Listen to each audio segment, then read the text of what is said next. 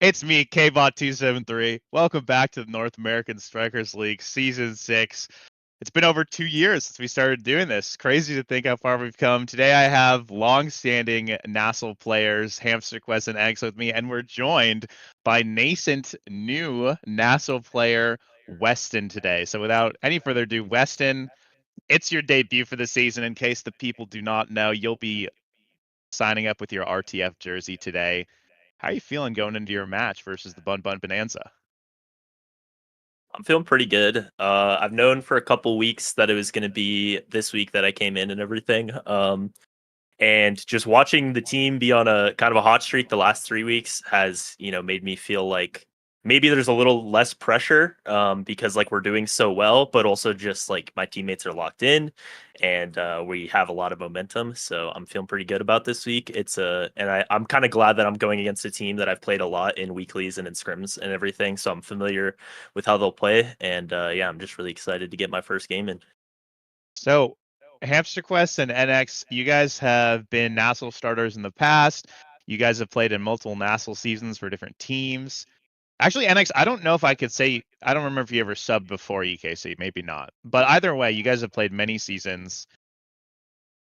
You know the song and dance here. You know the drill. You've been around the block. What sort of advice do you have to Weston, but by proxy, anyone who's really playing one of their first series or trying to like if they're trying to break into nasl, what kind of things do you do to either prepare or what kind of techniques or approaches to playing your nasl match that helps like mitigate nerves or just focus on your game? Like Hamster Quest, let's start with you.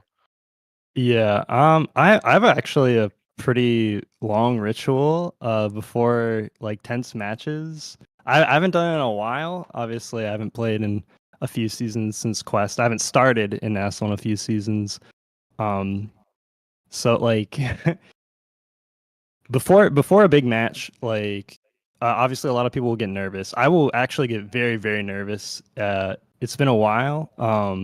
But to mitigate that, like I take like a holistic approach. Like I'm like those stress hormones need to be like out of my body and out of my system by the time I start the match.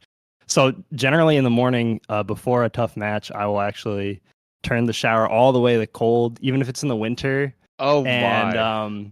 the reason why you want to do this is like you will start like breathing like kind of like in a way involuntarily, and like that's the way you want to like take deep breaths. You don't want to do this too long because your hands will get like tingly. So you want to stop right before that moment, and so that gives you like kind of like this super surge of like endorphins.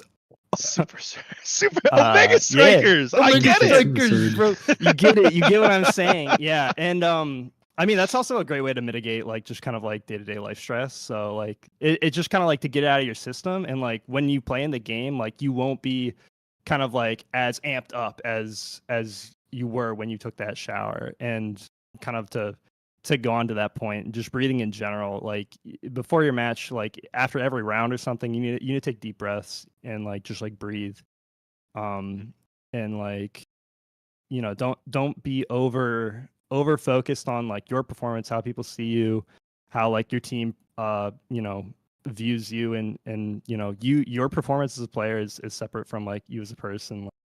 And Weston's a very respected person, so um even if you're not a respected person, if I want to keep the advice like generalized, then your performance as a player is not indicative of your potential as a player, and you just have to separate the two and stay focused. And each point that goes by, you just need to be focused on the next, and don't be overcommitted to kind of changing up the game plan, like because I don't know how long and deep I can go into this. There's like integration like curves of like if you're trying to Eric, implement new things. I I could go on think and on all well, day. I think you said the most important part, which was telling the OS players to shower. So that's Yes, already a great that was start it. That to was the any first day. one. That I'm is sorry. true. I think that is the nugget of wisdom I'll pull. You're saying things like psychology, you're saying things like game. Nope, There's just it goes so hygiene, deep. baby. It's hygiene. It's always been hygiene. Listen to that, OS players. See you at the next land. Denver, potentially. And then NX. Anything you want to add? I think Eric was already covering it Yeah, I mean, he was pretty with the spot shower, on, but especially with like anything you the wanted to add? especially like the out of game stuff, definitely. I think like especially if you start to like maybe fall behind in game and stuff, it's okay to like kind of take a step back and kind of like think about what your next like idea is. So like even if like you lose game one or something, it's always helped me to kind of just take a step back. The next game is new, and there's still like an opportunity to kind of make that comeback. And so trying to like kind of mitigate that stress from like or maybe that like first time jitters can really help help propel you in the next game and stuff. And stay That's hydrated too. facts. That's Milk. facts. Hydrate. Water in the chat. Hydrate, fellas. Speaking of high intense games, I want to draw our attention to the marquee matchup of the day, which is Showtime versus EKC. We'll get into predictions later, but for now, these teams to me seem like the standout de facto. I wouldn't say best, but without argument, top three in the league right now. Showtime, obviously, our returning champions, despite being at the top of the standings, have looked more inconsistent than ever. Obviously, it's foolish to say that when they only have one loss, but obviously compared to last season, I think especially if you're a competitor, you can see that they're not the unstoppable like behemoths that they were.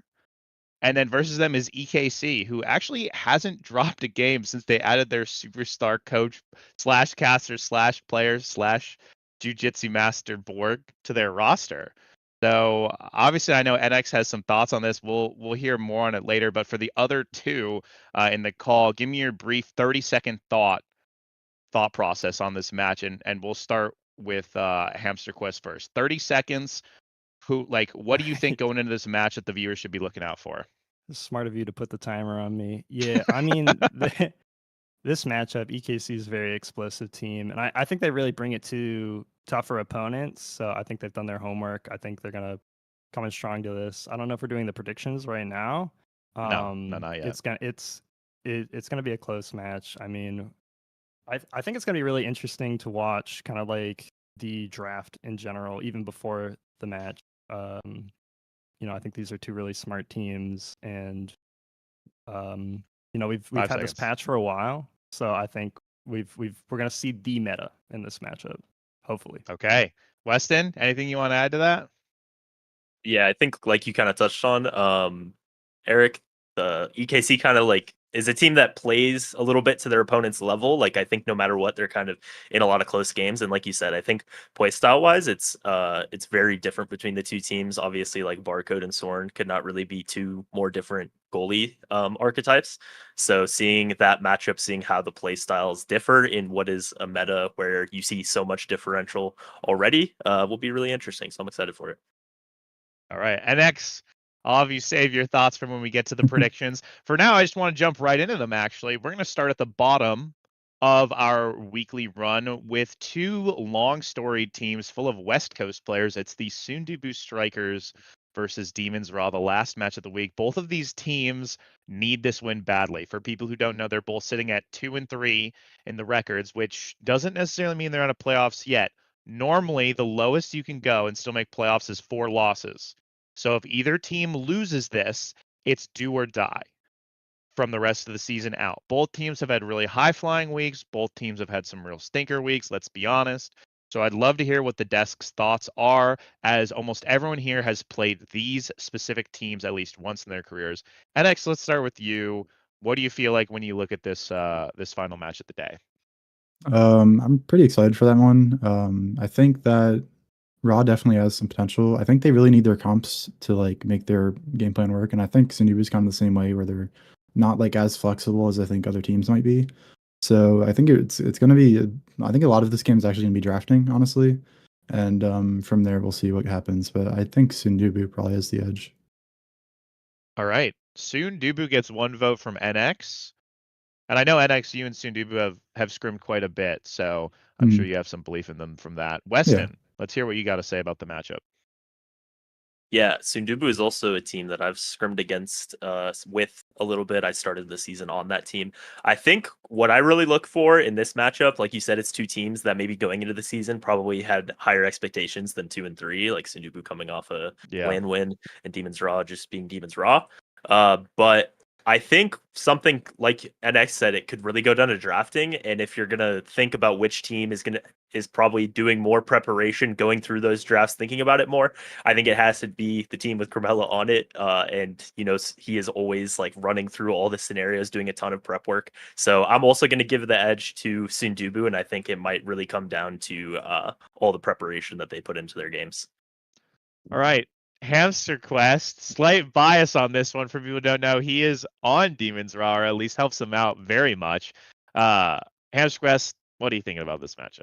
And a historic rivalry against Quest Esports on the side of Sundubu, behind the 7-Eleven. I'll see you there. Yeah, I mean, yeah, I gotta pay credit where credit's due. Gramella does the prep. I was there at the LAN in California, watching him stay up later than anyone else, preparing in the late hours for this tournament. And he has that same team he brought to that LAN here today, and so I think he's done the prep. But I think Raw is that wild team I've always been very interested in, that like always seems to like underestimate the underdog, and then like always play well against the better teams. And this season I think is the perfect example. I mean, they took the set off Hug, they took the set off EKC, but are losing to new teams, Wee's Little Bees. Not that they're bad, they're doing great, in my opinion. So I think Raw has the right mentality into this matchup. So I think it's going to be really close.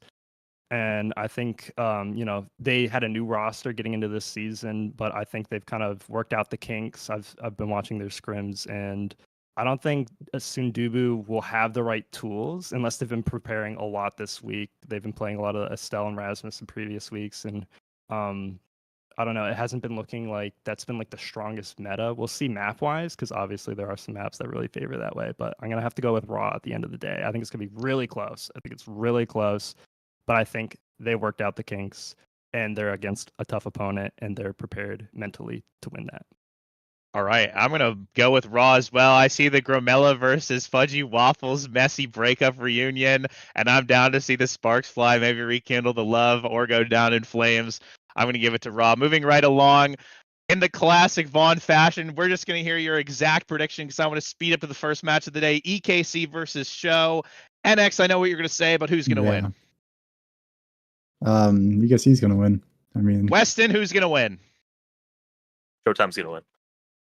Hamster Quest, who's going to win? Showtime. Showtime's going to win.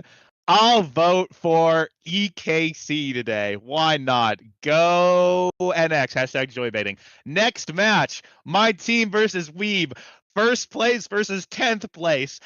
Saya, put Hug across the table. I'm not asking anyone. I'm the host this week. Go right on to RTF once you're done, baby. It's a Hug sweep. Where my Hug at, gentlemen? RTF versus Bun. NXED, who you got? I'm really excited to see Weston play on RTF, so I'm down for an RTF win. Okay, Weston, are you going to be able to beat Bun Bun for the first time in your life? I've played him a lot. I've come close a lot of times, and I'm hoping today's finally the day. So I'm gonna go RTF.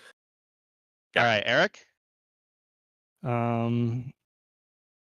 want to say Bun, but I don't know how. Hey! How I need a hard they name. prepare this match. I need a name, or else you're skipped. Let's go. I'm going Bun. I'm going Bun. Okay. I'm going to double down on the Bun to make it a 50-50. I like when KBot does this like contrarian, ooh, it's a coin flip. So I'm going to copy him there. WKBot. And let's go to our first match, the one that I'm speeding up for, because when I'm in the first match, the pre-show goes on too long, I get tilted as a player, so I sympathize with them. WBozo, WPPL. For Bozo, we've got Gret coming back into the lineup. Ooh, exciting shortest OS retirement moment versus PPL, who got a very important win last week. Both of these teams are also 2-3. They desperately need this win. NX, who do you got? I got Bozo all the way. I think Gret's going to do some good work this week. Gret. Weston? Yeah, I just scrimmed Bozo last night, and I think Gret was looking really good, and their roster is just solid, and I think they'll rise to the moment. I'll take Bozo bunch. WBozo. Hamster Quest? Yeah, Bozo's got it. I just warmed up with them, and Gret, it's like he never left. OS retirement always comes for us all until it doesn't. Well, I'm going to be biased. I was the PPL coach last season. I played PPL. I DM them like every other week. I'm like, you guys are the best. Let's go, gang. And I also really like that they pick stuff like Luna. So does Merchant, obviously, but I don't know. I'm a PPL biaser. What can I say? They're close to my heart. I'm going to give PPL a vote, even though I love the Bozo players. Shout out Drop Leto. So let's put PPL on the screen, Saya, and don't go anywhere, guys, because we're going to speed run to that series right away to get you that North American Strikers League Season 6 action. BestianShop.com, whatever. Buy the new merch. I'll see you in a bit. Thanks, linked. everyone.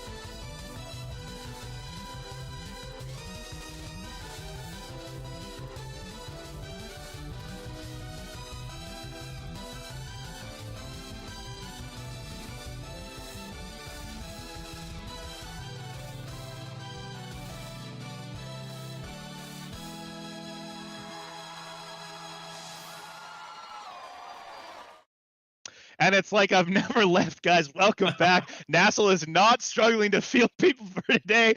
I promise everything is smooth sailing. And join with me today is my fellow Hug/Boys teammate, Mystic Watch. Mystic, are you ready for this Bozo versus PPL match with me today? I'm so excited to be here casting this game, PPL versus Bozo, having the same exact record, and I'm happy to be casting it with my good buddy, teammate, friend, alliance member, coach, everything in between. Vaughn, the MF, midfield, yeah, whatever. We're getting into the game. Yeah. I know what you're saying. Now, Mystic, I was hoping you give me a little insight as we load in the game. Obviously, the first point, the teams are going to be feeling each other out. You actually teamed with Merchant in landing. Could you give me a little bit of insight of some of the strengths Merchant has as a player and what he adds to this Bozo forward squad, since he's replacing one of the best goalies we've ever seen, Obscure Breads? Could you talk to me about that?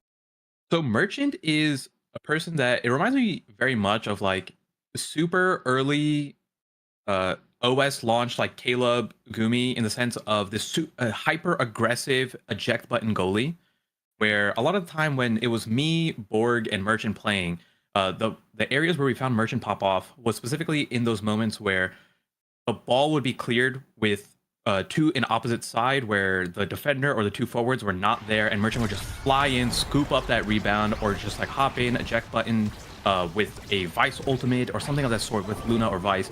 And the amount of pressure you have on those offensive plays of like 3v2 onto the goalie just made it so hard to defend. And if we see Merchant continue to do that, it's like, that's like the Merchant classic. But people know that, Vaughn, and people try to stop him from doing that. And we see the bans always go through either ban the Vice or ban the Luna, and he hasn't been able to pick those characters as much. So it's really going to come down to how much has he adapted on this playstyle. And speaking of which, I mean, held it down so far really well on the Finny. Yeah, we definitely have seen this come through here with the Vice Band and the Luna pick, which is a wonderful start for her on Twin Drive. However, an interesting thing I'm going to point out as this first set goes through is I want your eyes on Rex. He's locked in Drakkar. It's his first time playing Drakkar in nasl ever, and he's also opted for the Missile Prop, which is an excellent training and important because it takes away that pocket pick we've seen from average Alex the week before. So this is one of those games where Drakkar is actually going to have a lot of impact because neither Juliet or Rune is going to be able to pressure him at range. This is going to be a close-up slugfest. We're seeing it a lot so far, where it's just four melee forwards are just going to beat each other down point after point. with Dropletto's signature X in tow as well. So we're going to see this actually come through as I hunts down and kills Fiery from the midfield. That's the power of the Xenocloak boost on the shotgun damage. Merchant's flying up with no eject button needed. Mystic, he's fine just with the mom boots. And this is a power play that might turn in the favor of PPL. If Fiery comes back and holds, which he can't. Emloom's in the 1v1 with Drop. Now they're doing a nice vertical offense here, making sure they're spreading the floor, giving pressure. Strike or win from Alex to make sure the goal doesn't get saved. Merchant with a flip. And Alex and Fiery on the other half. Emloom kills Dropletto on the other side of the field, and they've swung the play in favor of PPL Mystic. Let's see where they can take this.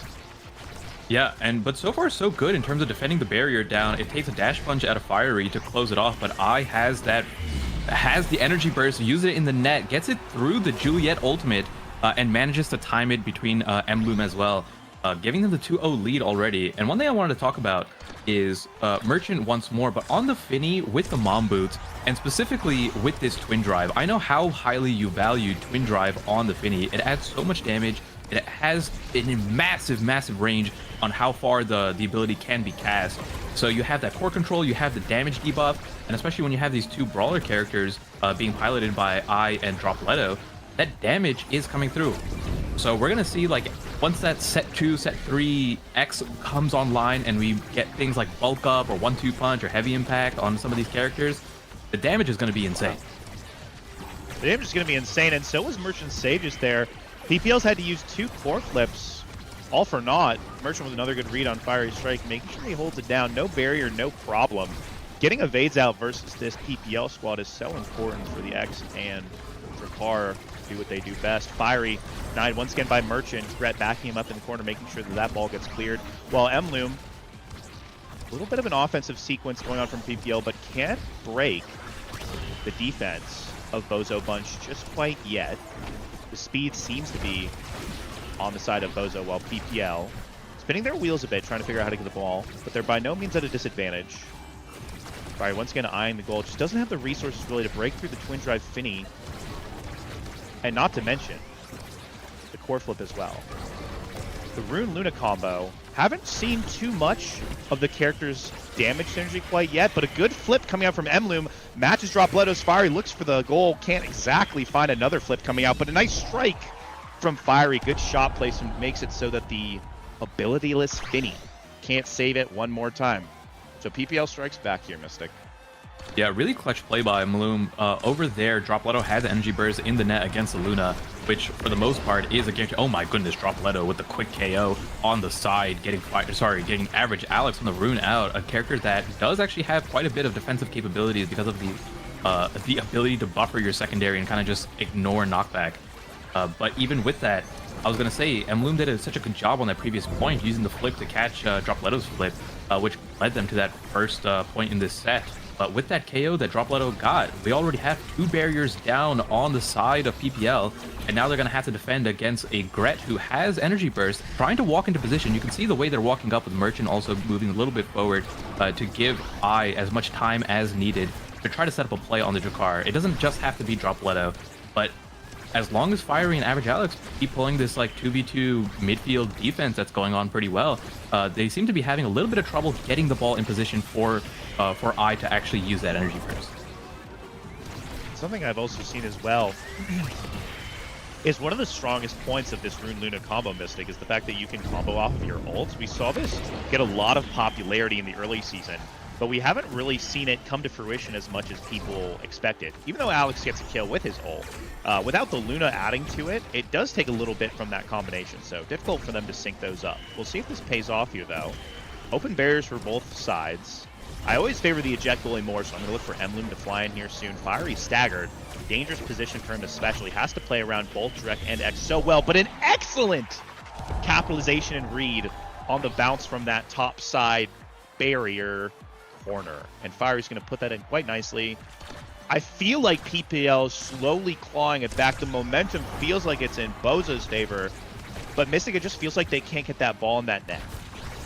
Yeah, and it was like I was mentioning before, the midfield duo of Fiery and Average Alex, like both of these forward players, have been holding it down for quite some time, and it feels like, yes, the ball is moving forward from Merchant and I over to Dropletto, but it's not getting into a spot where they can capitalize on. But oh my goodness, a lot of damage coming through. Merchant, without any elusive left, is healing a little bit, but looks like they're not going to capitalize it any further. Oh my goodness, get blasted by Dropletto, uses the energy burst, flips him off the map, sent back into his own net. They have a little bit of reprieve, another 5 seconds until Fiery comes back. Let's see if they can make use of this, break that last barrier, but no, unable to fully go through on that play. We don't have almost no energy economy there available for Bozo Bunch. Mloom using that eject button. It feels like even though they're getting the kills on Bozo, or I should say Bozo onto PPL, it just does not matter because PPL is holding on for dear life. Fiery with no stagger available, nothing to his name, just a Juliet ultimate and a dream, manages to get it through everyone there. And what a reverse like 3-0 on that set. Something that I didn't expect for one Mystic. It was so unfortunate. Merchant was playing that set so well, and just a small mistake on the Finny ult, it can spell so much doom out of nowhere. An own barrier cost them that set, which is always painful. I want to draw attention to something actually quite important in this draft, which is the X pick. If he wants, he can go for the specialized, which he chooses to do. I think this warps the game completely. Now, obviously, Luna has Deadeye and there's team player and all these wonderful trainings, but X specialized training really does just jettison the character to top tier KO. The amount of damage he does over time, the knockback he can do from his own kind of strange dash punch with his ult. If he really wants to, Dropletto can transition to more of an Oki-esque playstyle, if he's allowed to do it, of course, where he can completely deny Mloom the versatility of Luna's kit. We'll see if it comes through right now. He's deciding to focus on Fiery for starters. Brawlers get it done. Now Merchant and Brett making sure they work the ball up in the back line. That's one thing Drakkar can do well on this map. He can push the ball forward with the strike shotgun. Nice combo from Dropletto's basic abilities to confirm that kill. Now they have an offense versus the Luna. This is going to be tough for her to hold, but Mloom has the perfect strike to get it through the barrier, but it's already right back. The onslaught won't end, but Mloom once again with average Alex and Toe's able to hold it down. Luna out of abilities can't hold that barrier though, and now Merchant's in a 1v1 with Merchant and Fiery. Luna all alone. Oh my goodness, what a wombo combo! That was cool to watch, I won't be honest. Fiery and Mloom combined for a really satisfying kill, and Mloom's flying in as well. What looked like a PPL disaster class has swung once again in their favor, and it's just a simple strike will get it done.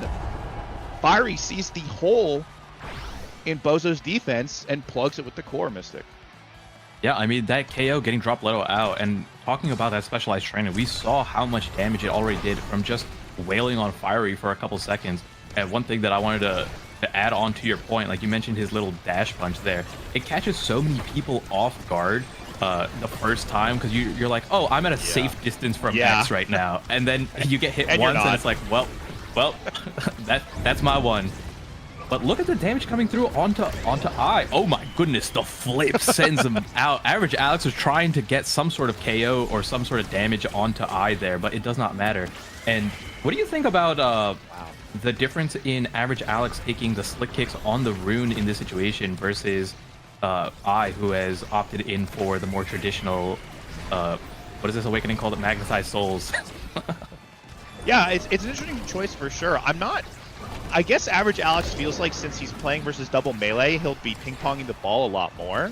I'm curious to see how it pans out. Obviously, they're up in sets, so something's going right. Oh, I like that self-pass from him as well. Oh, these things happen. That just like, you know what? We've all been punch. Oh my. Yeah, that was way too bad. I don't even blame Mloom for that. You know what? These things happen. I do think something that I want to draw attention to as well is Mloom is playing really quite fantastically. I think this is going to be a difficult Luna game for him on paper. The X breathing down the Luna's throat is always quite scary, but he's been doing just fine. We'll see if they can continue this offensive pressure. Fiery taking a lot of damage, but as we've seen, he can still be an offensive threat even when staggered. Average Alex and Dropletto playing a little ping pong, but Dropletto can't seem to get his hands on the ball as well, and Alex knows it. Last little cheeky debut moment. Mloom with another wonderful strike. That's going to convert to a barrier, and all of a sudden, Bozo Bunch is on the back foot here, despite the stagger advantage they have. Alex moving the ball around, trying to set up Fire, but they can't seem to find it. Mloom uses the dash to make sure he saves both of his barriers. As there's a bit of back and forth here, abilities getting slung out. Fiery once again kept low. They're doing a good job making sure his stagger isn't regenning. He just can't seem to catch a break. Banish coming down, that might be a death. The Luna combo but it actually ends in Emlyn losing his barrier, and then Juliet dies on the side. We'll see if they're able to convert this 3v2. The power plays haven't really worked out in Bozo's favor. Emlyn, what a great save! What a great save. Heads up play by him, but unfortunately Dropletto does the Luna counterplay, which is stand right in front of her and strikes it home for the goal, Mystic. Oh no, but what a play that was. The Emloom average Alex getting the Luna combo down for the Runa combo, but all it took was the recovery drone off of I, and what it cost them was 2 barriers, a teammate, and eventually the goal there. So was it worth it? Well, we'll have to find out if it can lead into more points this time around. And starting off strong, using the energy burst, Emloom coming in, flying down from the bottom half, the boost, making it in time. Just like a 12-second point there. I didn't even get to finish what I was talking about. And I guess it's worth it. They knew the future. They said they're moving on to point 5. I has no recovery drone, and now if they can get that combo off once more, it'll lead to that 14-second death, I believe. I actually don't know the timer on that, but either way, they started off super strong. Oh my goodness, the damage from Emloom. And there it is. That's the recovery drone from 2 points ago paying off. That's fact. I was just about to make a point of how many core flips the side of Bozo had, and I feel like PPL just listened and made sure they took one of them out. We'll see if Merchant can hold that. Oh, a double flip going out. Gives Essence of Hug. I would never have done that, of course. Now Gret and Dropletto have to move the ball up, and a point that looked like it was Bozo's favor at the start is going to be a little trickier to navigate. Emlym's done such a good job of applying that consistent pressure to Gret with his abilities. All average Alex and Fiery have to do is try to finish him off, but Gret also doing a good job of living, known for being a player that can space quite well. Fiery, Hulk going wide, now Dropletto with a great punish, making sure the pillar's in form as well. Very heads-up play by the Bozo Bunch's brawler. Having a great season, might I add, so glad to continue his excellence. 1v2 going out on Emloom. Smartly doesn't use the flip, I don't think he can get it, but the pillar back from average Alex makes sure that's an open game state. Open barriers on both sides. One team with team player, the other with boatloads of damage. We'll see which one comes through first. Dropletto pops the ult for initial bit of core speed. My gosh, that goes in! Speaking of core speed, what on earth was that? Bozo brings it back, clutches of defeat, and makes sure that they're able to be locked in with Gret in his return series, locking in the MVP, Mystic. I hate to see it. Emloom was in that situation where he thought he was going to be able to reach the core, so he didn't flip, and then it just barely slipped by him. I mean, the core was moving so fast in that exact moment. But now we're going into a tied set of sets, but with Bozo Bunch leading in momentum. Adrenaline Rush picked up a 4i there, completely denying it from the enemy team. We don't want to see them with shorter cooldowns and with insane enhanced movement speed. So I think a really good pickup on that end. We're not going to see any Spark of Leaderships, 1 Spark picked up in general. But besides that, anything stand out to you in this draft? This ad rush on the Drek makes me really nervous if I'm the side of PPL. The thing about Adrenaline Rush that a lot of people just don't really seem to remember is you don't have to get the kill. You just need to help out. And if there's one thing that Drakkar does, other than dying with recovery drone right there, is getting chip damage consistently. So if he ever can tag someone that Dropletto is trying to kill, a Drakkar with 2 shotguns is scary. A Drakkar with 4 after an Adrenaline Rush proc, almost unbeatable. So we'll see how these early ping-pongs go back and forth between Dropletto and I. Gret already level 10, by the way, so he's doing a good job of getting involved on the plays. While Finny does a good job of making sure Fiery is elusive. We're trying to peel for him. Fiery's able to run away from Dropletto with the assist of his backline. Now, as always, we see a staggered Fiery doing a great job of taking up space, making sure that he's always an offensive pressure, even if he's not necessarily the healthiest striker on the field. Now a bit of corner offense from the Bozo Bunch. Gret, there's one Adrenaline Crush proc. Now he's going to have shotguns. Can we get 2? We get a barrier instead. This is exactly what I'm nervous about if I'm the side of PPL. Bozo now has the team player activated in overtime as well. Average Alex has a flip that he can use, but he's low, so has to expend it quite quickly. Monumental Spinny always walking it down as well. Flip coming out from Merchant, goes a little bit errant. As Emlyn flies in now and gets a kill with the dash rocket combo. That's huge for the side of PPL right now. Let's see if this power play can get up. Forces the flip out from I. Mounts to nothing. Core speed going every which way. That's the Deadeye Luna with the team player on the Finny. Fiery eyeing it up. It's anyone's guess how this point could end. Average Alex just quite misses the pillar, but a good pass. Hit stun from Fiery, but Emlyn comes in, doesn't want to use the flip smartly. Probably would have been stuffed by the Finny Monumentalist. Now it's I back on the pitch with Drakkar. Let's see if he can put something together. threatens the goal but doesn't quite seem to find it. He's getting chipped nice and low. That's Julie fodder if I've ever seen it. That's the flip. That's the goal. And it's in. Mystic. It's a PPO sweep that point. What a beautiful play by Fiery there. One thing I will say, just looking at how the ball was being moved from Bozo Budge, it looked like they were having quite a bit of trouble with the bounces off the middle. It never looked like the ball was going exactly where it wanted to. It was just slightly off. It was bouncing. Like they had the power play with eye on the adrenaline rush, but the amount of time wasted with waiting for the ball to get all those bounces out of the way first and then being able to continue the point seemed like it ended up stalling such a long time, and I felt like I noticed that quite a bit. But in the meantime, while I was yapping, Dropletto doing X Lord over there. That's a set 3X, baby, with spec training Superman build on the twin drive as well. Keep that in mind. And 2 people taken out. The pancakes reset on fire, actually very important there. And now immediate turnaround before the momentum going in the favor of Bozo Bunch. Let's see if they can keep it up. We're not going to have... Oh my goodness, there goes the Superman while banished. Not going to have that ultimate for quite some time until... I mean, it's a pretty long ultimate, but when that X ultimate comes right back, you can see the positioning that Dropletto is taking up. You know that he's going to want to smack someone silly with that X Maximus. And if they can do that again, then most likely will lead to another point. I agree. It's going to be on PPL to try to mitigate some of that damage or trade it back when they get the opportunities to. They do a lot of damage, but so does Dropletto.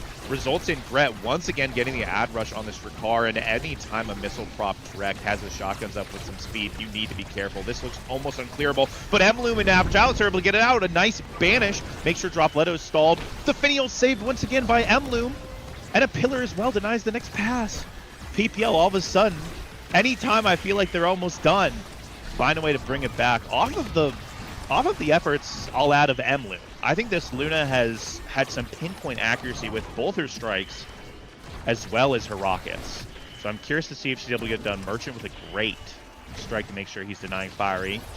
Now the ball swings on the other side. Superman X doing the thing. Mloom flips it out. X flips it back, and he punches it in. Dropletto. Hey, there's no shame in putting the fries in the bag, especially when you're one of the best X players to ever touch the game. So nice offense there by Bozo. They're really keeping the foot on the gas pedal for set 3. Yeah, and I want to give props to that energy burst that Dropletto used. That core flip caught the core from so far away. It was pretty much max distance. He had to take a little bit of a hike to get down to strike that, but the awareness to know how far the ranges of your energy burst and use it effectively came in a super clutch there, giving them the advantage now in this set, which Fiery is almost taken out, but still, like we mentioned it before, and you mentioned it specifically, that Fiery, even though he has no stagger, he's always in this position to capitalize on it. He doesn't play scared. He doesn't walk back to the middle. He doesn't go hide around waiting for these orbs. If he's staggered, he's still there. He's him. And now tying it up 2-2 in this set, it is exactly as even as it can be. And we'll see. I feel like these brawlers are going absolutely crazy. It's Dropletto trading with Fiery in terms of the super effective plays. And I don't know who is going to lead this next KO or make this power play happen. Oh, what an excellent strike from Average Alex, and gets the kill from Fiery as well. Mloom put full faith in his midfielder, and then his forward came in to clean up the job. Great secondary from Average Alex means there's no clear. And this could be set 3 going in the hands of PPL. Finial's able to stall it out quite nicely. Dash versus dash. Of course, Luna's going to lose that against the Super Surge X. Now, Fiery saw an opportunity, wasn't quite able to capitalize, but keeping the ball up quite nicely. Merchant. Oh my gosh, what a pillar. I honestly didn't even see that come out. Average Alex was locked in and ready to go. The offense doesn't ever stop. The rune comes up, teleports away. Oh, the Luna comes in, goodness. then the rune dies, so that's the way the offense stops Mystic. Dropletto staggered as well, but now it's once again open barriers. Dropletto with an ult hit stuns the Luna, and the core speed meant she couldn't flip after her. What a heads up play from Dropletto. Seriously the only way that ball could have gotten in, or else Emlyn was flipping, killing the X, and saving PPL's set. So all of a sudden Bozo up once again with a Drakkar staring down a heavy impact training if he so desires. There's also that. What is your thoughts on denying Reptile Remedy here? Okay, I was thinking of that as well. I think it's great. It is, like, we know how strong Heavy Impact is. It did take a bit of a nerf on this last patch, but the the strategy of the best damage is just making sure your enemy does not get any more survivability still seems to be extremely prevalent when it comes to deciding what awakening to take here. Especially if you're a melee midfielder like Drakkar or different kind of flavor, but let's say an Era or a Now, you always need to play on the ball, which means that's the easiest way you're going to take damage. So the fact that now Gret has that Reptile Remedy means really the damage profile of PPL is just completely mitigated when he gets his hands on the ball. But Fiery's the one with the hands on the ball right now. Little offense being generated right now. Emloom can just quite get back to it. Dropletto doesn't have enough power behind that strike to take the barrier. As creations galore come down on the side of PPL, but Emloom, Fire, and Average Alex are going to hold, but Gret is not done yet. Forces the ball back through with the Drakkar signature strike shotgun. And Esoteric Art. Now Emloom's bit of a pinch here. Gret dribbling the ball up, trying to get his X set up. That's one thing Dropletto's great at. He's very patient. He isn't going to budge early, uses the spec training, going to get a kill on Rune while keeping the offense. No! Average TP's away, denies that kill, but Dropletto will not be sated with just a barrier. He wants blood, and he's going to get it. Emloom goes down. Gret splits the posts, and Dropletto puts it home. What a Bozo Bunch classic for that point, Mystic. Yeah, and there was I'll just point out a little neat interaction there that I was talking about it earlier, about Rune having that defensive capability of being able to live thanks to the way the secondary works, and you can buffer a lot of these interactions where Dropletto had the guaranteed KO on essentially any other character in the entire roster there besides Rune, because Rune can just press secondary and leave and ignore that hit stun. Although you do kind of continue your knockback direction once you come out. So nerd moment done. Just wanted to point that out for those wondering why Average Alex lived. Hey, W Rune, that's what we say. And WPPL, as they're able to hold this power play, bars, but I don't think Dropletto's going to be denied too much longer. Average Alex has the ball up, while Dropletto on the other side works on Emloom's stagger bar. He's trusting his midfielder and goalie to hold it down, which they successfully do. Now Gret has a chance to push the ball forward. Oh my goodness, I mean, creation moment plus Luna, like who knows where that's going. Clearly Merchant does, as the goal is credited to him. And now PPL one goal away from being down 0-1 off of this honestly stifling forward pair with the Finny pairing from the side of Bozo Bunch, Mystic. Yeah, and we were talking about Merchant very early on, and how, or I would say we focused on Merchant a bit in that set one, and then kind of started glazing Emloom for being such a beast on this Luna, which he's popping off with every interaction here. But I'm really impressed with how Merchant is playing. The fact that we aren't saying things like, it's like, oh, you know, like unfortunate goal or anything along those lines. Like Merchant is holding his own, has had some phenomenal clears here on the Finny, on this character that we haven't seen him on much at all, right? Not in his repertoire of eject button goalies. So I want to give him props where it's due. He's been doing so well, and now they're in a situation where they can finish this whole thing off. The Finny ultimate rebounds it right back into Gret's hands, and the Drakkar finishes it through 3-0. What a strong performance by Bozo Bunch. Early on, it looked like it was a PPL sweep, and it just completely reversed around with Dropletto like manning the helm of this victory with the brawler mentality of just straight KOs, beautiful interactions. I mean, I cannot say enough good things about how well Bozo Bunch came around in the second half of this game. I agree. I think, once again, funny enough, it was last week we were saying this about PPL, picking the Drakkar Night Market with Missile Prop. This week, the Drakkar Night Market with Missile Prop looked fantastic. It was just so much damage being put out, 36k, as well as just dominating the redirects. Drakkar can do one thing, baby, strike shotgun. And Gret was really doing it. And I know, obviously I know that makes it sound like I'm taking away from the performance, but really Drakkar requires some good spacing and making sure that you have really solid fundamentals. The character is so linear that if you don't make the correct decisions, he adds nothing to the team. So I'd really like to shout out Merchant and Gret, especially once Gret picked up that adrenaline rush. They did a great job of making sure that Gret was able to get his adrenaline run procs and then transition that as Dropletto was working the other side of the field, pressuring Emloom, who was having, let's be honest, a standout game. which I'm saying every time I see this guy play, regardless of this team's current record, this guy's looked like one of the best goalies in North America in my eyes. So it's just really a battle of fireworks. And I felt like if just one or two of those points went differently, that would have easily been a set 5 game. But X and Drakkar just output so much damage, combining for over 80,000, that it's really difficult to match up to that consistent pressure if you aren't finding the knockback KOs that Rune and Julie are known for. So we'll have to see what happens for game 2 for the adjustment. One thing I want to draw to your attention, Mystic, it's week 6. That was Juliet's second loss for the whole season. Stir on that for a little bit if you want to think about it.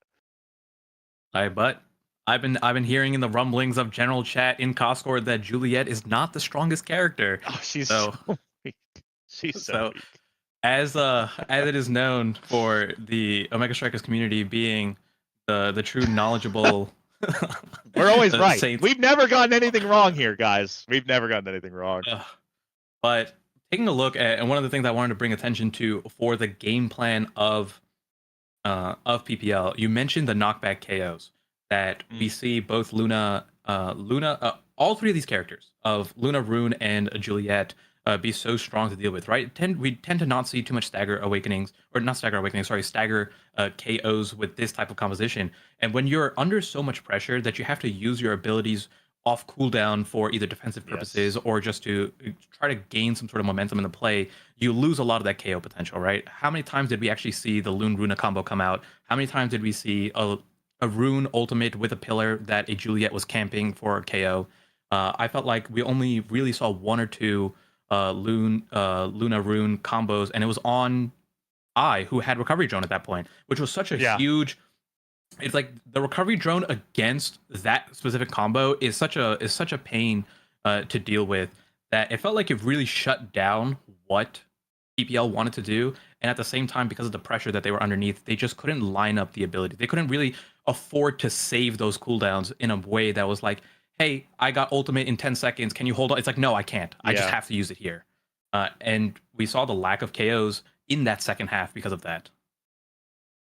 That's not to say also that controlling the ball could be weak. I think that's just a byproduct as well, Mystic, of night market. It's so claustrophobic that I think that if PPL had this exact same match, but they just snapped their fingers and were teleported to somewhere like Otten City, that game is completely different. Now, obviously, teams would have drafted differently, but I just wanted to point out the importance of different characters and playstyle strength on different maps. So with such a varied map pool in nasl, we have a lot of really controversial, some beloved, some hated, and either way divided community stances on maps like Demon Deus, on maps like Inkies, on maps like Otten.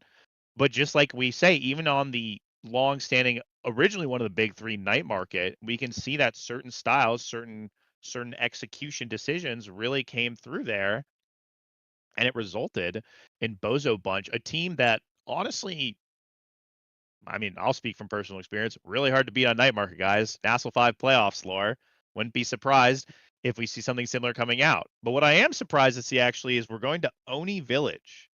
I don't think I've seen either of these teams play on Oni Village this season. Could be mistaken. Would be happy to be fact checked. But we've got a Super Surge and Fight or Flight start. Now, Juliet banned on one side, Era banned on the other. These two strikers do seem like, I would argue, maybe the best characters in the game right now. Time is a flat circle. And I'm curious to see what kind of goalies get picked on this map, Mystic, because normally defensive goalies seem to be king. So I'm expecting a Mako to come out, but I'm curious what else is going to happen since Era's been banned. There's the Mako. Oh, there's the Mako. Wow, guys. Dash start on Oni. Mako time. What do you think the other goal is going to be, Mystic? Well, the thing is, the Mako not being picked up by Merchant, right, doesn't have the opportunity there. Instead, we have the Zentaro going over. So taking a look at Merchant's pool, although you did mention that we don't see, or the defensive goalies tend to be more stronger here, just strictly based on Merchant's pool itself, we still might just see Vice or Luna picked up, which normally wouldn't be the case for some of the other teams in that same situation. Okay, I have to nerd out. This is not known information. Guys, Raise your hand in chat if you've been victimized in the Vice Mako matchup by my Vice. Weston, if you're listening, raise your hand. This matchup is so bad for Mako. Okay, let me just like explain why. I know goalie counterpick is like meme, but like lock in with me, okay? So Mystic, do you know what the cooldown of Mako secondary is? I do not know. Can you tell me, It's Vaughn? 21 seconds. Okay? Okay. So with eject button, Vice secondary cooldown is like 10 seconds.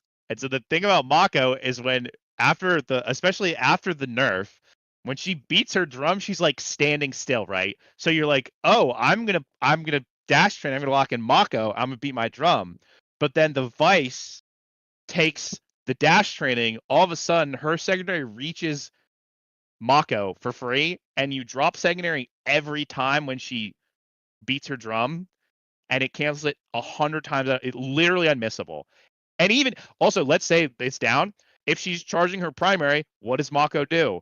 She like stands still. She slows down. Secondary, boom, block the primary. It's so annoying as the Mako. And Merchant is historically one of the Vice players of our league.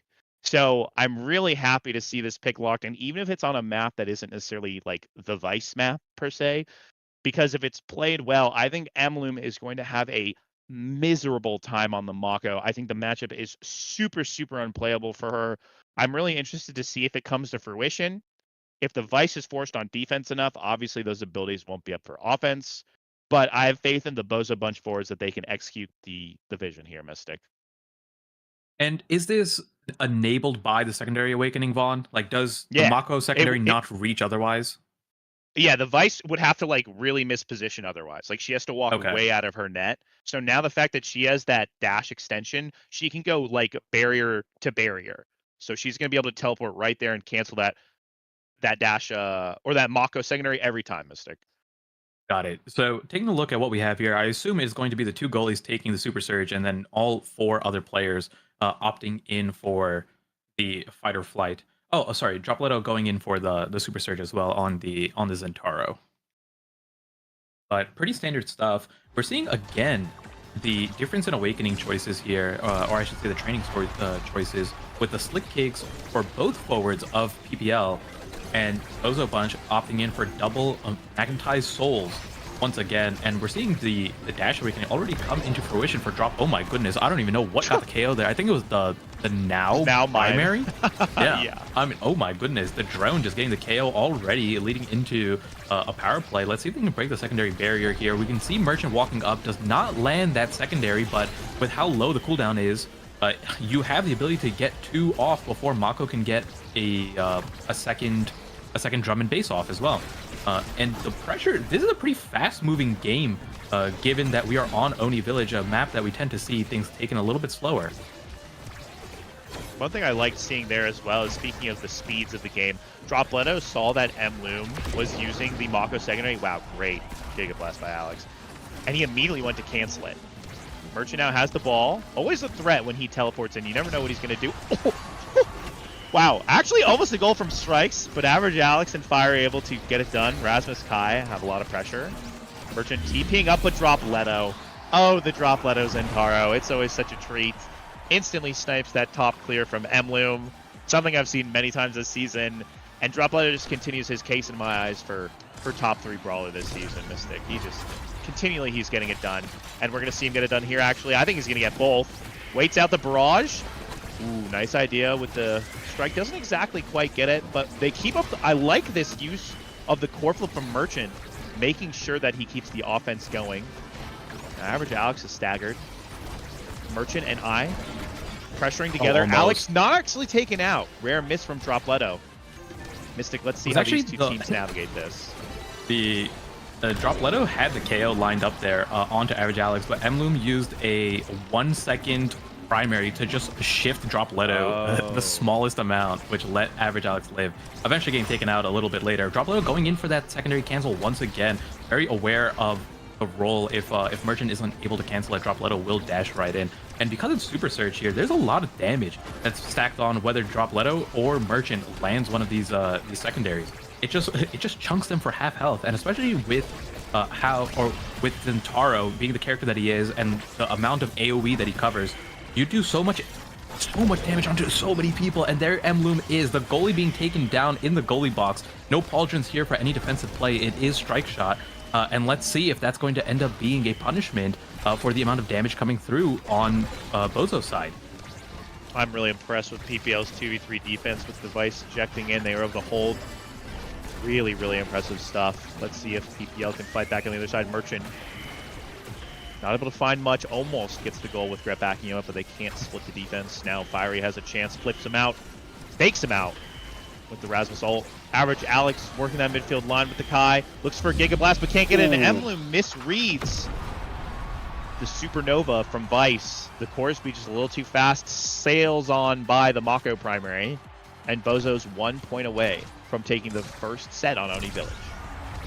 Yeah, doing such a phenomenal job. And even though they've been having some pretty good defense on PPL's side, even with Emloom down, the pressure of having full global presence, it feels like I'm playing League of Legends against Nocturne, Galio, Twisted Fate. At any moment, these characters can just jump on in, and they have a presence from standing anywhere on the map. This is kind of where that Magnetized Souls comes in clutch, right? You can stand on the midfield line, garner all that additional speed, and then just jump into any play that you deem like is valuable for you in that moment. And we're seeing Ide come back in, just using his own eject. But oh my goodness, it's not the demon angle, all the way bouncing around, just not able to get it. Emloom stuck in that primary animation, isn't able to strike it, and doesn't let go of the primary fast enough. And I'd say that's one of the fastest sets I've seen played on this map, Vaughn.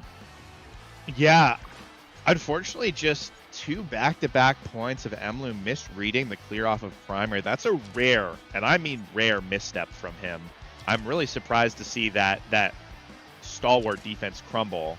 And it's a shame for him as well, because that means he's going to lose out on the dash training, which is denied by his own Kai, curiously enough. I guess they wanted to deny the Monu from now, which I completely understand. She can take over the game with that. But the unfortunate downside, which I want to draw attention to now, is for anyone who's played Mako, you know if you get Monumentalist on her ult, it's almost so big that it defeats the point of her ult. I'm curious to see if it'll still have the same effect that it would otherwise, but I do respect that now needs Monumentalist denied. No matter how many times she's nerfed, no matter how many times Monumentalist is nerfed, it's now with Monumentalist. It's always going to be a problem, so I really like that they took it away from her Mystic. Yeah, and speaking on that Monu on the Mako, it's like one of the rare cases that you can pick an awakening that has a negative impact on your character, right? We tend to see a lot of awakenings that we would call dead awakenings, like Julia taking a creation awakening, for example, or something along those lines. But this is like the rare situation where an awakening can genuinely make your character function worse than it did before. So I want to see if it ends up playing off. Because of how much space there is, you just don't really threaten anything with a Mako ultimate, unless it maybe ends up into the enemy net if Emloom can get missile prop or some sort of range extension. But regardless, the offensive pressure coming out once again. Eye and Droplet, oh my goodness, walks up, flips him out of the net. Does not matter. We have a Death Metal Eye coming in, getting the KO, popping it off. But the defense between Average Alex and Fiery, once again, this is the second time we've seen this, Vaughn, is the PPL defense without their goalie has been immaculate. I'm really impressed because holding on to power plays like that on Oni Village especially is not hard. The amount of correct reads you have to make are just so many, and that's another power play, and all it takes is one missed read, and it's just already over. Emloom comes back, but isn't able to really secure it. And this Bozo Bunch team, look, Oni is, I know, typically regarded as the quote-unquote core control map, but I'm seeing KO after KO come out, and it's looking very difficult for PPL to navigate that damage. Emloom loses barriers. Merchant doesn't get back, but Fiery isn't able to get both in return. A missed opportunity that Average Alex capitalizes on. Now it's anyone's game with all 3 players up and a classic Fiery read on the Rasmus clear, making sure he's able to even up the game. 1-1. You know, we're talking a lot about Bozo, but the offense especially, and I'm going to shout out Average Alex from this, looking like such a huge facilitator of this game, holding it down in the power plays 2v3, getting the ball consistently to Fiery when it's on offense, and this slick kicks fighter flight combo is something that he needs to dominate the ball with, and he is doing quite nicely. Let's see if he can use that extra speed he's getting from those 2 combinations with the fact that he's Mako speed. Let's see if he and Fiery can make sure that just because the Bears are down doesn't mean that the point is over. Yeah, and Average Alex almost reminding me of CECC Von Kai on Oni Village, just walking around with the ball, full control over these situations. You have so much speed, and especially with that dash awakening, increasing your movement speed even more in those critical moments, ends up leading to such strong plays. But not a man down necessarily, but the pressure is going on. Fiery, fully staggered in the middle of the map there. And you don't have to necessarily try to finish. Oh my goodness, the KO. Was that the Mako primary that KO'd them? Trying to come back. Oh my goodness, stalls it out just long enough. But no, it's slowly sliding through, and Fiery able to get the strike off there. And PPL, not only are they clawing back, but they are doing just fine, it seems like, even with no barriers up. Oh my gosh, I cannot believe Emloon found that KO. That just swung the set so hard. I think if he didn't, Brett was in the perfect opportunity to score, as we've seen him do time and time again with a flip like that. Great play by Emloon to make sure that he's keeping his team alive. Now Fiery trades the damage back. That's twice now Gret's been KO'd. Let's see if Bozo Bunch is able to handle it, but drop Leto. Excellent strike placement to make sure he gets that, but Fiery fires right back, this time with a hook from Rasmus. It's a 3v2, and it's already in. Average Alex, once again, making sure that his team gets all the opportunities they can. And just like last game, we see sets traded as we're going into the halfway point of this game. Curious to see what kind of awakenings we might be able to pick up. My eyes looking at team player, and of course, I'm also looking at that. Mystic. Yeah. The damage is really high, so I think Reptile Remedy is a pretty powerful pick here. But Rasmus opting in for size instead. We know how big and dangerous that pendulum swing can get. Being able to just strike primary from so far away, threaten that barrier, and threaten the goals. A team player does make its way over to Bozo Bunch, and that is a pretty warping. It's been nerfed, you know. It's not going at super crazy speeds, and there is a limit to how many times you can strike back and forth. But even then, team player is such a powerful pick, especially on these open maps like Oni Village or Aten City. So let's see if that can end up warping the game any further in the favor of Bozo Bunch. But with how strong this kickoff is coming from PPL, they already got both barriers out. Merchant unable to connect onto the top barrier, but does get the bottom one. Drop Leto trying to find something else here. Uses the ultimate ability, unable to find that. Oh my goodness, I thought I was a goner from that pendulum swing. And the pressure is coming on for PPL. I'm liking what I'm seeing. Merchant coming through, is able to get it. Wonderful ultimate supernova coming in, and not able to get that final shot there. Gets pulled away by the Death Touch, tries to go back to his own eject button. Merchant comes in, tries to get the strike, but the strike shot blocks it. Doesn't matter because the clear is blocked by Drop Leto there. And from an explosive start from PPL, still ends up leading to Bozo Bunch's point there. I just feel like I'm watching top 10 high Q moments. Yep. Minus tempo, never stop the offense. This side of Bozo Bunch, I do love, I think, like I said, Brett's one of the best players to ever play the game. But watching this just hyper-offensive Bozo Bunch with this eject Dolian it's just always so fun. This side of PPL just has to find so many creative ways to keep on defending their barrier or open nets when there's not 2 but 3 forward pressures coming out. Now Merchant and Gret on defense.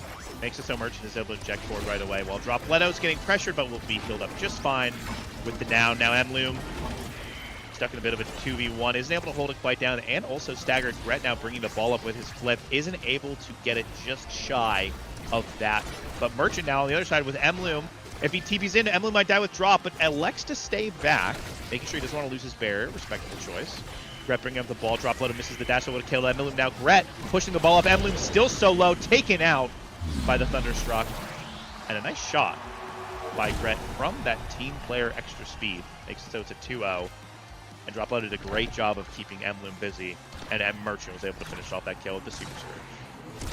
Yeah, and if we take a look at the awakenings here, Emloom was not able to pick up anything defensive, right? The Reptile Remedy went over to Average Alex, the Recovery Drone onto Fiery, and we see immediately the shift in who the damage is being focused on. It is Emloom who's the target of all the damage now, and the amount of damage that Zentaro does, especially with his Super Search, when trying to go for both the ball, the barrier, and Emloom at the same exact time, means that Emloom is taking a lot of damage without having to waste any abilities from the Zentaro either, right? Like, these are all happening simultaneously, which is how the damage is able to stack up. Oh my goodness, what a defense from Merchant, but isn't able to get the second one. Fiery looking a little bit low, but they're not going to focus him because of that recovery drone. Sends it around the world. Emloom catches it, is not going to get stuffed this time around, being caught in the primary, and the secondary whiplash comes through. Average Alex bounces it off the top right over to Merchant, who, as that range goalie, doesn't have the tools to anti-stuff the Rasmus secondary, and gives them a point back. Maybe PPL can keep that momentum going from that previous set, and they can turn things around again. I gotta work this in once to my cast. I'm confident too much. That was a bit of an ABAB flip from Mr. Dropletto. But you know what? Bozo's looking just fine, getting both the barriers down.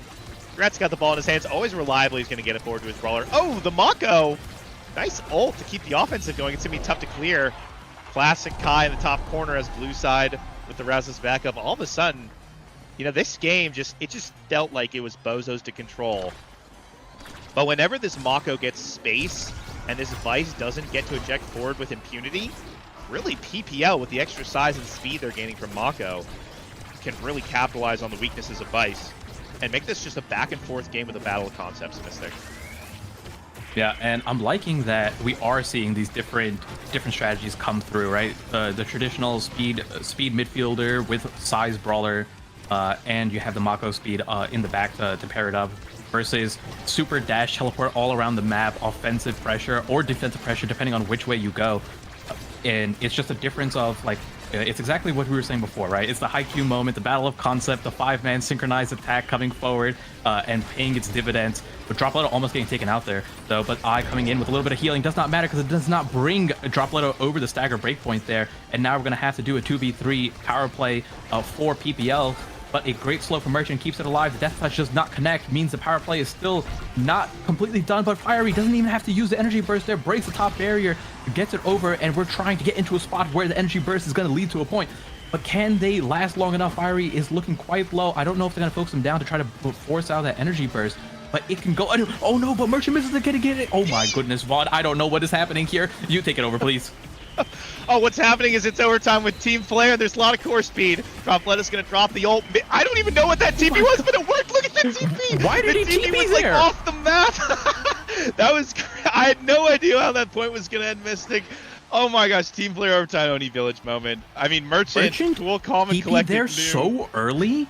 Yeah. That was insane. I looked at the replay back on the Twitch channel, and the TP happened before Dropletto struck.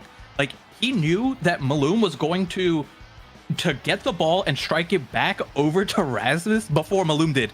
Like, that was the type of secondary that we just saw there. Oh my goodness. And now that, I mean, rewarded for a beautiful play there, going right back in. We got bulk up coming through. It's going to enhance that secondary damage so much more, and also just deny more stagger away from the enemy team. But we aren't going to see the Reptile Remedy bulk up combo being brought in. But Fiery does have 2 Spark. I don't know how much of a difference it's going to make, but having that 11% speed come through can make quite a bit of a difference, right? First pick Spark of Agility isn't that amazing, but when you get second pick and you're getting 11% for free, it's reminding me of Peak Performance or Stagger Swagger or something along those lines, where that speed could make a difference, especially when paired with a Mako secondary and your own secondary on Rasmus. For sure. Now, Brett and Dropletto have equalized the barriers in this game, and it's on the side of PPL. If I'm average Alex or Fiery, I do not want this point to go into overtime. As we just saw, it's anyone's game. Oh, a slip up by Alex. I think he thought he could tank that now primary. Oh, wow. What a pass. What a pass from Merchant. That was beautiful. I don't even know what to really say because I just put a smile on my face. I love great offense with that eject button. Merchant really, really, really is killing it on this Oni Village game, and I'm loving to watch it. Let's see if he can keep it up on defense. As this kickoff started, and again, it's on PPL. They want to finish these points before it gets to overtime. Dropletto has a great opportunity, but Fiery denies it with the ult. Now there's some speed coming out on the side of PPL from the Mako. Average Alex and Fiery looking to capitalize. Wonderful flip from Brett. Make sure that the last barrier stays strong. Another flip coming out from Emloom. Now Average Alex able to pincer attack that barrier. Now Fiery has the strike secondary. And Merchant recognizes the danger, attempts to use the Supernova, but it just doesn't come out quite fast enough. And once again, as is the want of these teams, there's no easy points, no easy goals. And they've tied it up for what feels like the millionth time, 1-1 in the set, Mystic. Yeah, and I just want to make a point. Oh my goodness, what a great flip, getting it around the drum and bass, and then squeezing it in, getting the barrier down. Fiery looking low, is going to get the Firefly procced. Let's see if it ends up leading to a recovery drone. Wow. No, but Fiery, once again, showing what he did on the Juliet in game 1 on that night market. It does not matter if he's staggered, he just stays up and plays. He plays as if he has full stagger anyways. And oh my goodness, what a set of passes back and forth up top between Dropletto and Merchant, and getting it right between Emloom and Fiery. I mean, I cannot give Merchant enough props for how he is piloting this Vice. We know that he is such a strong eject button player, but this is a map that we almost never see these eject button goalies prop, right? We see things, the defensive goalies, the Rasmus goalie, sometimes the Kai goalie, but the Vice, the Luna goalie, like these things don't really make an appearance. And not only is he showing that he can play these characters so well, he can play on a map that it tends to be so dominated by these defensive goalies, and with success as well. But it's just back and forth, Vaughn. It is 2-2. It can go to a set 5, but Bozo Bunch can also just clean it up and close out the series 2-0. Alex had a wonderful capitalization on some lapses in defensive judgment, and he just is able to 100% secure that goal. The classic, hey, nothing wrong with the strike primer from Kai with the speed from Mako behind it, but now it's going to be up to Gret and Merchant to hold fire. He's been doing so well at breaking these barriers. Let's see if they're able to do it, but Gret, no slouch on defense, able to work together tangentially with Merchant to make sure that the ball isn't going to go in. Now we're on the bottom half of the map, looking dangerous from the side of PPL, and it is going to be a barrier broken. Oh, Fiery's going to live. Gret pops the flip. Oh, it's anyone's guess where this ball's going to go. Abilities and core flips going left and right, but Dropletto still held his. Good patience from him. Now he has almost no opposition, no energy bursts on the side of PPL to stop his own. If they can just get the ball to Dropletto in the net, it might be curtains for PPL, but they don't want this game to die just yet. They're going to fight back now. Dropletto coming back to help on the defense. Able to find a little bit of a breakaway. Now Emloom stunned out of the goal box with Merchant's secondary. Isn't able to find much, but Dropletto helping bring the ball up. He wants to make sure that his flip is only used when the goal is all but secured. Fiery staggered as well. Dropletto still has... Oh, and it's in! Merchant! Doesn't even need the energy burst. W Merchant! Oh my goodness. I'm just surprised. I just surprised missing. I mean, not the result, but how it ended. Like Merchant, just the name of the game, that Oni Village point, he just facilitated so much offense, and I was not expecting it. What a great play from him, Merchant. Seriously. Yeah, Merchant does get the MVP here, and although I would say Merchant's the MVP, I feel like they all played so good in that match. Like nothing could have happened unless all three of them were on top of their game. The amount of times I've seen Dropletto get a barrier, get a KO, break the secondary on Mako, or just be in the right spot. The amount of times I've seen I jump in with that ultimate for both defensive and offensive purposes, being able to heal up their team when needed, and just facilitate on the now. It was, I mean, everyone, like Merchant was the GOAT that game, but it wasn't a carry by Merchant by any means. Yeah, I agree. I think the midfield battle this game was really impressive too. Gret and Average Alex were really facilitating so many things. Average Alex holding down the goal in the 2v3 power plays. Gret synchronizing so beautifully on offense and defense. Really a two-way player that can't be understated, especially in his first series back. It really looks like he's never left. Busting out the neutral car pick that I haven't seen from him before, and then the classic Gret now, which we all know and love. Really, really greased the wheels on this Bozo Bunch train car. So really, really, really pleasant series to watch. And also, just two teams slugging out on Oni Village. And with that, that's actually a really important win for Bozo because it puts them at 3-3, which is really where you want to. And like going into this season, and we've talking about how close it is. 3-3, 3 weeks left, weeks 7, 8, and 9. You're looking like you got some good odds of making playoffs. You're not guaranteed by any means, Bozo Bunch, but that's a great place to start. And if you're inside of PPL, like now it's do or die. So when you're walking away from that Mystic, like if you're PPL, what are you taking away from that series? I mean, PPL played phenomenally. It was just one of those moments where I felt like they got overwhelmed by the enemy team, and in those tough situations where everyone is jumping in at the same time, they couldn't really deal with the hyper offense. But I would not be upset by your play by any means. I feel like everyone still played phenomenally. The amount of times that I saw Fiery just pop off with no stagger whatsoever, the amount of amazing saves, I would say more so in that game 1 on the Luna than the secondary or the second game on Oni Village. I think Maloom, because of all the things that you talked about going into that matchup, wasn't able to succeed as well on the Mako. And I don't know if that was the gameplay itself, or maybe not as effective on that specific character. But I'm just happy to see Mako not be super broken for once. So I'm happy with that either way. But I will say PPL played phenomenally. I don't think their record is indicative of where they stand, and they can definitely lock in if they want to make playoffs. I agree. With that, Mystic, it's been a pleasure. I know you'll be sticking around, but I got to go play some warm-ups. So thanks, everyone, for tuning into the first series of nasl Week 6 between Bozo and PPL. You do not want to go anywhere because this matchup coming up next is going to be a treat. So go grab some water, hydrate. Water's in the chat, and we'll see you again very soon.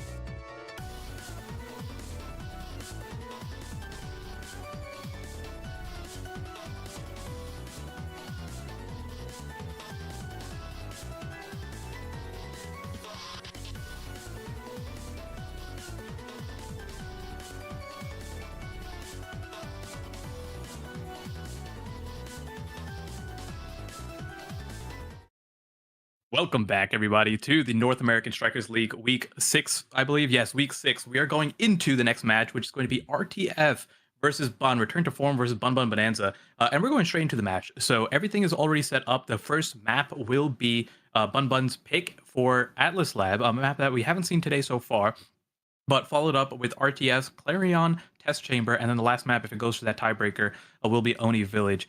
Taking a look at the striker picks and bans and some of the starting awakenings, Brickbat, what do you think of the matchup so far? How do you think this is going to go for the game one?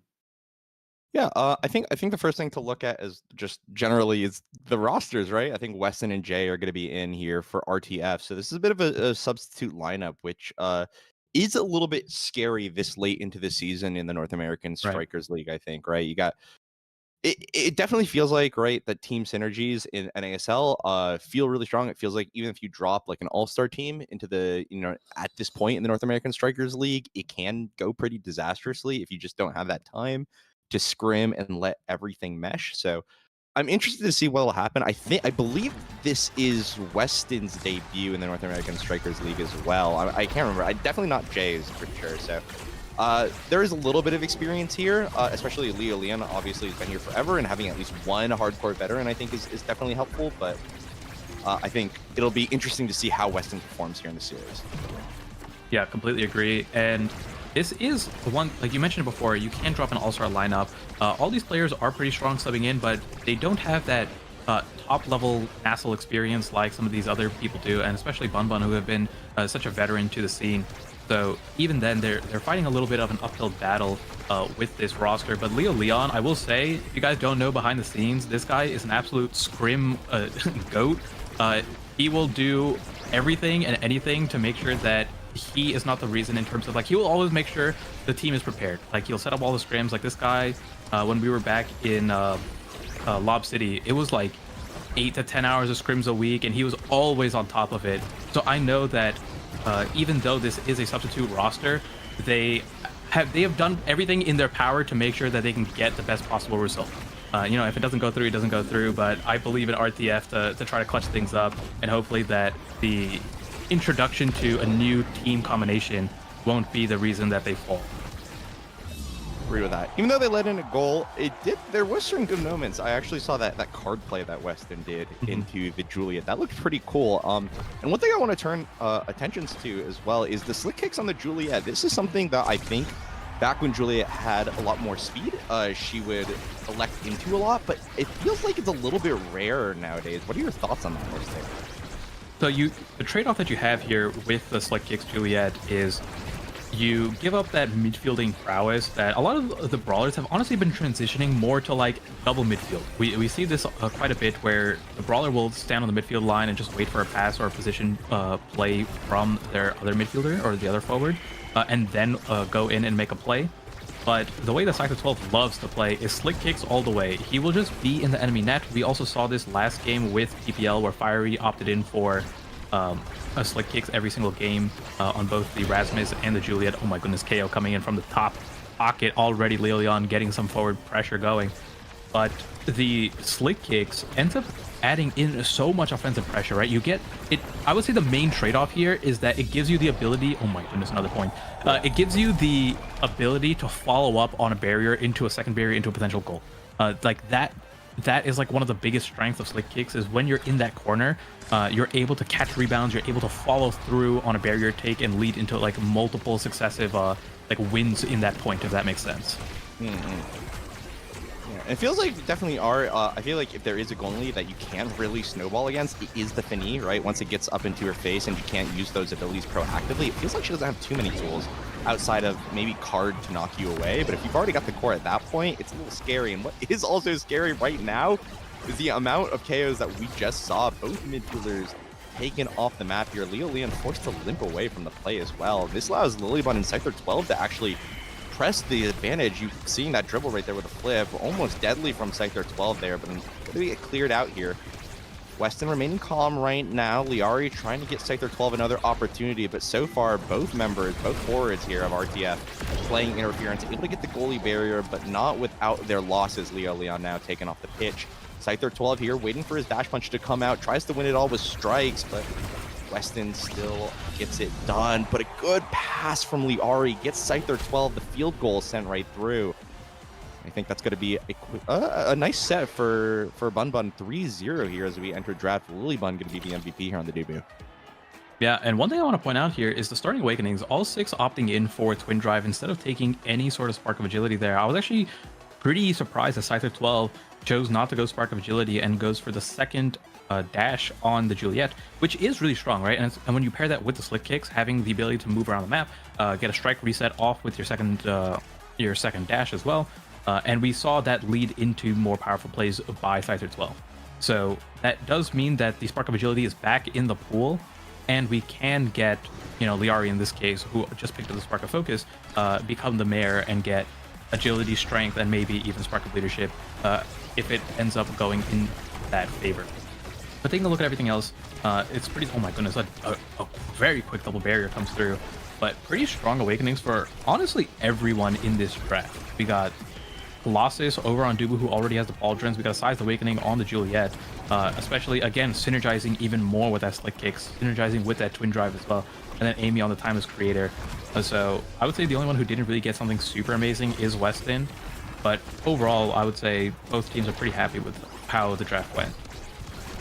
Almost makes me wonder if this aerials was a deny against the Juno or something like that, because the jump dash increase can be potentially deadly, but it really feels like it's not needed. Liari getting a goal with the jump right there. And on top of that, right, like you mentioned, right, the spark of I believe, I forgot the spark that was in the starting awakening draft, but agility. The spark added back into the pool.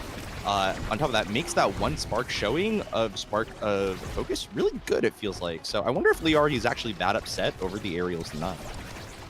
Yeah, I mean, one of my favorite things in OS is when you're later in the lineup for the draft, and you just pick up a spark, right? It's a set one spark pickup where there's only one spark shown in that draft, means that you can at least guarantee, like, you won't just be like super denied a spark. You'll have a shot at another spark later down the line, even if it ends up being the remaining 3 sparks altogether.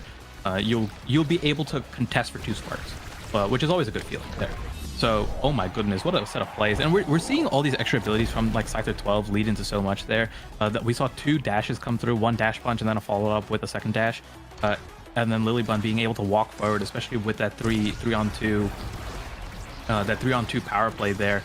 And with this Dubu, with Might of Colossus, 152 power, that Dubu secondary does so much damage. The next time, just pay attention. The next time Lilybun slams someone, if Lilybun slams Leo, that's half of Leo's health, by the way. So that is a defensive goalie, but also a damage powerhouse raining in the backside. Oh my goodness, and there goes Jay. Pretty much has to fall back completely, but at least gets the barrier for their troubles before having to just like back out of the play. Really unfortunate black hole bounce right there to just lose that final goalie barrier. Now Weston has to defend here against the Simon Sector 12. And it's a little great. It's a little hard, but the KO is found. The power play is here. Leo Leon in a good position here to contest. But wow, such a heads-up play from Liari for that slime on the defense. But it doesn't matter though. Jay gets the corner bounce up to Leo Leon, dimes him up for that one, and that's going to be a goal here for RTF. Something on the board. And honestly, a good play on from the forward duo here of RTF. I really felt like they like you mentioned, they felt like they scrimmed it out. They had this planned out. This is something that they've done before, and they were able to execute that on a nasl team, which is much easier said than done. Yep.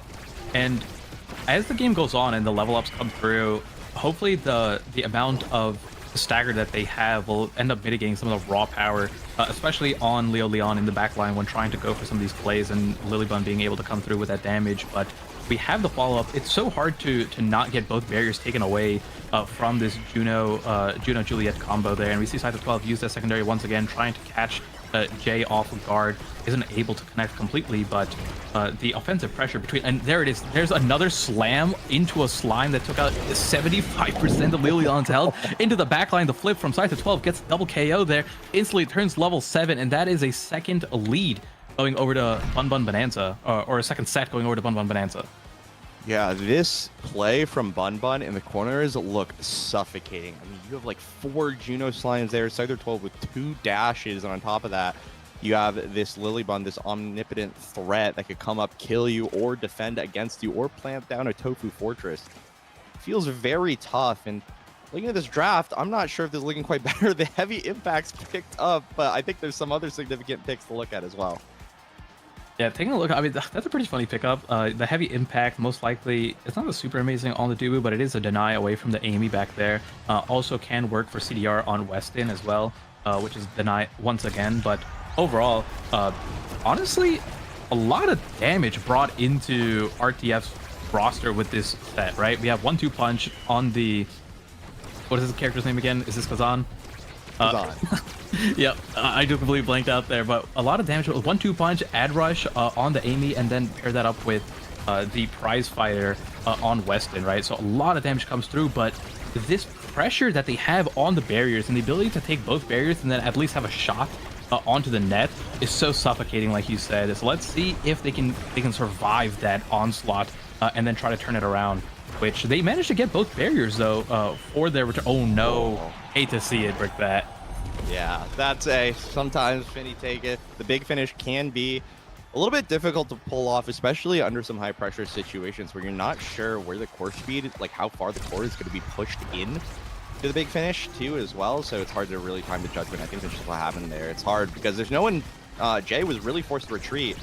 Talking about damage, Scyther12 has been kind of a damage for this whole game. We saw a lot of KOs earlier actually coming from him, and I think that was just meant that Weston didn't have a backline to support his kind of aggressive Finny play, and that feels really rough to deal with. It's already Scyther12 again. The pressure does not relent. Another dash punch found, 1 mistake, 1 goal.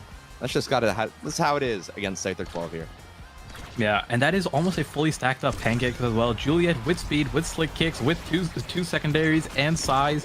When you don't have a defensive goalie to fight back, right? Like let's say this was an Atlas instead of a Finny, you'd at least be able to damage Scyther12 back while defending at the same time. But without any of that defensive capability, Scyther12 is just running amok. Tries to go for the KO onto Leon. Liari able to get that clear and then jumps right back into the bottom, unable to find the barrier that leads into these double barriers. But Leon trying his best, but just getting hit by these stray abilities, pretty much taken out. Has to dodge the Scyther12 ultimate there and run all the way back. The big finish comes through from Weston, tries to pass it back down to Leo, but caught over by the jump from Liari. And now we are in that deadly corner where Scyther12 is able to sign up. Guys goes for the secondary there, isn't able to connect, gets, oh my goodness. Wow. I mean, this guy just went on a one-man army streak against 3 players, and that's game 1. I didn't even realize. I thought we were going into another set there. I definitely feel that. Yeah, it feels like Scyther12 just came, he saw it, and he conquered. He found every opportunity. It felt like a textbook classic Scyther12 performance, right? That's kind of the Bun that we've come to know and love over these seasons, right? Scyther12 getting a lot of support from Lilybun, getting a lot of support from Liari. They were playing kind of some more defensive roles, or basically the back line to Scyther12's offense, and they allow Scyther12 to take these 1v2, 1v3 plays in order to just secure goal after goal after goal after goal. And it really felt like that enabling pushed Scyther12 to the next level. That is why he's in contention for one of the biggest kind of hands down like carries or like best brawlers in the league, right? I think that's kind of his legacy, and I think this is just another game to add to that long resume already of amazing performances. Yeah, was Scyther12 Rookie of the Year on the first Bun season where he like previewed? I cannot remember. I feel like he was, but I mean, this guy is so insane. Like, we know his Rasmus for being amazing. We see the Juliet, and he sticks to his playstyle, right? He doesn't like conform to the meta. Like he just picks what he thinks is good and works with his playstyle, which tends to be speed, size. I mean, it's generic brawler stuff, right? But like we don't see him opt in for the pummelers. We don't see him opt in for the Maxwells. He just goes slick kicks all the time and is a menace in the enemy backline every time he goes for one of these barrier breaks. Yeah, agreed. It's just like, I mean, I think that's just the story of the game, right? Bun Bun got the core into Weston's face and they did not let it leave. And when you're a Finny, right, there's only really so much you could do. We even saw like an own goal there. And that really doesn't happen, right? It's not, I don't think it's because Weston's a bad player, a bad on Finny or anything like that, but it really just feels like the pressure forces you to start making plays, to start making mix-ups, right? You don't want to hold the Finny big finish the entire time. You want to let it go early to see if you could catch like maybe a reaction. And when you're relying on a reaction check in nasl, things go south very, very quickly. So a very strong performance, Bun Bun, game number 1 here. I'm wondering, though, what RTF can do game number 2. I believe it's their map pick with Clarion Test Chamber. Am I correct?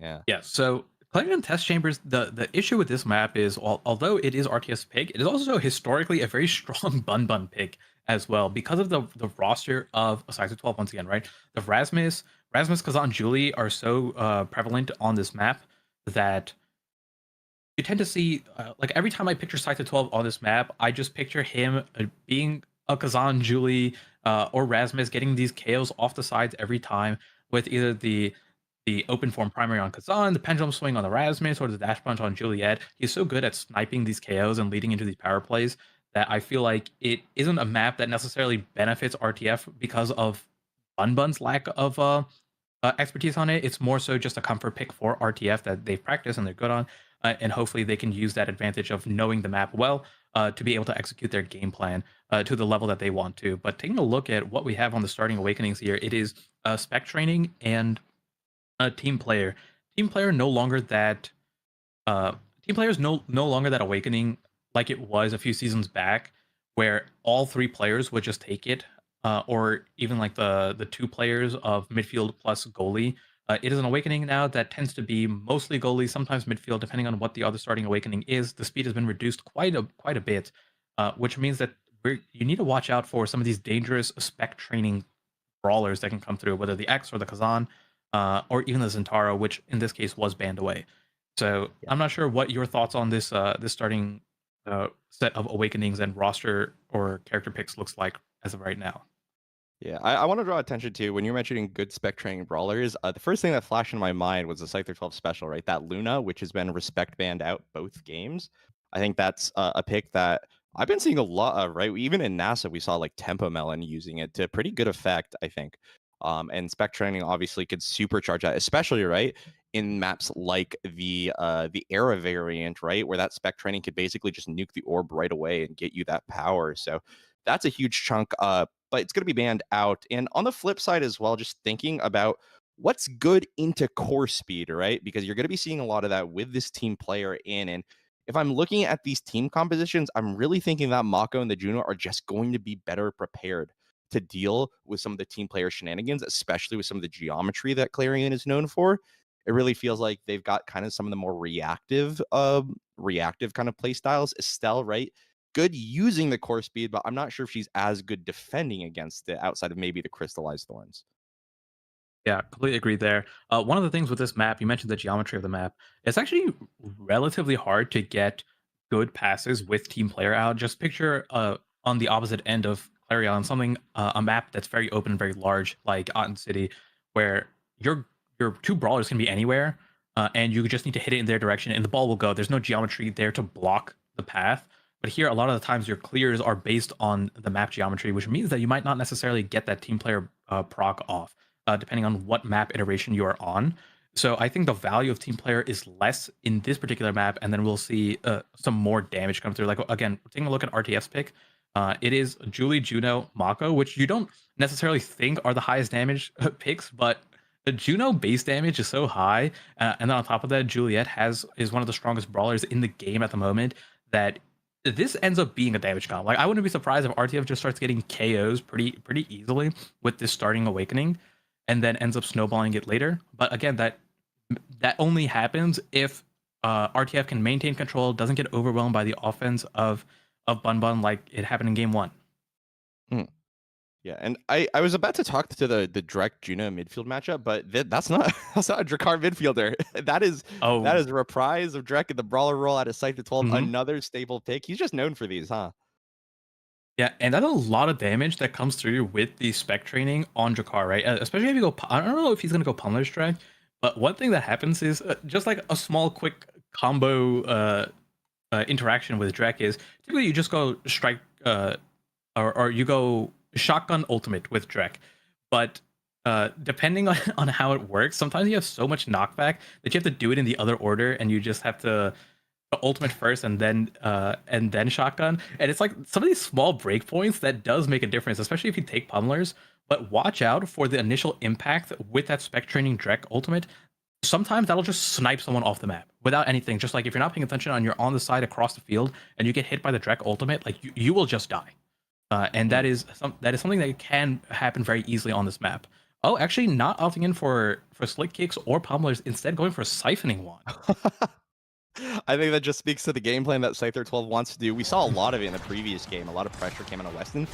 But we actually, you and Vaughn talked about it, though, that when Mako slams down the drum and bass, she is very susceptible to be hit by key skill shots. And I think with this specialized training on the Molten Bull, if Mako slows herself down and makes herself vulnerable, I feel like Scyther 12 with his siphoning wand is going to want to take advantage of that. And we'll see, especially as damage ramps up. I think when damage is a big, breakpoint, I think the first set matters even more than it normally does, and it matters a lot typically. So if Scyther 12 can get some sort of build down, which in this Draft Awakening you're almost certainly gonna find, I think Weston's life can become very miserable very fast. Yeah, and we already saw Scyther 12 walking in, just trying to deny the orb, gets level 2, gets the big orb in the middle as well, has access to that ultimate. He's waiting for an opportunity to either use it on Weston or use it as a scoring pressure, but there it is, goes into the Xeno Cloak, goes invisible, finds the KO on the bottom onto Jay there, and already has a lead. But again, this isn't Pummeler, so we don't have that speed advantage here, which does end up making a difference, but it does not matter because 3v2 up front to find the pass onto Liari, who gets it below Weston there. Really good shot placement, getting it through without Weston being able to catch up in time.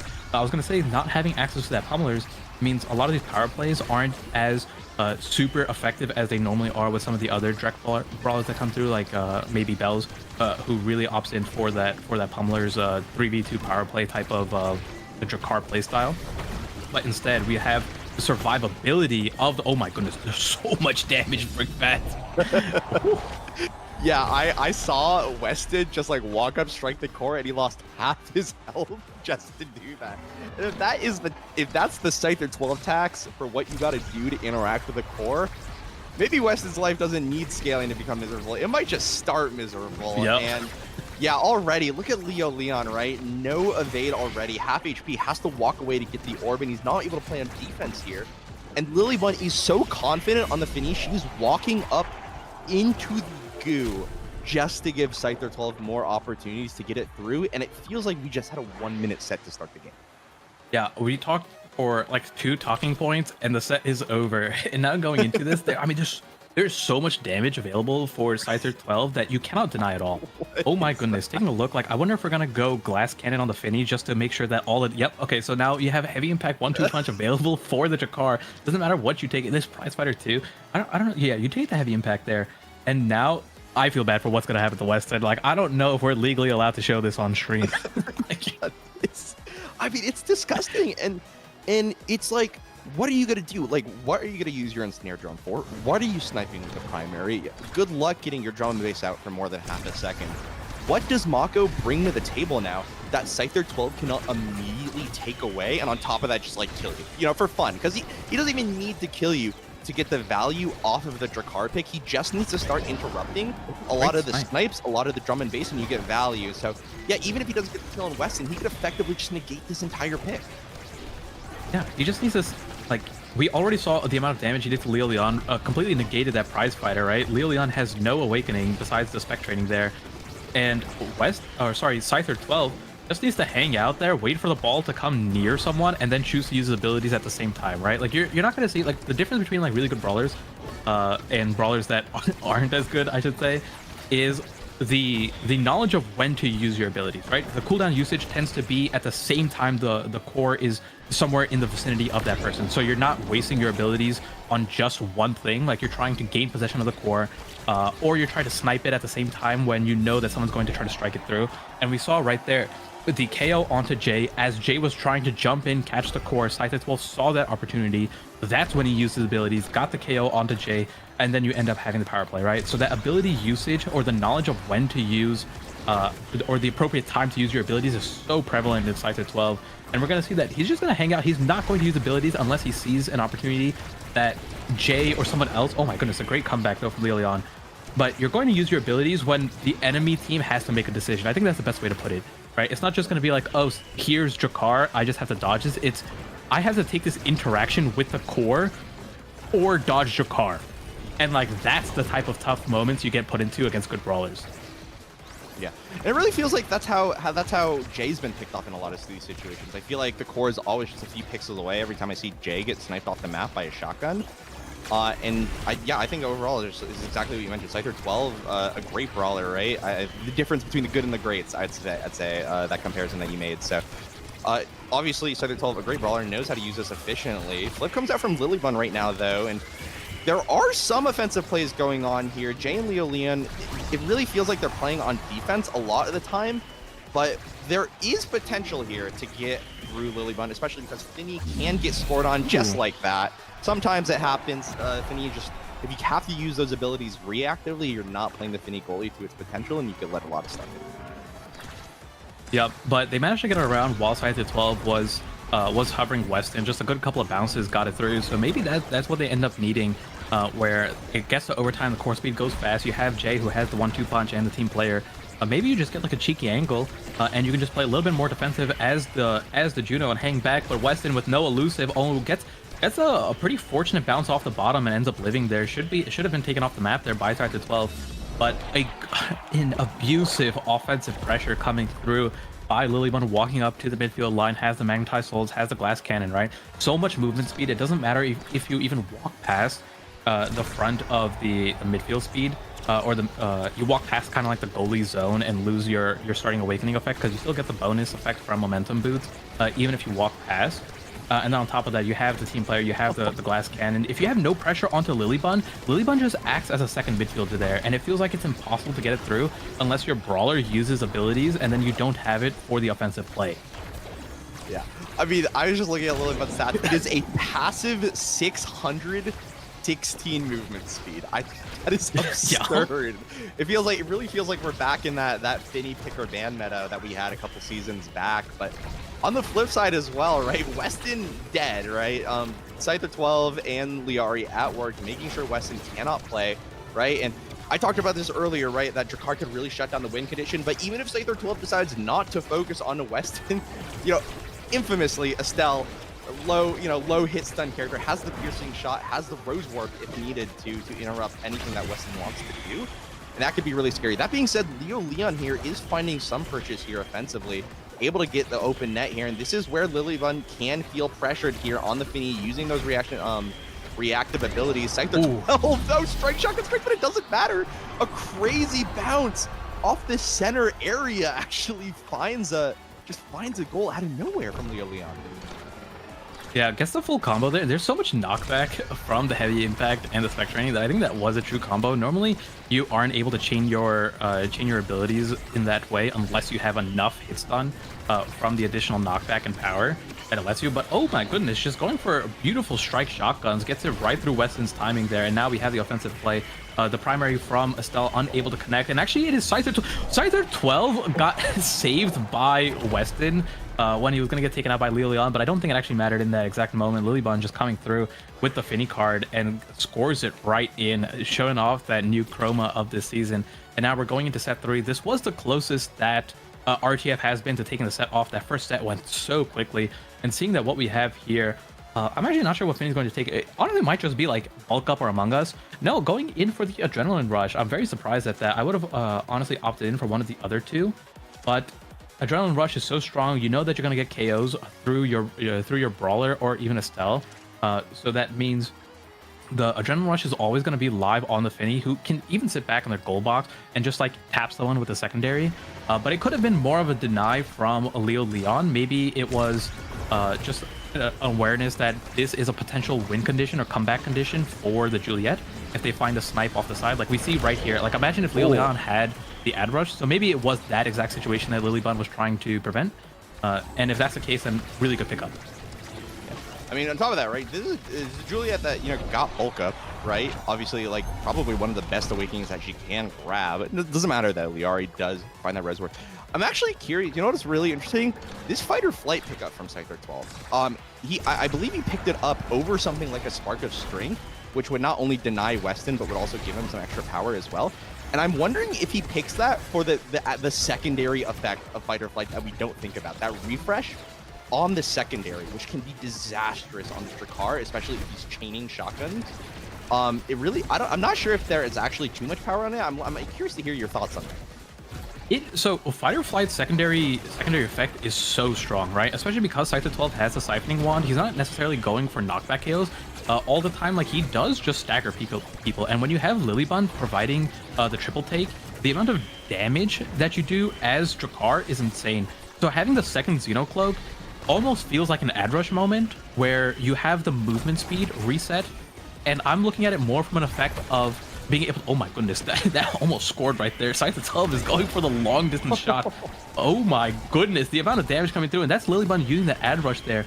But the fight or flight makes a big difference for following up on the goalie. Like we've seen how much he staggered Weston, we've seen how much he staggered Leo Leon as well. That you have the secondary dash for both either a follow-up on the KO as a reposition tool, or just being able to use it in the net and kind of juke out Weston and get like a free shot on net that, oh my goodness, Leo Leon with another KO. This might be what they need to come back. RTF, I believe. You guys get the middle here and maybe you get a chance to score. It was actually Lilybun, the goalie, being taken out, who had so much pressure there. But Scyther 12, Scyther 12 has played plenty of goalie himself, so a great defensive play from them. As Leo Leon tries to find the second KO, isn't able to get it, but I mean, this still, even with both barriers down, Brickbat, this still feels so in favor of Bun Bun, and I still say that as Scyther 12 got taken down as well. Yeah.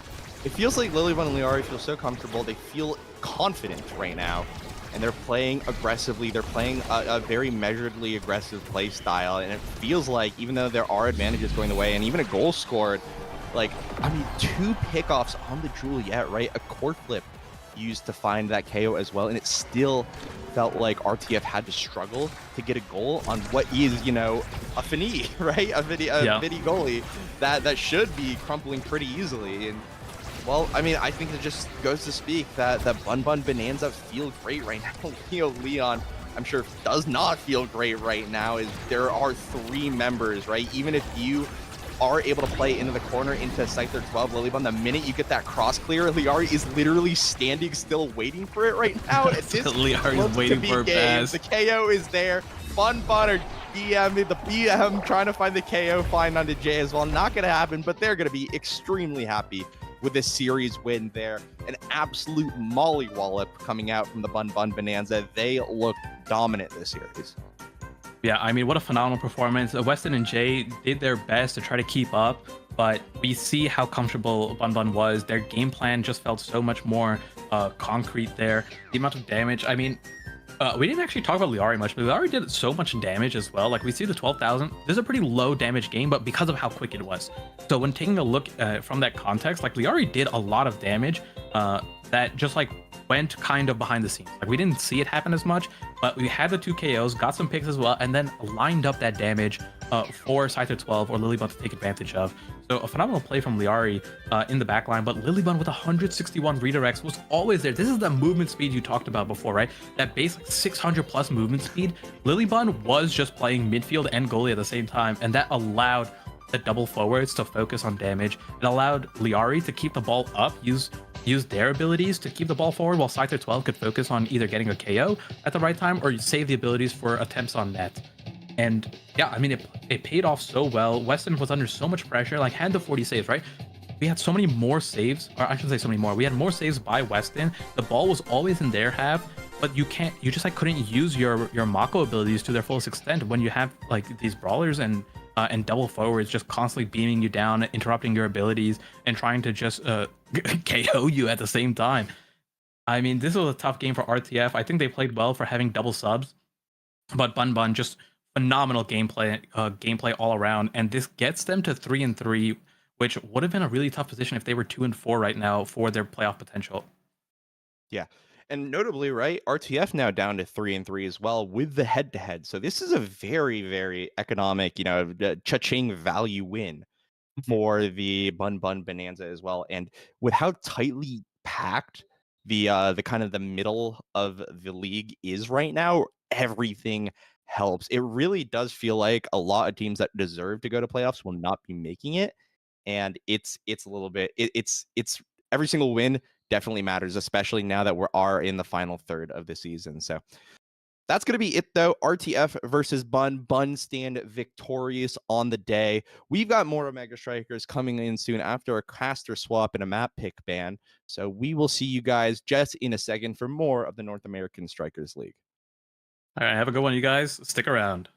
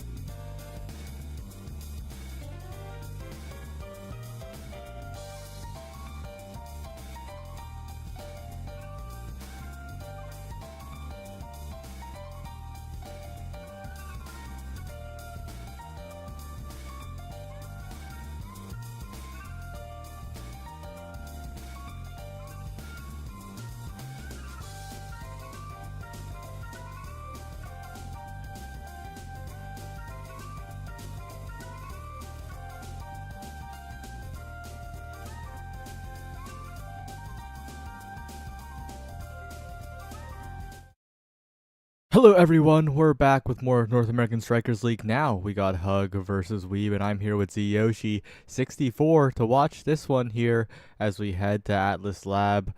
How are you doing? I'm doing great. I'm feeling fresh and ready to go. We've got an exciting game. Hug has this whole season just been really fun to watch. I feel like we've just been seeing everything come together really well for them. One of the top teams in the league right now, been performing phenomenally. I've been particularly enjoying watching Vaughn play or just navigate the new goalie meta, kind of lead the charge. We're seeing a big Finney come in. Honestly, I'm looking at like Finney, Juliet, and just like we're getting the big meta picks down and in right now for Hug. And on the other side, we've got I Am the Milkman showing up for Wee's Little Bees. A nasl debut for the Milkman here, getting ready to go on the era goalie, who's another just phenomenal pick right now in the whole goalie situation that we've been seeing recently. Yeah, and we'll see if I'm the Milkman can stack up here. Of course, it's always a hard time being a goalie sub in the North American Strikers League. So many scary opponents, but Carmine on the Dubu midfield might be the most surprising of all. The Tofu Fortress, the big finish, is enough to get it away? What? Yeah, I just Vaughn has like some secret tech that nobody knows about to be doing stuff like that. But we are looking at a bulk up stack start, and Carmine rocking the bulk up, and we getting in there, winning a couple interactions, able to get through Vaughn, you already lose, and claim the first point for Wee's Little Bees. That was such an insane hold, though. The big finish perfectly placed to get the rebounds in the top corner and not towards the barrier. Wee's Little Bees, though, getting this offense through and especially trapping the core in the first place, right? That is really impressive, and if they can get this Dubu pressure going, it could be really good for them. It's an unconventional pick, but it's looking to be quite real against the Finney, especially up close. Yeah, definitely. Just every ability under the sun is able to just get through pretty much everything Finney is able to put up. We saw the Dubu midfield pick for the crown from Bozo Bunch in winners finals, and it did exceptionally well. We're seeing a pretty similar situation here, especially with the era goalie. You just get buffed. Unfortunately, namesake of the team, has passed. Now executed by Hug, which has been kind of their MO all season, is to just kill people. And we rocking the bulk up, getting KO'd anyway. A bit scary for the future of this game, but for right now, they still have the lead this game, and are just looking to get a KO of their own onto Bells and see if they can score in this power play. Yeah, now Vaughn on the defense here will manage to hold against Wee as the core gets rotated around. A perfect flip by Rudy Luz takes the barrier, but Wee will calmly strike ward a triple take.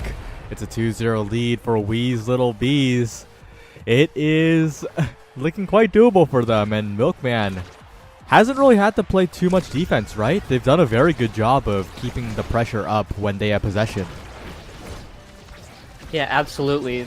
I mean, just watch their positioning. Not now. But once they get the ball, look away. Once they get the ball in the other half, Carmine is doing a great job of keeping it up, and then I'm the Milkman just gets to walk straight to the midfield line and put so much pressure. Just play midfield. You know, it's the ideal era goalie like vision. This is what they want. And really another KO coming out for Carmine. They're getting everything they want. I'm the Milkman with the flip, might be able to put it to use, or Wee is just gonna dive in, almost get it, a couple flips traded, and now again it's Carmine is just able to fall back on defense, and then you just have a Dubu goalie on defense. Like, this is great. Yeah, they also burn a lot of cooldowns. Hungry Like Nephew, they are going to struggle as Milkman, just so speedy here, pushes all the way forwards, gets caught by the return of the card. But now here's Wee with the mix-ups directly to Vaughn, who manages to make the save. But Carmine with the Tofu Fortress keeps it contained. Possession maintained for Wee's Little Bees, but there's the Kazan gone. Carmine, maybe a KO on Yuri Luz if that had connected differently. But now the passing plays are coming through as well. Milkman, though, doing a good job of keeping it away, preventing the passing from getting too overwhelming. And as the respawn comes in, Wee's Little Bees, they still have the barrier lead, and now Hungry Like Nephew have to watch out because the core speed's picking up and not in their favor. Even though they have the Juno, it feels like Wee's the one at the end of all of these passes. Yeah, able to just look for opportunities, poke it through, and right there, scooping it out of the corner with the hook and getting it. Vaughn putting the triple takedown, but just not fast enough, and that's going to be a 3-0 for Wee's Little Bees. I think not what people were expecting, but here, I'm the Milkman getting first pick, has opportunity to take team player. That's a team player. Castellast also on board, taking it for the era, just going to get a ton of value, but that does give team player to Vaughn, and I think that's going to be really nice because they've been having trouble getting it out of the corner, and if they're able to get the leg up on core speed, get more speed to rotate the ball out, I think that's a massive opportunity for them. I'm not so sure about that Castellast take. Of course, it is a good Arrow Awakening, but I think that team player on Vaughn is going to start doing a lot of work, and it would have done a lot of work on Milkman, right? With how far this era goalie's playing up, these passes would have been devastating coming through from the era, and that would have been a huge tool for Wee's Little Bees. And now that tool is in Vaughn's hands, and that guy is looking like one of the best goalies in this league right now in this season. So that is not something you want to give over, and already the dynamic just feels a little bit different as the offense picks up, but a great pass to Wee, and the barriers go down once again, and the defense is forced out from Hungry Like Nephew yet again as Bells. Oh, bit of an unforced barrier take there. Maybe a chance, but Vaughn's got to be so careful against Wee. Yeah, one mistake and it's over. Kazan is just a character that can dismantle pretty much any goalie, and it doesn't matter. The threat level that this guy puts out is super high at all times, and they've been doing a lot of damage to him to counter it, which has been really working out. But with this recovery drone, and now with just the extra size, you get to do that. And so now it doesn't matter if you're getting KO'd, you get one revive, and you're able to, you just have that much more influence. So, boom, another point for Wee's Little Bees here. Another point. They're looking good as Carmine rushes forward, but there's a barrier take with the flip, forced away by Milkman. A lot of energy used, but Carmine survives the dash punch attempt. And Wee's just stalwart on the offense, right? But not even trying to play midfield here. Just knows that the core will eventually arrive, and there's only one goal for Wee in this game. It's to get a hook mix up on Vaughn, slowly work away at the barrier, and then the goal. And it's proving to be quite effective for Wee's Little Bees, especially since Bells gets a barrier there, but hasn't had clean offensive opportunities thanks to how Milkman is playing very pushed up and very anti-brawler. Yeah, especially, today I'm going to play against Aragoli. Uh-oh, I've been beamed. Now I am very slow, and I think that's been pretty significant for the matchup here. Both brawlers able to get a nice shot at the barrier, but so many strikes coming out from Wee. The resets are insane, but Vaughn's still able to stop it. And I'm the Milkman with the great beam to catch the core, save it. Wee almost putting it in. Both these goalies are just putting up phenomenal performances, and both these brawlers are just fighting for their lives, trying to get it through here. Oh, and there it is, the slime pass from Yuri Lose up to Bells. Finally secures it, but it's still a great defense from Wee's Little Bees. They made that point very difficult for Hungry Like Nephew. And that beam, although unnecessary, they could have just walked and got it. It was very cool. Yeah, hype moments and aura absolutely farmed, but that's going to be 1 point for Hungry Like Nephew, getting one on the board, able to start the momentum. And here though, just again, Kazan on offense, it's so difficult to do anything. Able to stop that, but one strike war against the Rectangle Man, and that's going to be another point for Wee's Little Bees. They're getting into position well, they're converting well, especially Wee in particular. And the recovery drone still hasn't been popped. Even a fortuitous dash punch will not be able to make a big difference here, but maybe the slimes and the core speed will, right? We saw the team player during that overtime previously, and that did make it a little bit harder for Wee's Little Bees to play the video game. But the question is, can they make it to overtime? Because these barriers are constantly dropping. Wee is getting so many good passes.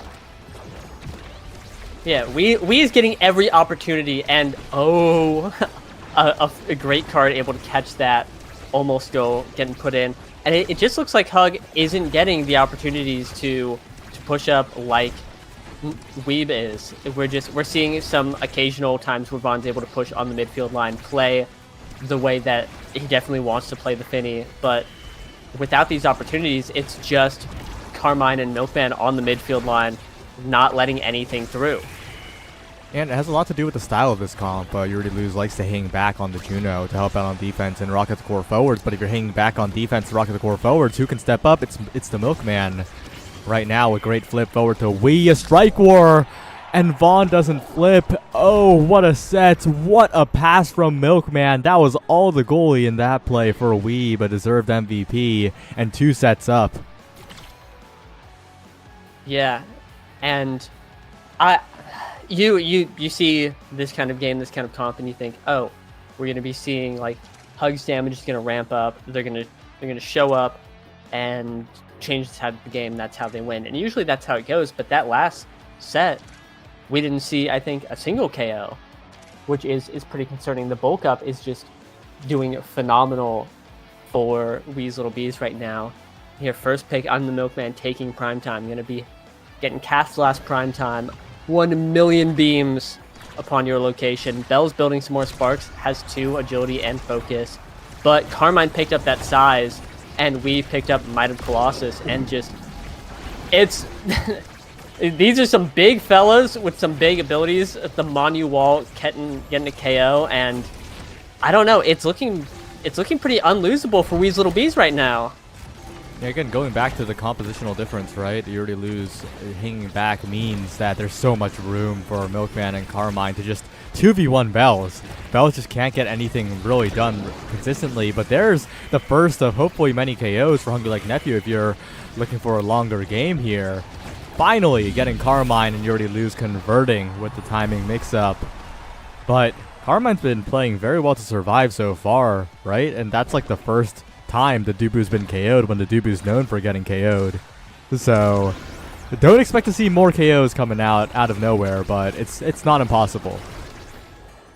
Yeah, it's definitely very appreciated for Hug. As there is a dash punch to proc the recovery drone, we now does not have 1 free revive. Carmine also taking a lot of damage.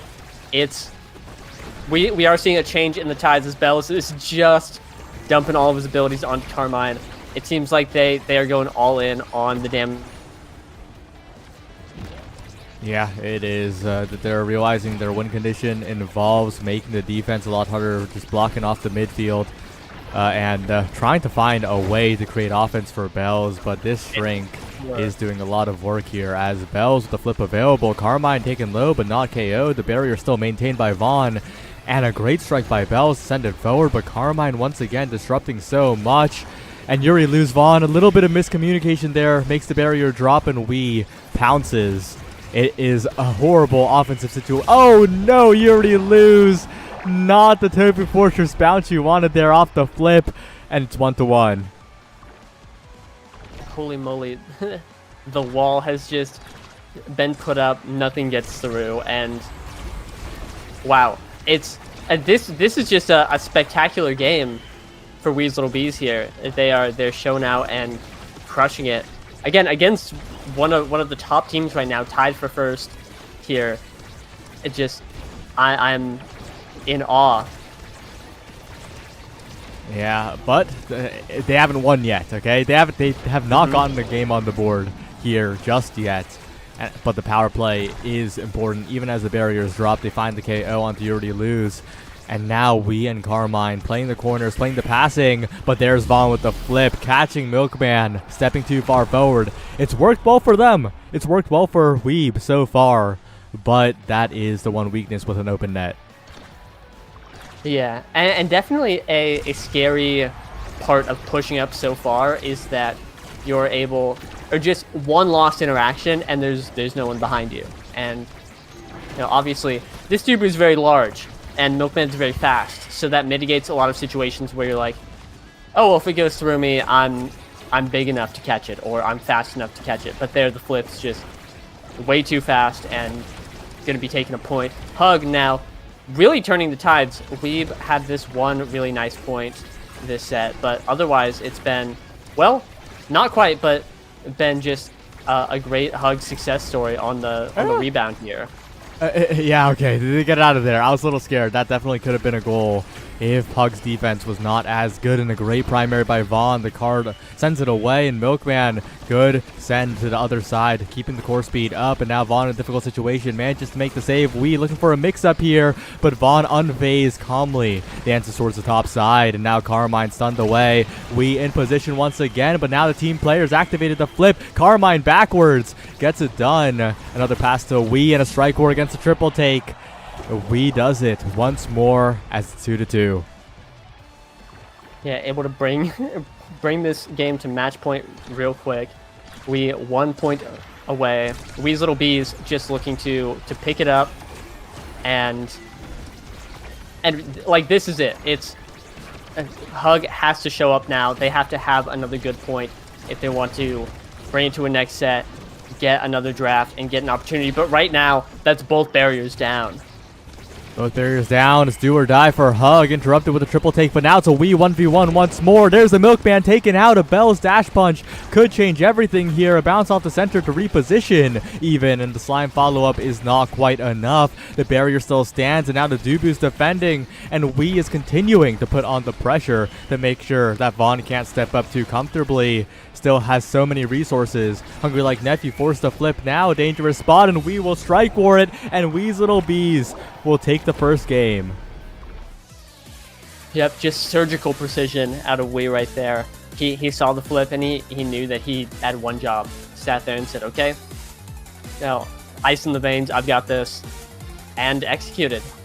Showed up and just, boom, won the strike board there. And really just MVP for I Am the Milkman. This guy's showing up, subbing in, and doing great work.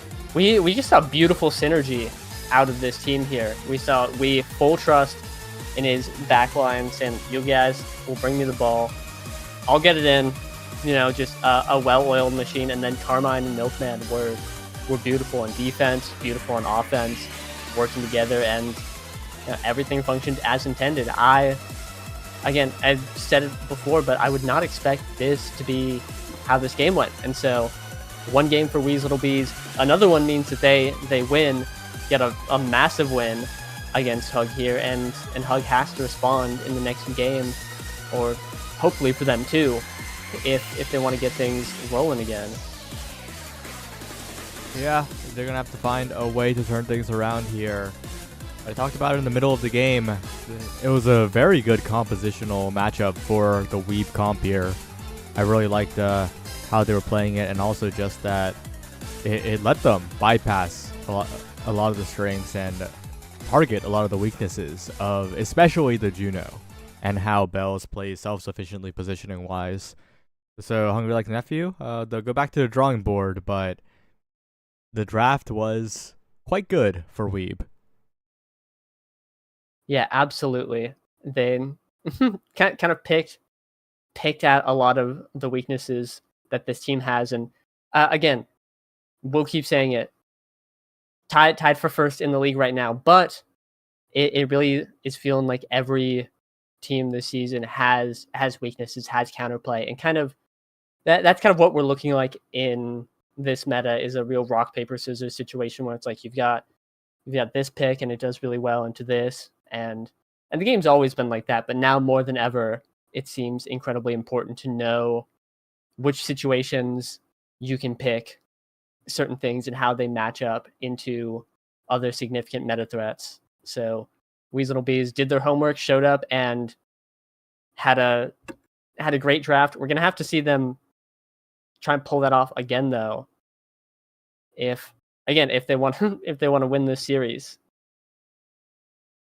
Yeah, we'll see. But we're heading to Clarion Test Chamber, and this time it's a bit of a different starting Awakening setup. We've got Recovery Drone and the Hotshot. Wow. Wow. Why did I have to look at Recovery Drone again? That is Recovery Drone, right? I am. Okay. Yeah. Anyway, I'm working really hard to see the draft, don't worry about it. but I'm gonna say yes. Yeah. But we'll see. We'll see. But with Wii being first pick here, they can take away the Juno. They dealt with it well, but a hotshot Juno definitely would have been a lot harder to deal with.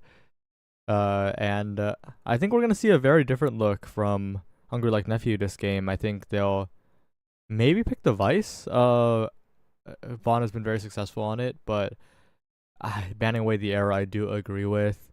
That goalie has enabled a different playstyle than the usual from I'm the Milkman, a playstyle that has proved to be very good in the matchup. And speaking of other possible picks, there's the Mako. And if you're looking at Mako, like Vaughn mentioned on his cast while watching a Vice against the Mako, there is the Vice goalie. So, yep. Game 1 was a great draft for Wee's Little Bees into the matchup. But first pick Mako? Guys, why are we first picking Mako in this economy? It's an interesting situation.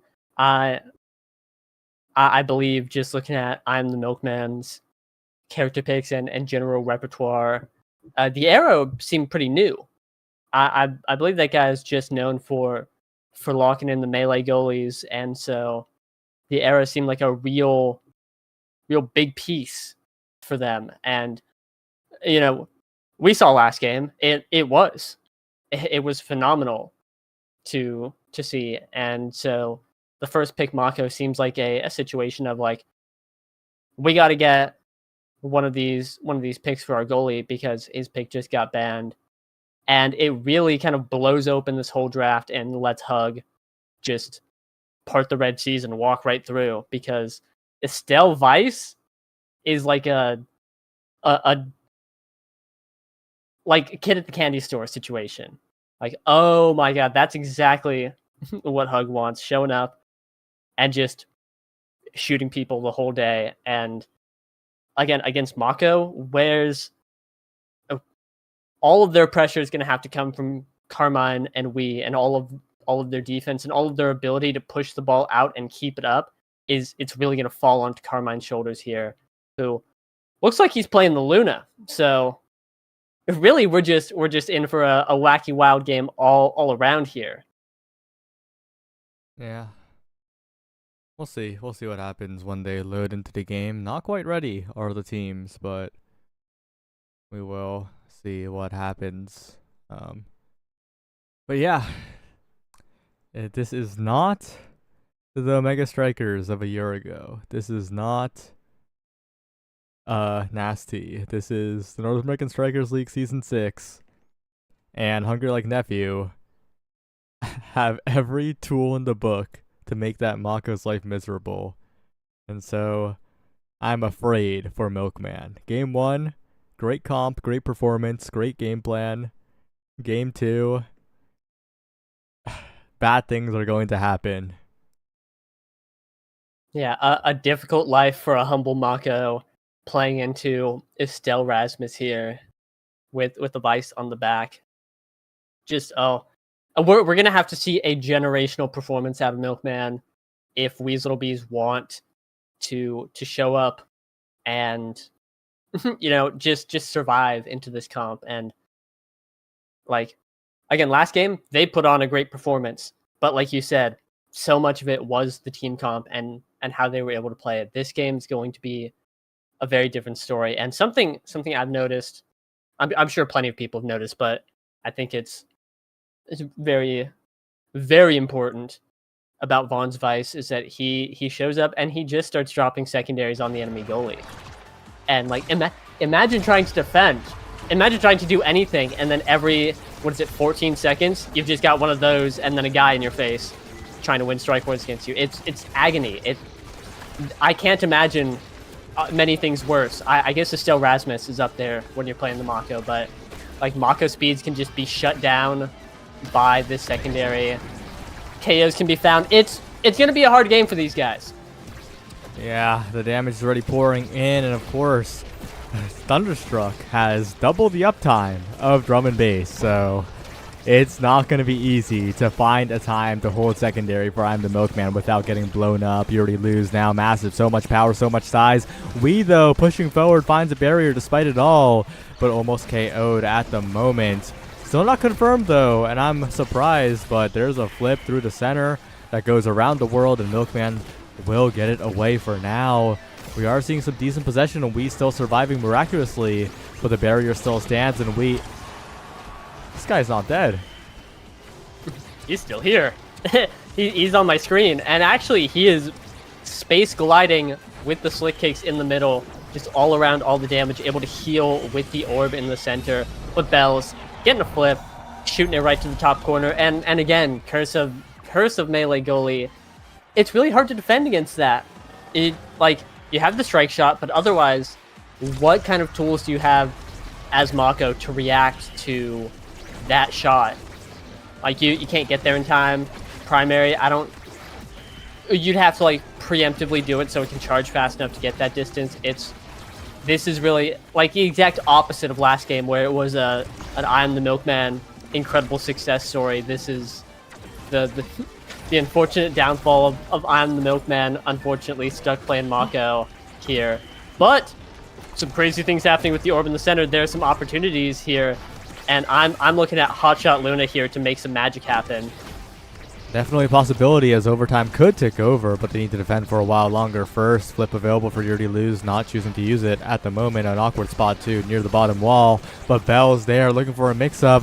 Not quite enough, but so much damage on Carmine, who will dash forward and get it past Vaughn right when necessary for Wee's Little Bees. It's 1-1 now, and maybe they can get it done with the Hotshot X Factor.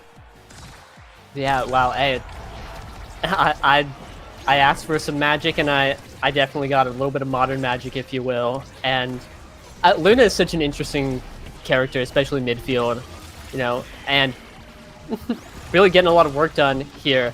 I think it has such a like 1v9 potential. You're able to be anywhere, and we catching the core with the flip, getting a nice one, sending it to the bottom corner, is up.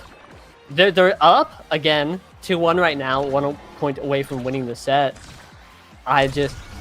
It's happening again. They're pulling ahead here. They're getting it done, but we'll see if they can keep getting it done here. As one barrier falls, Yuri Luz pushes forward. There's the flip, and this time it will secure the barrier. Bell's in position. Vaughn flips away the goalie, and despite the recovery drone, that buys enough time for the goal to go in. That's more like it from Bells and Vaughn on the offense. And at this point, 5 is going to determine everything, and where else but the bouncy barn? Yeah, where else? Today, we are going to be taking a 0.5 to the barn, and really that last point is exactly what I expected this game to look like. The fact that Wee's Little Bees were up with how the comp is looking and how they have to play is incredibly impressive, but here we're just seeing a lot of possession coming out of Hug, which is to be expected, but that's both barriers down.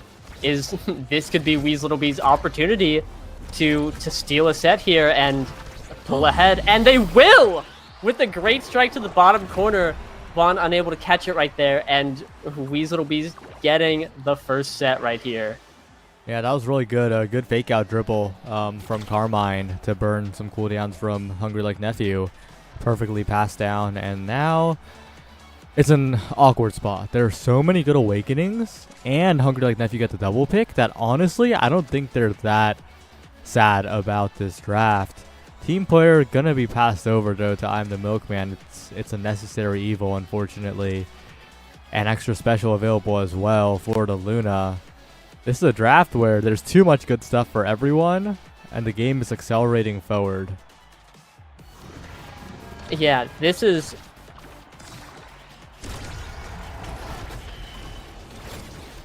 Oh, we lost the Yoshi. All good. Yeah, this is a very scary spot to be if you're Vaughn, I think, because although you do have more power in the matchup, you do deny Dash Awakening, you do get that extra impact and the overall damage. Milkman's gonna be team playering in overtime, and that's a huge win condition A little bit less so on Clarion because the lanes disrupt a lot of the team player angles, but on some of the variants it can be devastating as Vaughn goes in. Ton of damage to Milkman, but with an open net at his back, it's not going to be easy. Bells and Yuri Lose need to maintain possession here, or else it'll be scary, and that's a recovery drone already popped. Oh no, my co-caster has fallen off the map. All good. There's the strike war by Wii against the hook. Bells looking massive here, but can't quite get the strikes, and only one barrier taken so far, even after Vaughn coming to help out. Is concerning for Hungry Like Nephew, but there it is, set up from Bells.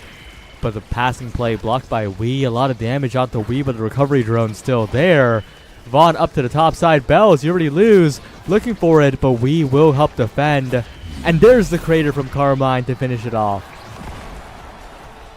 Boom, and just we're massive extra special value, a great shot coming out from that guy.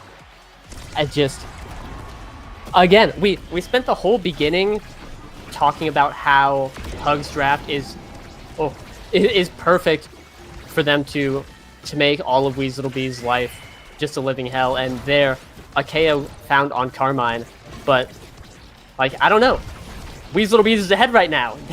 They're currently winning, so how bad could it possibly be here? And Bells getting KO'd in return after the power play, and like every situation, unless Hug wins in like 15 seconds, like they did in that one point, every situation is just not looking as favorable for them as I imagine it would. Yeah, they need to keep the possession because right now, we and Carmine, even when they're dying, they're keeping the core up out of the hands of Bells and Yuri Lose. Milkman as well, with some good strikes, and if this point goes longer, it's a team player activation. The barrier not taken is huge, and there's a recovery drone pop as well. But this Vice needs to watch out. The team player speed's picking up, and there's a shot from Bells to seal away the point. Hungry Like Nephew, back in it, tying up the set, but it's not looking too easy when Weaselbees are just playing so well on the day. Yeah, really. They've got, Hug's got such a mountain to climb against Weaselbees here because, again, down a game, down a set right now. Might be down a point in this set after getting both barriers right there. Like, it's every situation just looks like a Weaselbees masterclass, and they have possession all the time, forcing out a flip here. It feels like they just have more resources, right? Yeah, and we in particular is also just going for the there's no way this will work type of plays, right? Just forcing Vaughn or Yuri Lose to respond every single time, and sometimes it works. And as long as you have the possession to persist in those repeated pressures, it will eventually work out. And I think Bells is also getting impatient because Wii is getting a lot more tries. Oh, Carmine flies to the top side to evade the Supernova and gets a goal off of the core flying there as well. What a heads up play. And this set is looking good for Weaselbee still.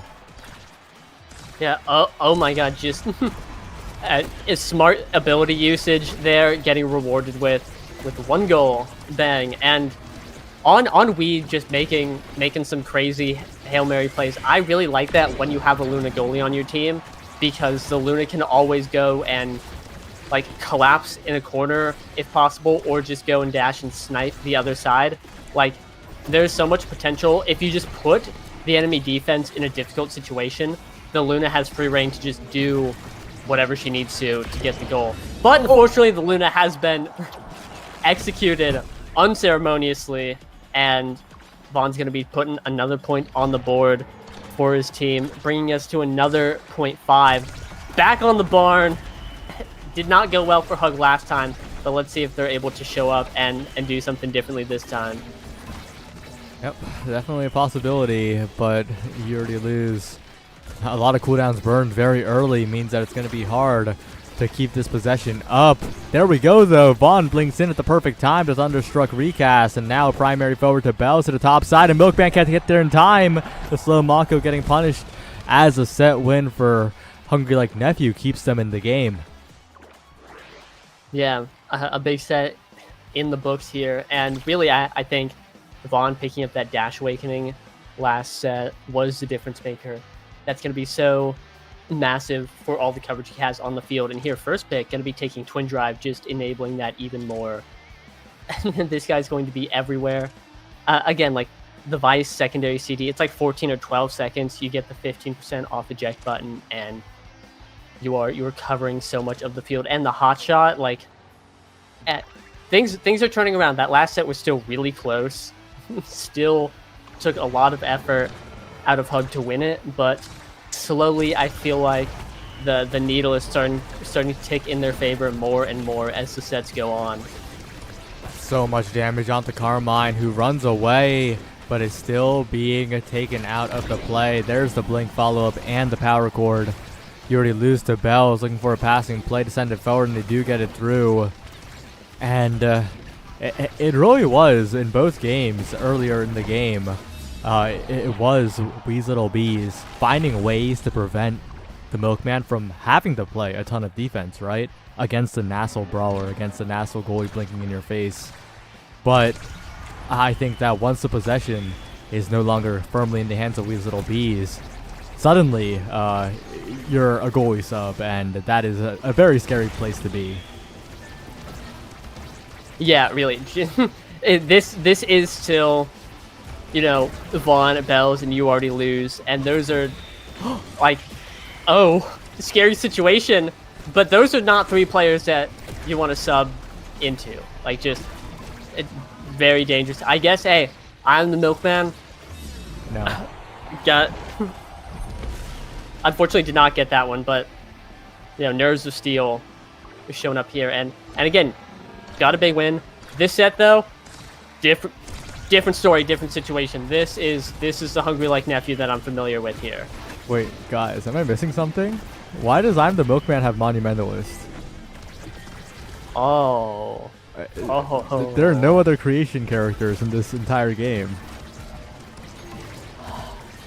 Maybe just for the damage that it gives. It does less damage because you're not getting the rebounds. Yeah, I don't know. I couldn't tell you that one. Yeah, well, we though still performing. Oh, the flip though a little bit premature, and now this open net situation is getting a little bit scary. Ooh, Vaughn playing it so calmly, strike warring the hook, and there's the KO, but there's You Already Lose sneaking it around with the help of Vaughn, faking out I'm the Milkman, and that's a clean set win for Hungry Like Nephew. Yeah, and they could just keep the ball rolling here, one after another. Very interesting draft. 2 Dash Awakenings on the board. I'm looking at stacks. That could be big if it goes to Carmine. That's even more coverage on the field. That could be pretty scary. There's also a Size Awakening. Both brawlers in the back might be picking it up. But that's Fight or Flight on Vaughn. I assume a deny. Or just, hey, more secondaries. You know, never know. But stacks does fall to Carmine. Fight or Flight Twin Drive does sound pretty fun. You know? Like, right? Yeah. It does sound pretty fun when you're refreshing double secondaries and you then stagger someone with those double secondaries and then you refresh. Anyway. You get both back. It does look pretty good.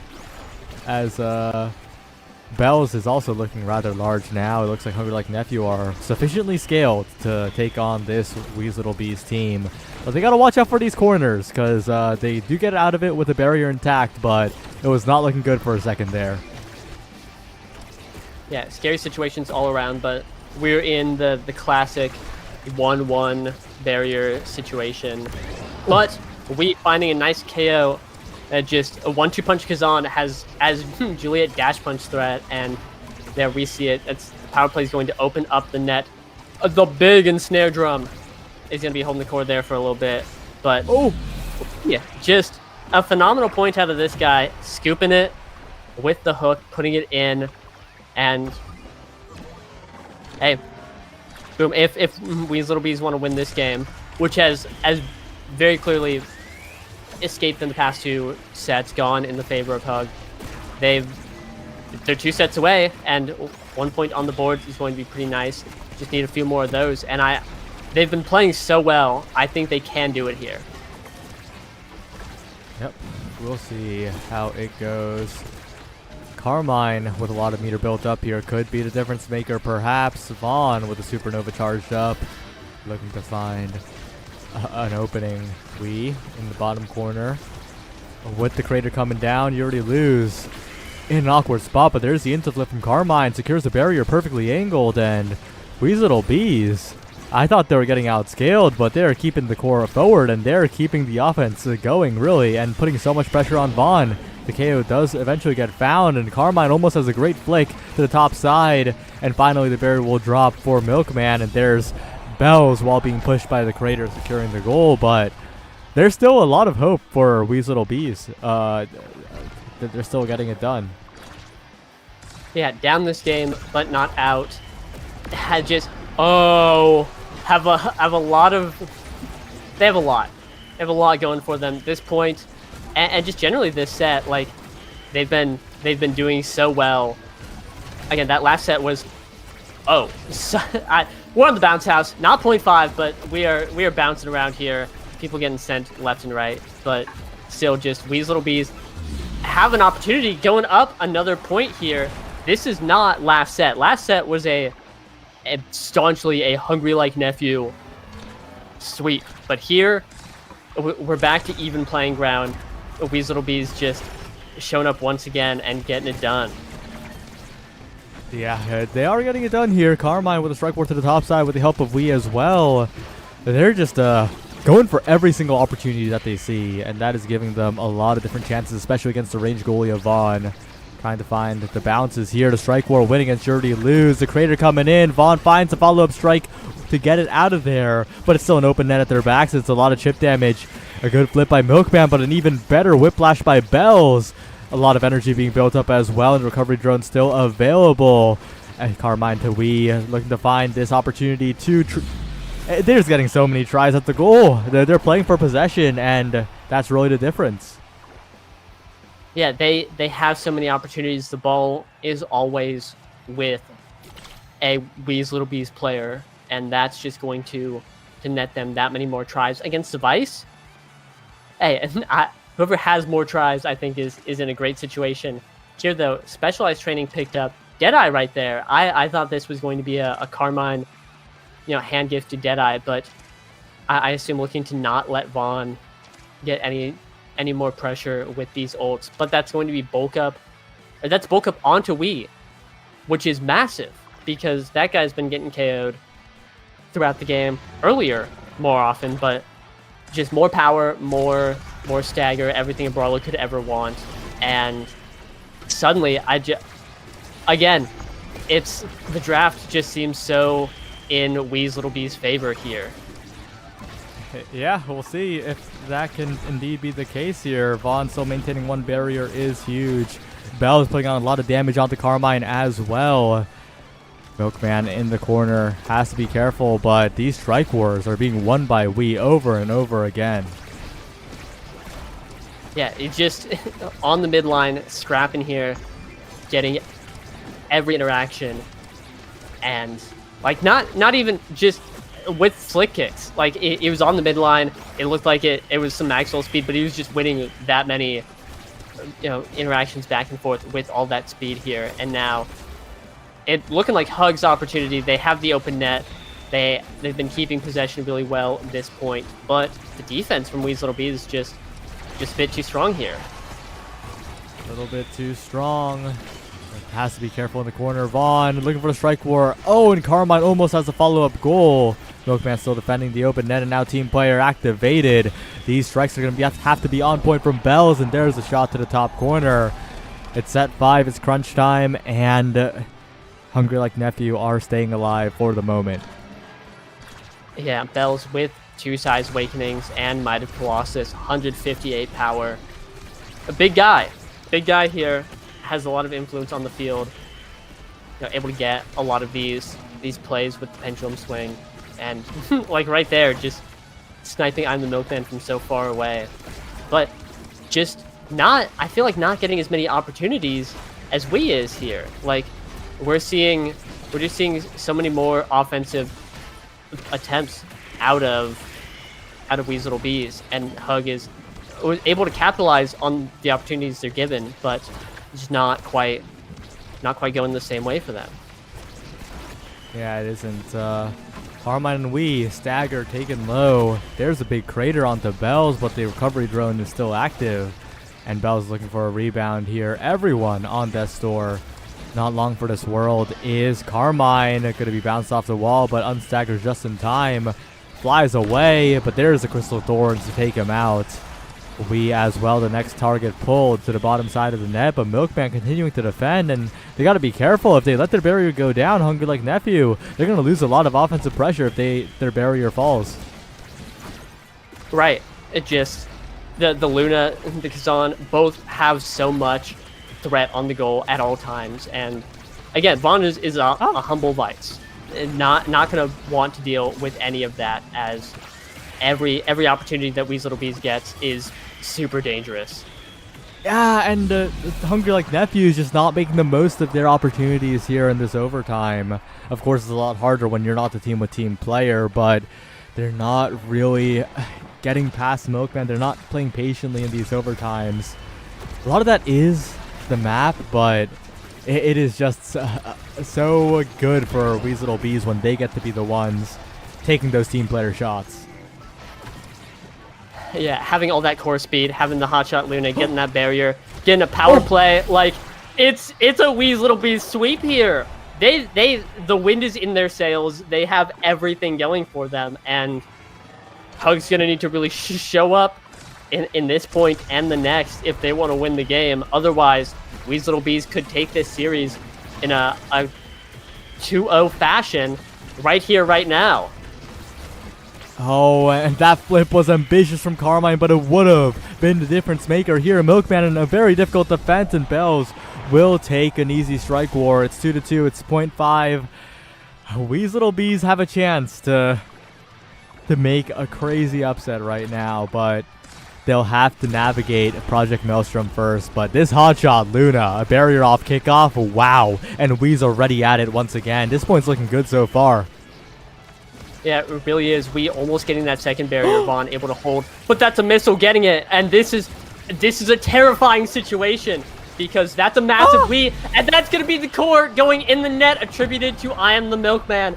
Super sub right here, able to claim a 2-0 victory against Hungry Like Nephew. Weasel Little Bees getting their second win of the series, first against Demons Raw, and really, what a crazy record they have here, as a 2-0 win for them in the bag right here. Weasel Little Bees are bright light merchants. It's crazy. Yeah, wow. Only against Demons Raw and Hungry Like Nephew they get it done, but I mean, such an impressive performance from Trevor YZF, I'm the Milkman. Really held his own, and the whole team of Weasel Little Bees, right? Usually when you throw in a sub, you're throwing them in to die. But they they developed the game plan perfectly to just get it done. They maintained possession. That first game in particular was even more impressive than the second in how they just navigated it strategy-wise. Yeah, again, they came into this week studying their opponent. They knew exactly what they wanted to do and how they wanted to do it, and executed on their plan. They got it, and it was beautiful, and it was exactly what they needed. They're able to get, again, massive win, and that's going to be putting them, I believe, 2-4 in the season, which it is not where you want to be, but again, with wins against Demons Raw and Hungry Like Nephew, the season's not over. I'd be sitting there, convening with the team like, hey, we did great this week. Wow. And now it's time to turn the season around. Yeah, and of course, you can technically qualify to playoffs with 5 losses. So Weasel Little Bees, they even have a little bit of cushion, but sitting at 2-4 is a lot nicer than sitting at 1-5. 5% in the predictions, and some people are going to be very rich in bestie bucks for the very far off Best in slot gotcha update. But that's the far future. And the close future is Showtime versus EKC. Probably the matchup that everyone's excited to watch, as those two teams might be the hottest ones in this season. So don't go anywhere. We'll be right back.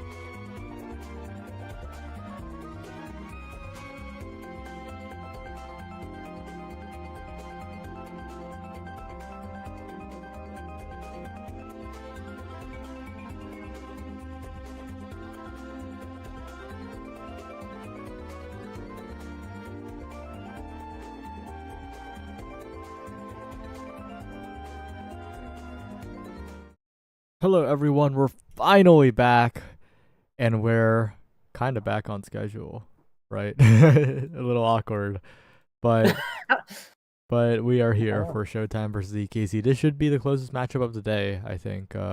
Both these teams have had spectacular seasons so far, and we'll see whether EKC can topple Showtime down into the two loss column.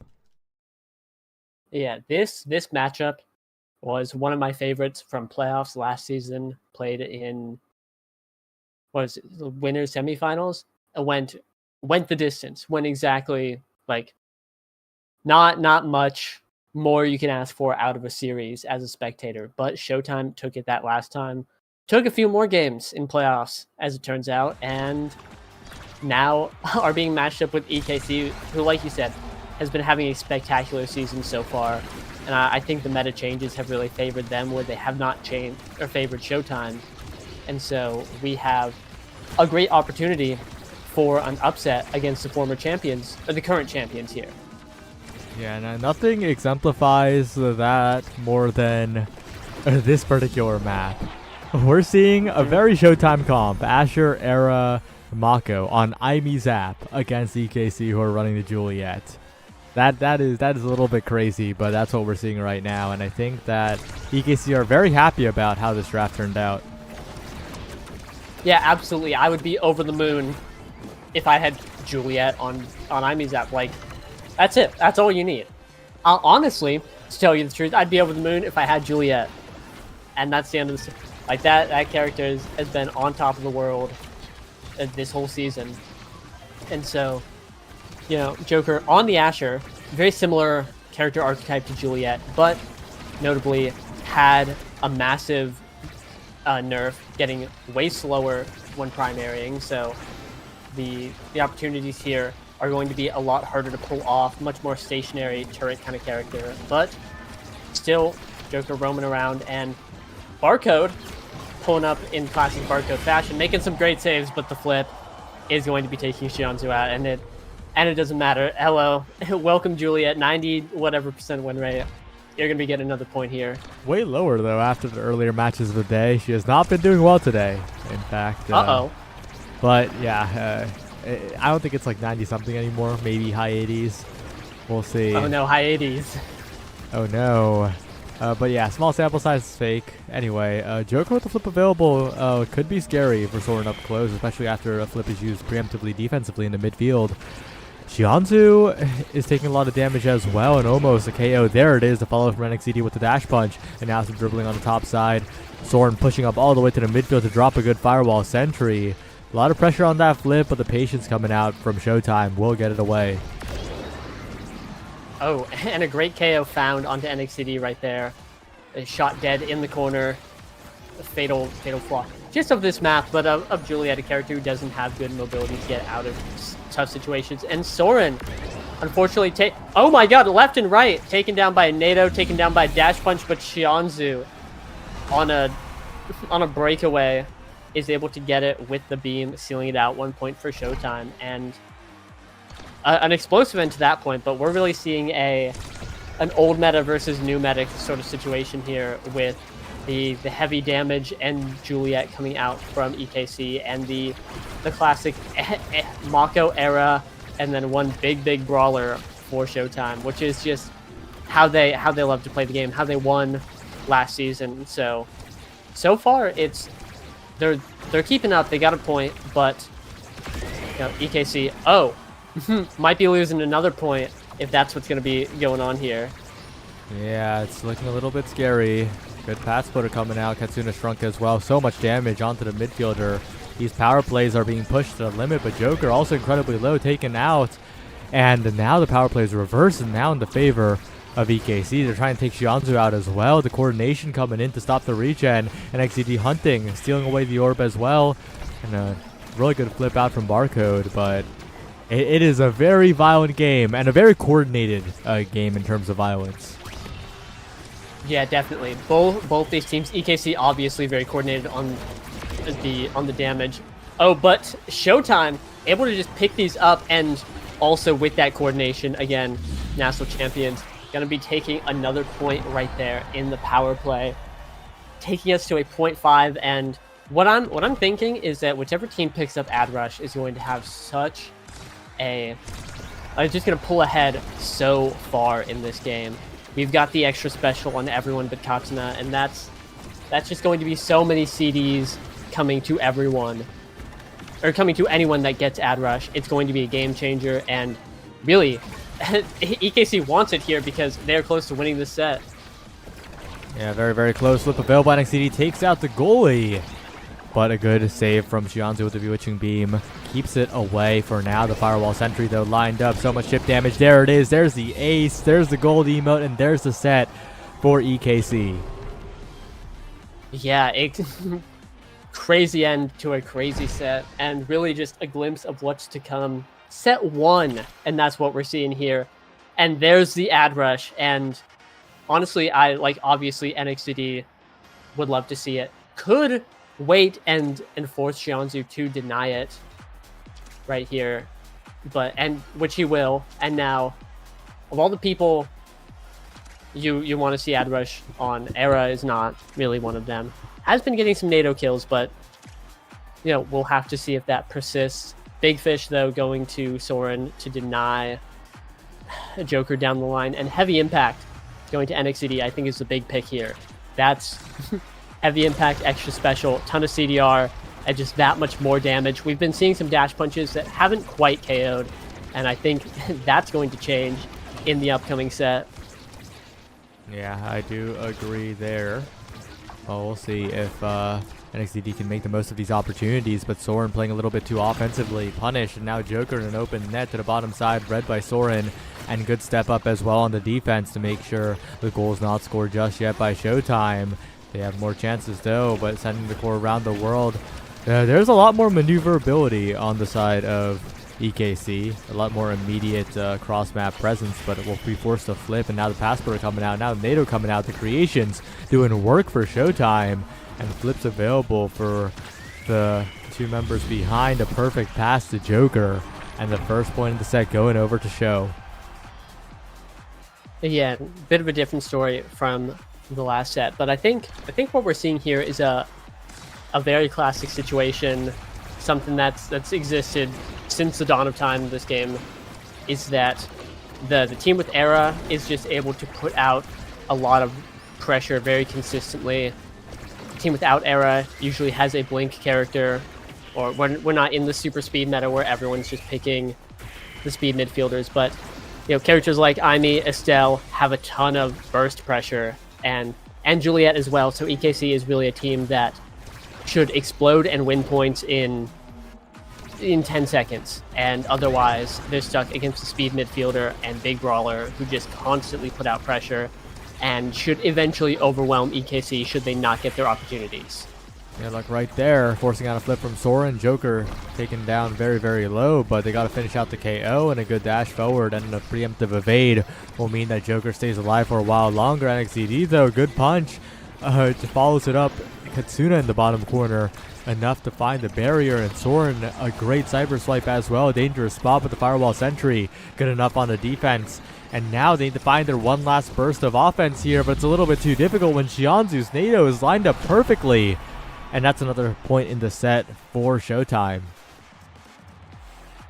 Yeah, this set been a little slow on the KOs. We've been seeing the damage come out, but not quite sealed out yet. But again, Showtime's they're doing what they've always done, which is show up and just constantly output pressure, and most teams eventually will break. However, that's the kind of burst that EKC wants to see. A big power play, a big KO found. Katsuna with the flip, going to be using it for the bounce off the middle, and that's going to be a very clean EKC point. And that's what every EKC point that they win should look like, is just something big happens, usually a KO, some nice play for the barrier, and then they're able to seal it out. Yeah, that's how it should look. And Barcode, of course, not the perfect clear there, but it is a power play for EKC. But there's another power play being generated for EKC. I don't think NXCD could have dash punched in that spot, but finds their way around, finds the damage onto Joker as well. This is EKC. This is what they're known for, but they're still surprising. Yeah, and I think EKC really has this like mental snowball effect where they get one good point and then they just start chaining them together. They get one good KO and they just start chaining them together, one after another after another. 2 KOs though found and 0 barriers taken. Going to be a bit tough here, as now when Showtime has the space to operate, they're such a threat, and we're just seeing the ball on EKC's side so much. They're going to need to look for another big play, but with a couple flips burned, that's still Showtime's barrier up here. It is Soren to Katsuna. NXCD looking dangerously low, trying to dance past everybody, and successfully does so. Oh, and survives the mini NATO as well. NXCD living through it all, and now needs to be careful because Joker and Xianzu find the combo to finally take him away. Barrier falls as well on their side. Soren with the flip available. Fireball Sentry to try and catch the core, but not quick enough to match Barcode, and Katsuna helps out on the defense as well. Flip forced out of Soren by the Bewitching Beam. NXCD looking for a rebound now, and the core speed is just too insane. Barcode drops the barrier, and now it's a flip from Katsuna around the world. The Crystal Thorns, NXCD in position for the pass. Another pass, not quite enough for EKC as Showtime hold, but the question is for how much longer, because right now it's NXCD fishing for the dash punches, finding one onto Joker. Xianzu, though, has the speed to work with, but NXCD will find it around Barcode to even up the set. All right, that with how many KOs came to EKC, that would have been a disappointing point to lose. But once again, welcome back, point 5. This time EKC coming in, getting the previous point, having the momentum, showing up and looking to claim another set of their own. We'll have to see if Showtime can pull up and defend against it. This has been a very even game, and Showtime has been, as time goes on, dealing with the pressure better and better, kind of adapting to what EKC is looking to throw out. And so really I would say that it's looking in Showtime's favor. And there it is, a clean point, 28 seconds in the bucket, and that's going to be a perfectly tied game. Yep, perfectly tied up. Barcode MVP. And no Dash Awakenings. The Among Titans definitely an option. We'll have to see what's opted for here. My eyes are also on that bulk up as well. Always a good awakening. But Prime Time will be the choice from Barcode to have more utility, more defensive capability. And that bulk up's going to be denied away from NX. A bit of an awkward draft, I think, for Showtime. I think that despite not winning the set, EKC get away with a lot of good awakenings. Yeah, built different on NXCD. That's going to be a grand total of 20% impact damage. And you hear 5% and you're like, oh, whatever. But when you're pushing up to 20, that's got to feel pretty nice. And again, bulk up deny, going to be very nice. You do not want to see Juliet with bulk up, holy moly. But now it's still just, yeah, like you said, a little awkward. Like, Joker gets the spark, that's fine, but not, it's nothing that's breaking the game wide open. Katsuna also picking up a spark similarly, but just, I'm looking at the Timeless Creator as the big pick of the draft, and imagining that that's going to create a lot of value. Until then, though, until we see another, it's going to be NX out, taking a little break in the penalty box as EKC is looking to shoot Joker and try and even up the player count here. We'll see. NATO coming out, perfectly played by Xianzu, and a follow-up strike to the top side. Wow, just held that core in place, went for the NATO. It was perfectly played by Xianzu. And, well, we'll see if EKC can find some more consistency, because when they're explosive, they just win points outright, but it really comes down to whether they can get a big dash punch. And here's one. Barcode taken critically low here, but staying alive, and it's now kind of a difficult spot. Yeah, Barcode low, under threat. Xianzu has to go play the core here, and really, this game is is like precision versus just explosive brutality, and there, just nice patience from Joker, able to slot the core in right between Katsuna and Soren there.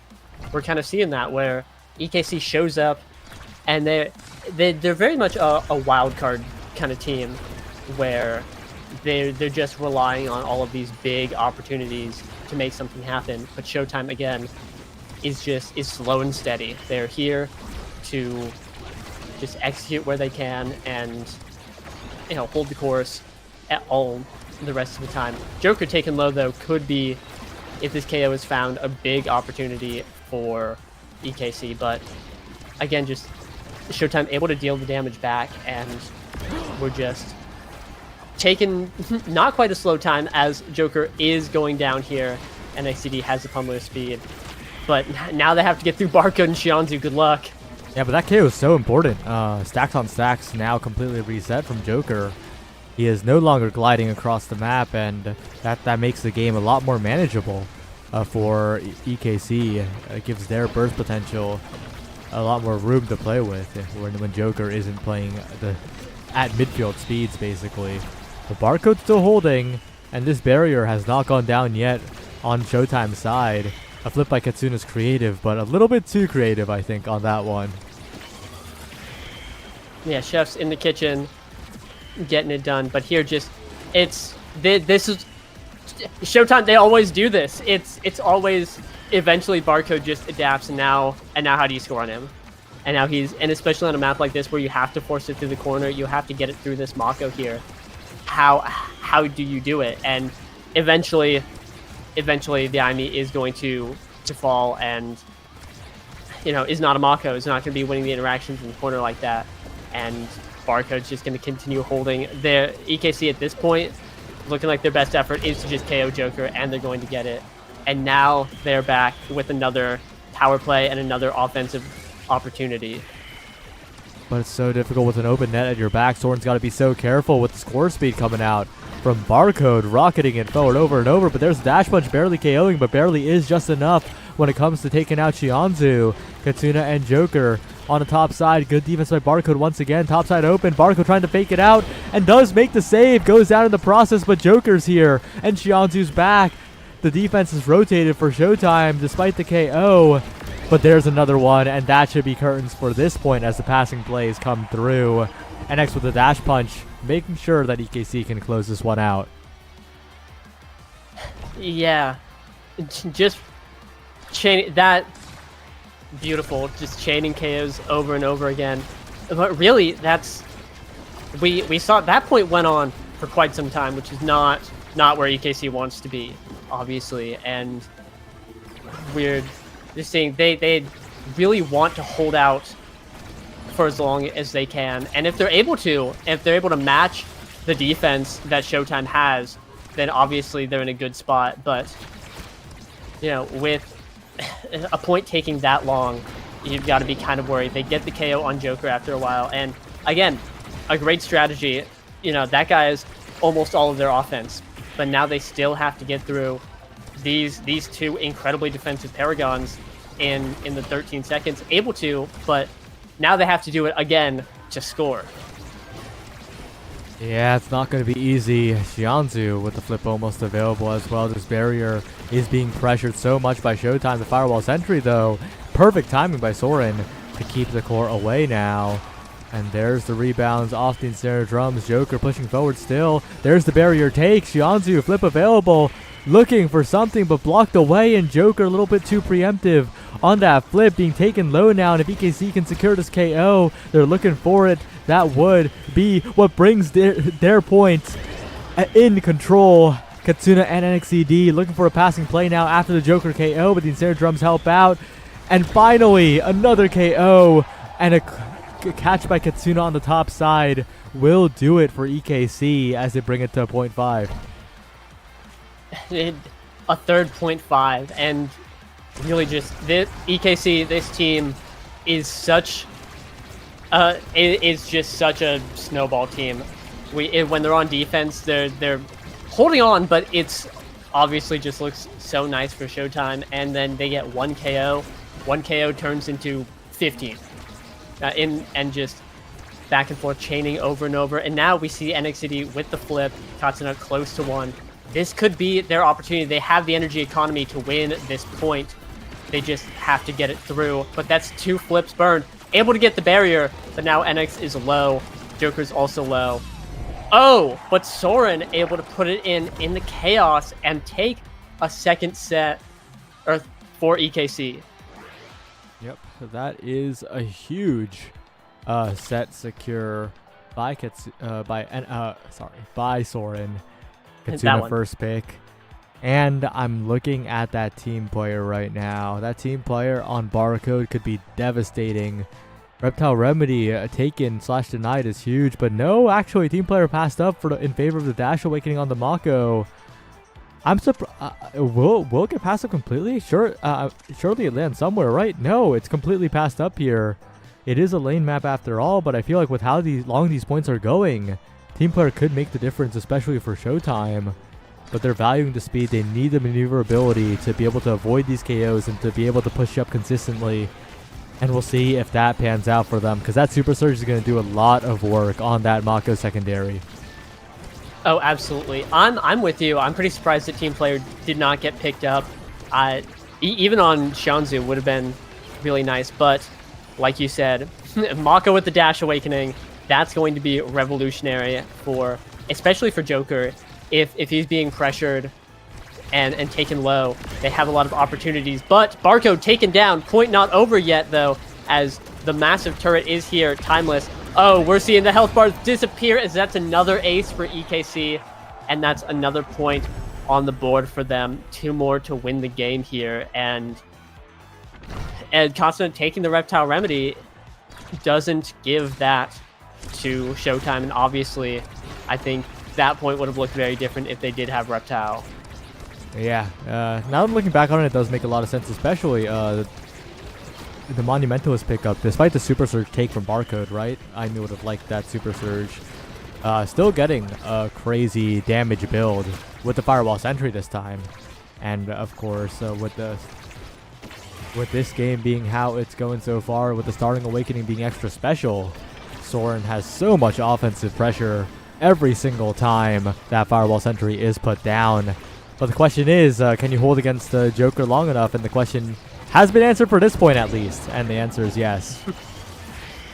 Yeah, Soren rocking with the legendary turret build, extra special, Timeless Creator, Monumentalist. Really everything you could ever want. Great for defense, honestly, just in the corner, able to put a lot of pressure onto the Asher here. And another net opened for EKC here. They just got to get it in, and Katsuna almost does. NXCD close to a flip, dangerously close even. That could just be a clean point secured right there, as the punch on Barcode gave him the energy he needed to get that flip, and is going to seal that point out. It's looking incredibly EKC favored here. Yep, and we'll see if they can keep it up here. A good evade by Shianzu, but that means Shianzu's in trouble. The Ensnared Drums actually hurt Joker's attempt at the barrier. It feeds it to the Firewall Sentry, which conveyors it out of there. Now Katsuna trying to 1v1 Barcode with the strikes. So much damage by NXZD. And if he can keep up the chip here, that could be huge, but NXZD needs to be careful. The Julie found incredibly low. At the moment, Shrunk, slowed, staggered across the map, but still can pick up the orb. Joker's in pursuit, but an elusive will buy enough time. No, not quite. Not enough to regen, but Joker's the one who's in trouble now.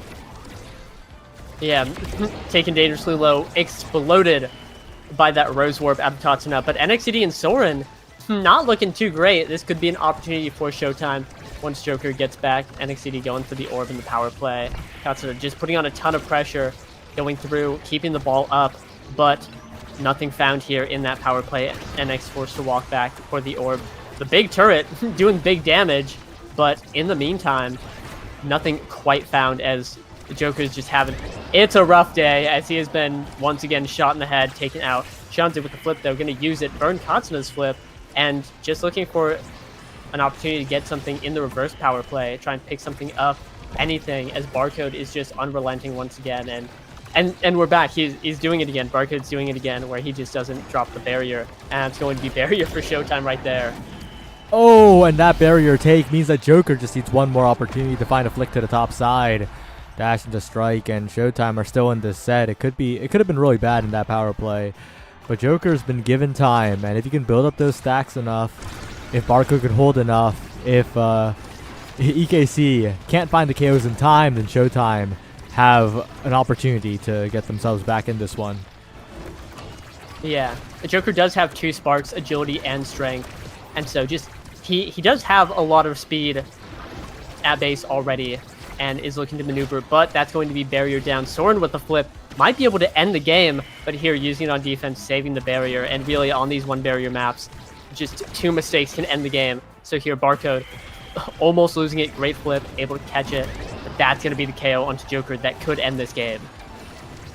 It could be curtains here for Showtime in this IME Zap, and it is with NXED finding the dash punch onto Barcode. There we go. EKC will take it. Yeah, a little shaky on some of these points, a little Showtime doing exactly what they're known for and just holding out until the sun blows up, but eventually EKC was afforded enough opportunities to get everything they needed, get the barrier, get the goal, get a couple more KOs while they're at it, and again, like we talked about earlier, the meta has shifted away from what Showtime's known for, or away from something that favors Showtime spectacularly, and EKC has really been just loving it. And 21 KOs on NXED is I think, a great way to sum up how this game went. Yeah, that is indeed how it went here. And now, we're going to look to game 2, Clarion Test Chamber. That has been Showtime's stronghold for so long. What do you think EKC have what it takes to get them on Clarion? I think if they keep playing how they are, how well they have been, I think they have a pretty good chance. We saw Showtime lose to Bun Bun earlier in the season on Clarion. I think that was their first loss on the map in a while, if not ever. And so we've seen before they can lose on that map, despite how good they are at it. It's still could be in the cards. And so again, EKC has just been having such a great season. I struggled to put absolutes in Showtime's court. I think EKC just eventually will scale beyond what any defense that Showtime can put up. Especially again if they get to Juliet, just that character. I'm telling you, 21 KOs, like, especially NXT, who's been playing it even when people were saying she was bad back in like season 4. He shows up, he gets 5 million KOs. Clarion's such a great map for looking for those KOs with all the tight corners, corridors, times that you want to play up against the wall. I wouldn't be surprised if Showtime just banned it, because I believe this is their map pick and they'll be red side. But we'll have to see. Until then, I don't know. I obviously Showtime has a great opportunity here to take a game, even it up. It is still their map, even though I downplayed them. It is still their map. So I will have to see when the draft shows up. But I'm looking forward to the next game, if nothing else. Yeah, and we'll see if that is indeed the case here. We're just waiting for the side select to come in, so it's a bit of a wait, but yeah, Clarion is definitely a map where EKC's picks aren't really limited. Like you mentioned, it will probably be a Juliet ban, or maybe a Juliet pick from Joker. We might see that come into play. But with EKC being blue side, that is probably not likely. Like you mentioned. Wow, I'm just repeating what you're saying. Hey, we sometimes at the breaks between games run a little long, and really just there's there's only so much to talk about, but draft revving up here. And oh my goodness. Goodness gracious. Castellast Adrenaline Rush. I don't care about I don't care about Castellast. I want to watch an Adrenaline Rush game. Oh my god, especially after that last game. This one could be wild. It really could be. This is going to be a treat, and we'll see what picks are let through. I'll be very afraid if a Juliet is let through. It won't be. But yeah, Showtime have to be afraid when they're facing EKC with their own rush start. Like, it's their start. It's their start. Like, you just can't let the Juliet through. But there's a Katsuna Luna. And that's a great point. And that's really a there's a Juliet. There's a Juliet let through. Is it B1 Juliet? It is B1. Oh, EKC. Oh, EKC are gonna have a fun time with this game. Oh man. Wow. If you're Showtime, what do you think? You're gonna try to handle it with? Well, it's gonna be tough. Honestly, I wouldn't mind seeing a little bit of Atlas action. I think that's a character that's pretty strong into Juliet broadly.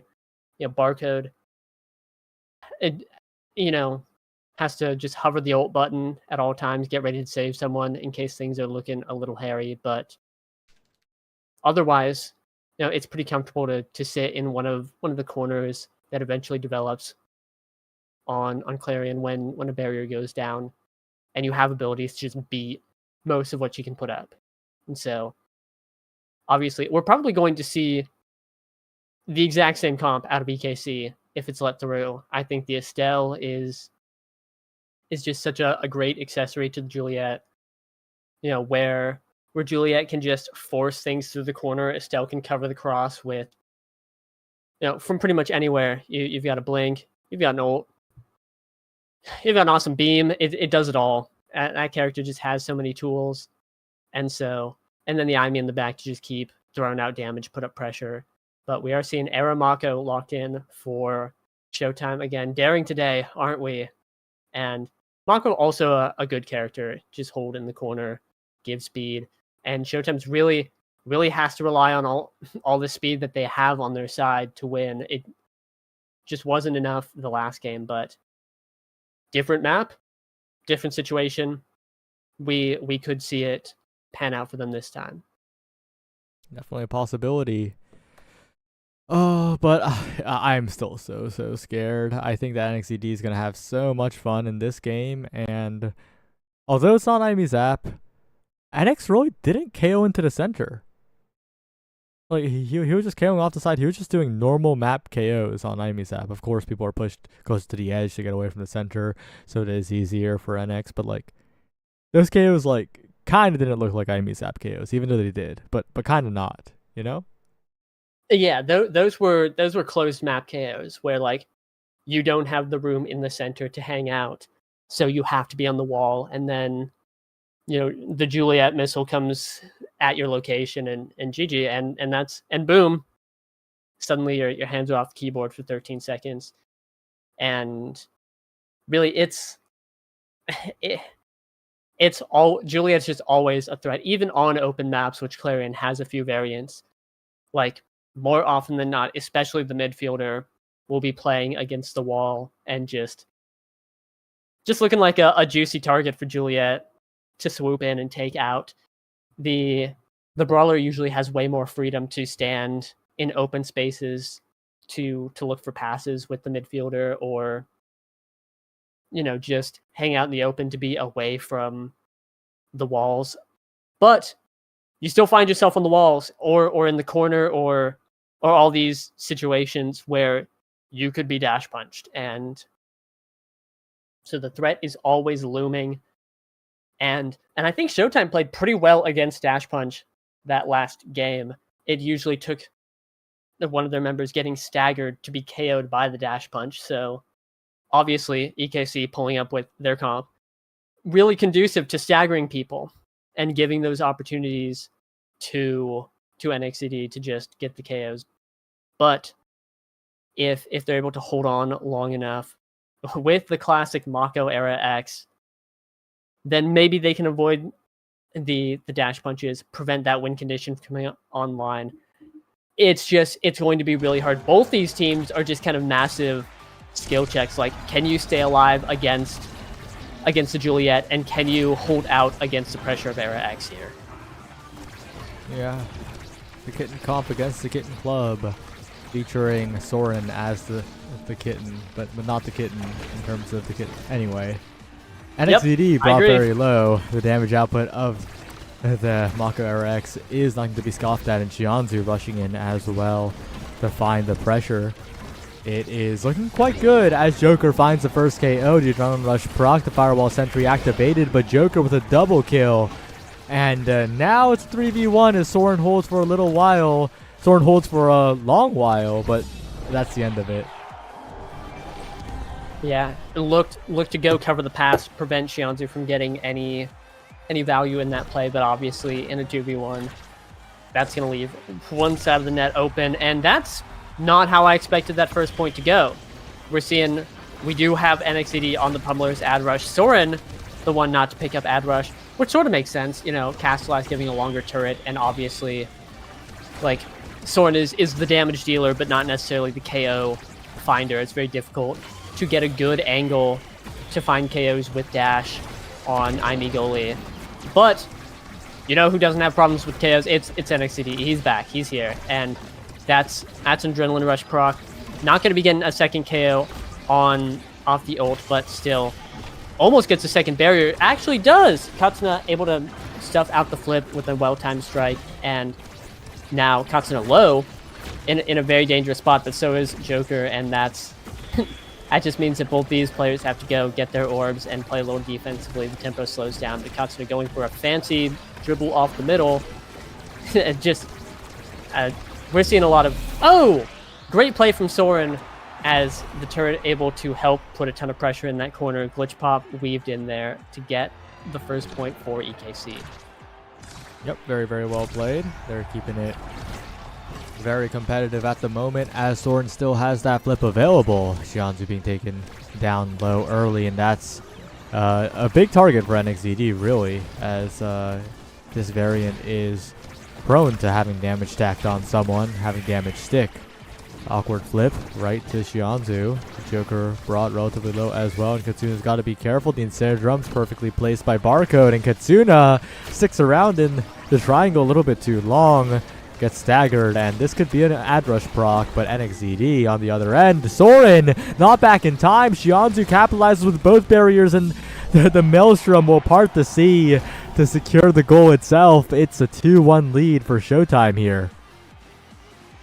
Yeah, a great point from Showtime. That Ensnare Drum from Barcode to seal Katsuna in the goop was, I think, pivotal. It brought a ton of offense to Showtime as Katsuna just was not able to play super offensively. Had to be careful, and EKC looked to get that opportunity, capitalize on like damage dumping Joker and looking for something, but Xianzhu just came in and completely won out the point. Now on the bouncy barn, this really could go either way, because I think I would favor Showtime's comp here for the defense that they have, but if someone's able to generate enough offense to just blow through the Mako here, they could take a quick point. That being said, the point running down the clock close to overtime here, and that's the longer it goes, the more Showtime is favored here. Yeah, it's a little bit awkward. NXCD to the top side, Katsuna to the bottom. Showtime, they might have been favored, but not anymore, I feel like. Flip burned by Barcode. And with an open net at their back, it's going to be so difficult to play when the bounces are so crazy. NXCD looking for it, and Barcode uncharacteristically hits it right back at him. It's an evened up set, and EKC are in a very good spot. Yeah, welcome back to point 5. I just more and more of them coming in, but here Barcode no energy, Soren full bar, kind of a dangerous spot. You know, a great opportunity to get get an offensive play, or just hold it for defense, which I imagine is the more likely situation. And here, flip burned by Xianzhu and Katsuna getting the orb. EKC has a ton of momentum here, a ton going for them as Xianzhu looking low. And EKC is really staying the course and getting everything they want here. That's another barrier in open net, and this might just be it. Ooh, and what a shot by NXDD.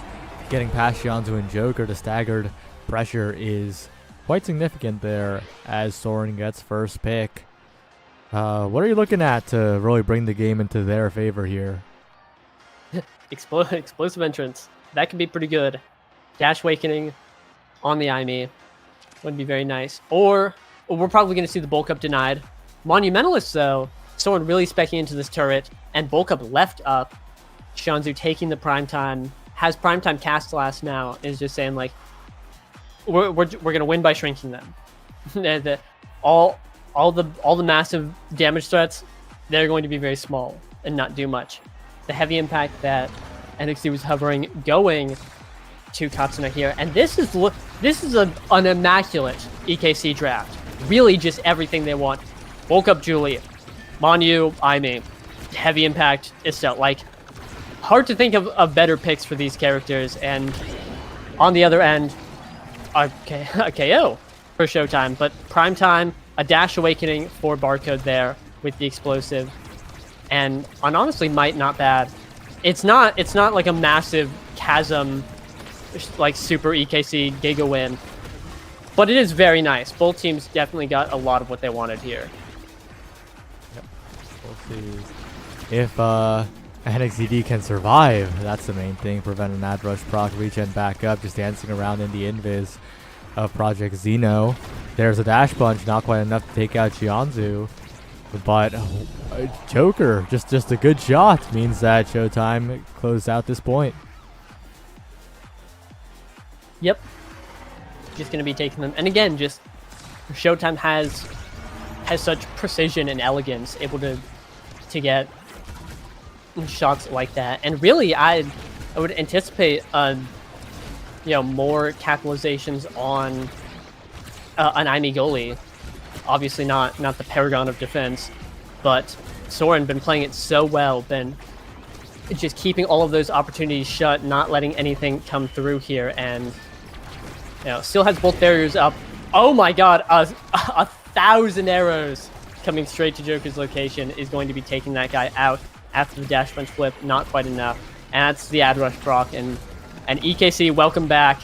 This is your start, and this is kind of looking like your game to win, but Barcode, unrelenting here, is not letting anything go through.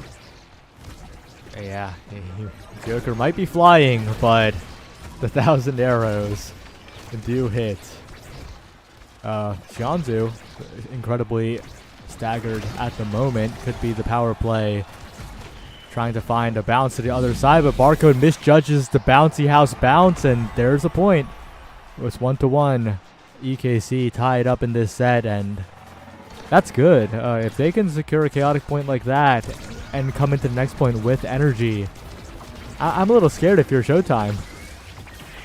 Yeah, I'm really scared if you're Showtime. Sets both barriers down, and I feel like the bounce house is such a nice map for Showtime. It's the one that they can compete on really well, and this one is just looking like EKC masterclass.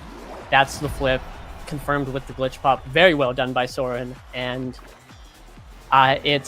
they have all the momentum. They have all the tools they need to finish out this game. Of course, important to remember, this is Mako Era X. This is the scaling comp, the slow burner, and things don't really start getting going for them until set 3. But this set 2 might be a different story, as Big KO found there. Not that it's going to influence the point a ton, but bringing us to another 0.5. Showtime has been looking on the back foot all game, but they're still keeping up. They're still in it. They're still putting up a ton of pressure, and any sets won by Mako Era X before set 3, anything short of the reverse 3-0, it'll be very nice.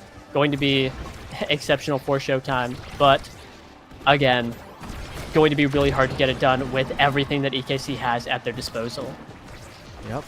Ketsuna and NXCD rushing forward to add rush proc, doing so much work. Finally, it falls off, but that's a lot of energy built as well. The energy advantage firmly in their hands, but Ketsuna sets up for a piercing shot, and that self-root is enough for Joker to capitalize on the other end, but NXCD sees the Fireball Sentry doing its work and says, wow, thanks for the setup, Soren.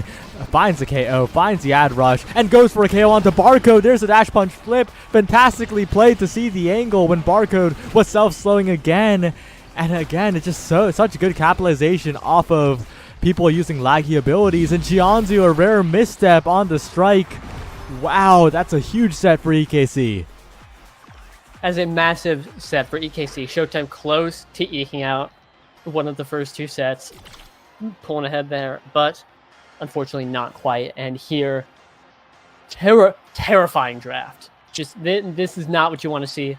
We're looking at Super Surge Aimee locked in right here. No other Creation Awakenings, which Soren seems to be going all in on, which is honestly a great strategy. The 1-2 punch being denied, but honestly, what a terrible situation, because you don't want the Juliet to have 1-2 punch or Prize Fighter.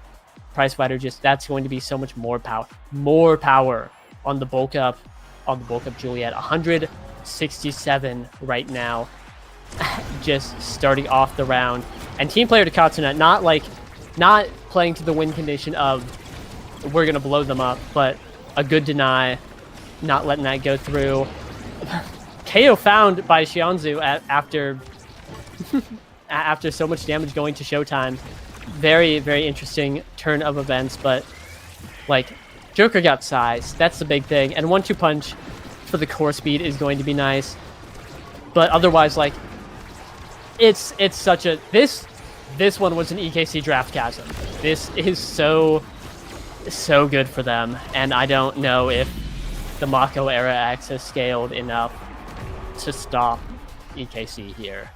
Yeah, they really needed that previous set, it feels like, because NXCD now is just rolling with the Prize Fighter. That's basically undeniable there. Soren setting up, and Showtime just being punished for not being completely on their game against the KO, right? That they let NXCD get away with a little too much, and now it's not about whether they let him get away with it. He could just get it all done himself. Yeah, I mean, we're talking 213 power, 3 Prize Fighter stacks from that first point, and he just gets to run around free. Katsuna also getting some hits in, but notably KO'd by the NATO right there, which has been happening quite a bit. But another KO found by EKC. Not even one of the ad rush guys. Soren just jumping in, and EKC just they have unlimited power plays. They have them all. But no goals. Right here, but no goals. Where's the goal? You know, like they lose the self barrier. they find another power play, but no goals. And now Xianzu's going up with the dribbling play. Barcode still defending. They have the KO, but no goals. But no goals! Oh my god. Wait, but really no goals. There's a flip out from Barcode. EKC. Okay, they're gonna take out the goal. Okay, there we go. There's the goal. There's the goal. EKC lore. Oh, wow. Wow, what a... Oh my god. I got really excited for the Xianzu hero play, but unfortunately they just killed him. They just... And not even... No whimsy. Not even a chance. But a few scary spots for EKC there.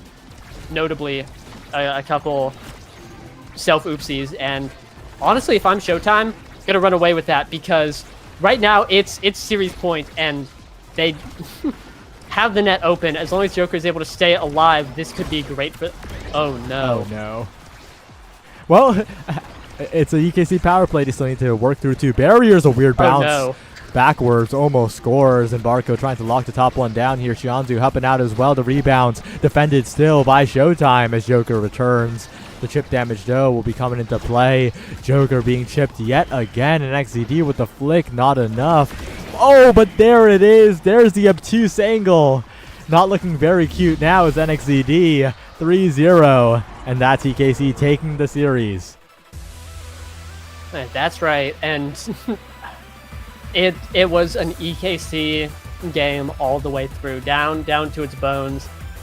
A lot of 0.5s, a lot of close calls, but in the end, EKC had everything. They just every tool afforded to them.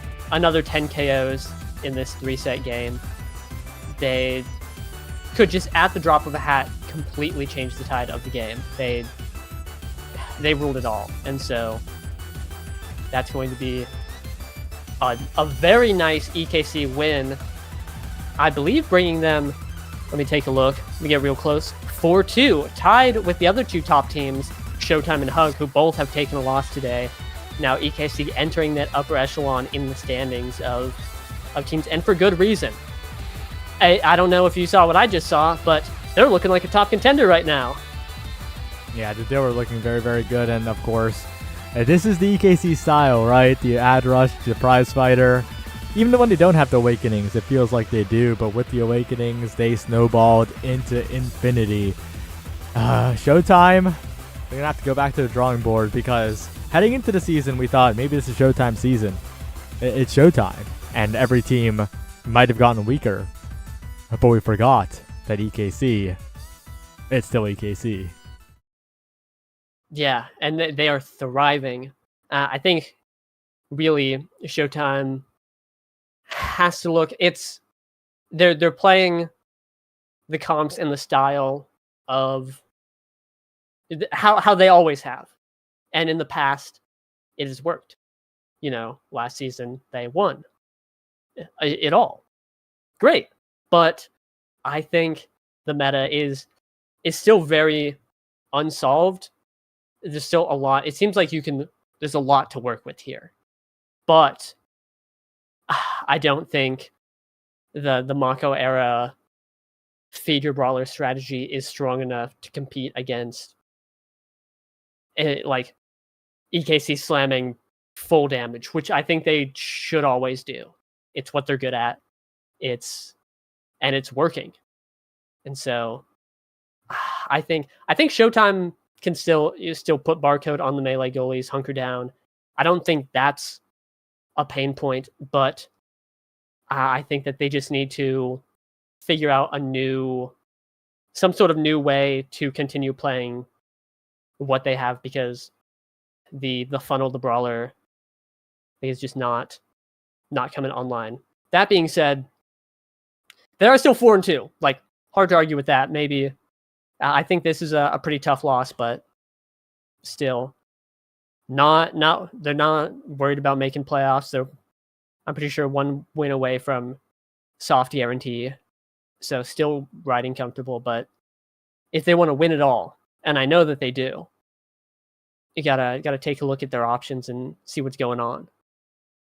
Yeah, EKC though, looking great right now in their path to playoffs. Their later matchups are Hug, RTF, and PP. Oh, okay. Well, their later schedule is a little bit difficult, but all good. EKC, that kind of performance inspires a lot of confidence. And there's only one match left in today. It's soon to be Strikers versus Demons Raw. So we'll see those two land polar opposites in our final match right after this.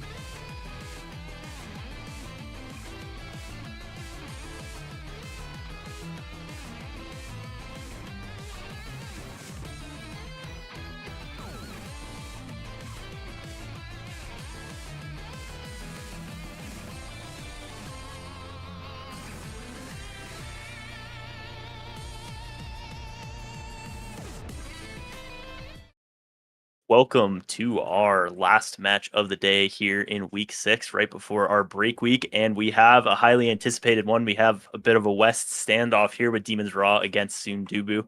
I'm Weston here with Jay for the second time today. And how are you doing? What are you looking forward to in this game starting on Oni Village? This is very interesting kind of lore matchup, right? You have Fudgy Waffles versus Gramella here, and we got some really interesting comps. The Timeless creator Deadeye, and we see a Kazan, which obviously Kazan pretty good on Oni Village. He doesn't really get any value out of these awakes. And an Era midfield, which is not something that I see as kind of traditional on Oni Village. Yeah, really interesting comp. Yeah, we both ahead of time thought maybe it was the Era goalie. I think you've seen that. He played more. We saw Soren play it a couple weeks ago. But yeah, going for the Amy goalie here, which can be a little bit risky, but can create an exciting offense. But a very, very standard Oni Village comp here from Sundubu. Yeah, and immediately he's paying off, taking both of these barriers here as Gramella trying to dribble past Fudgy and is able to, and the pendulum swing is enough to secure the first point immediately for Sundubu.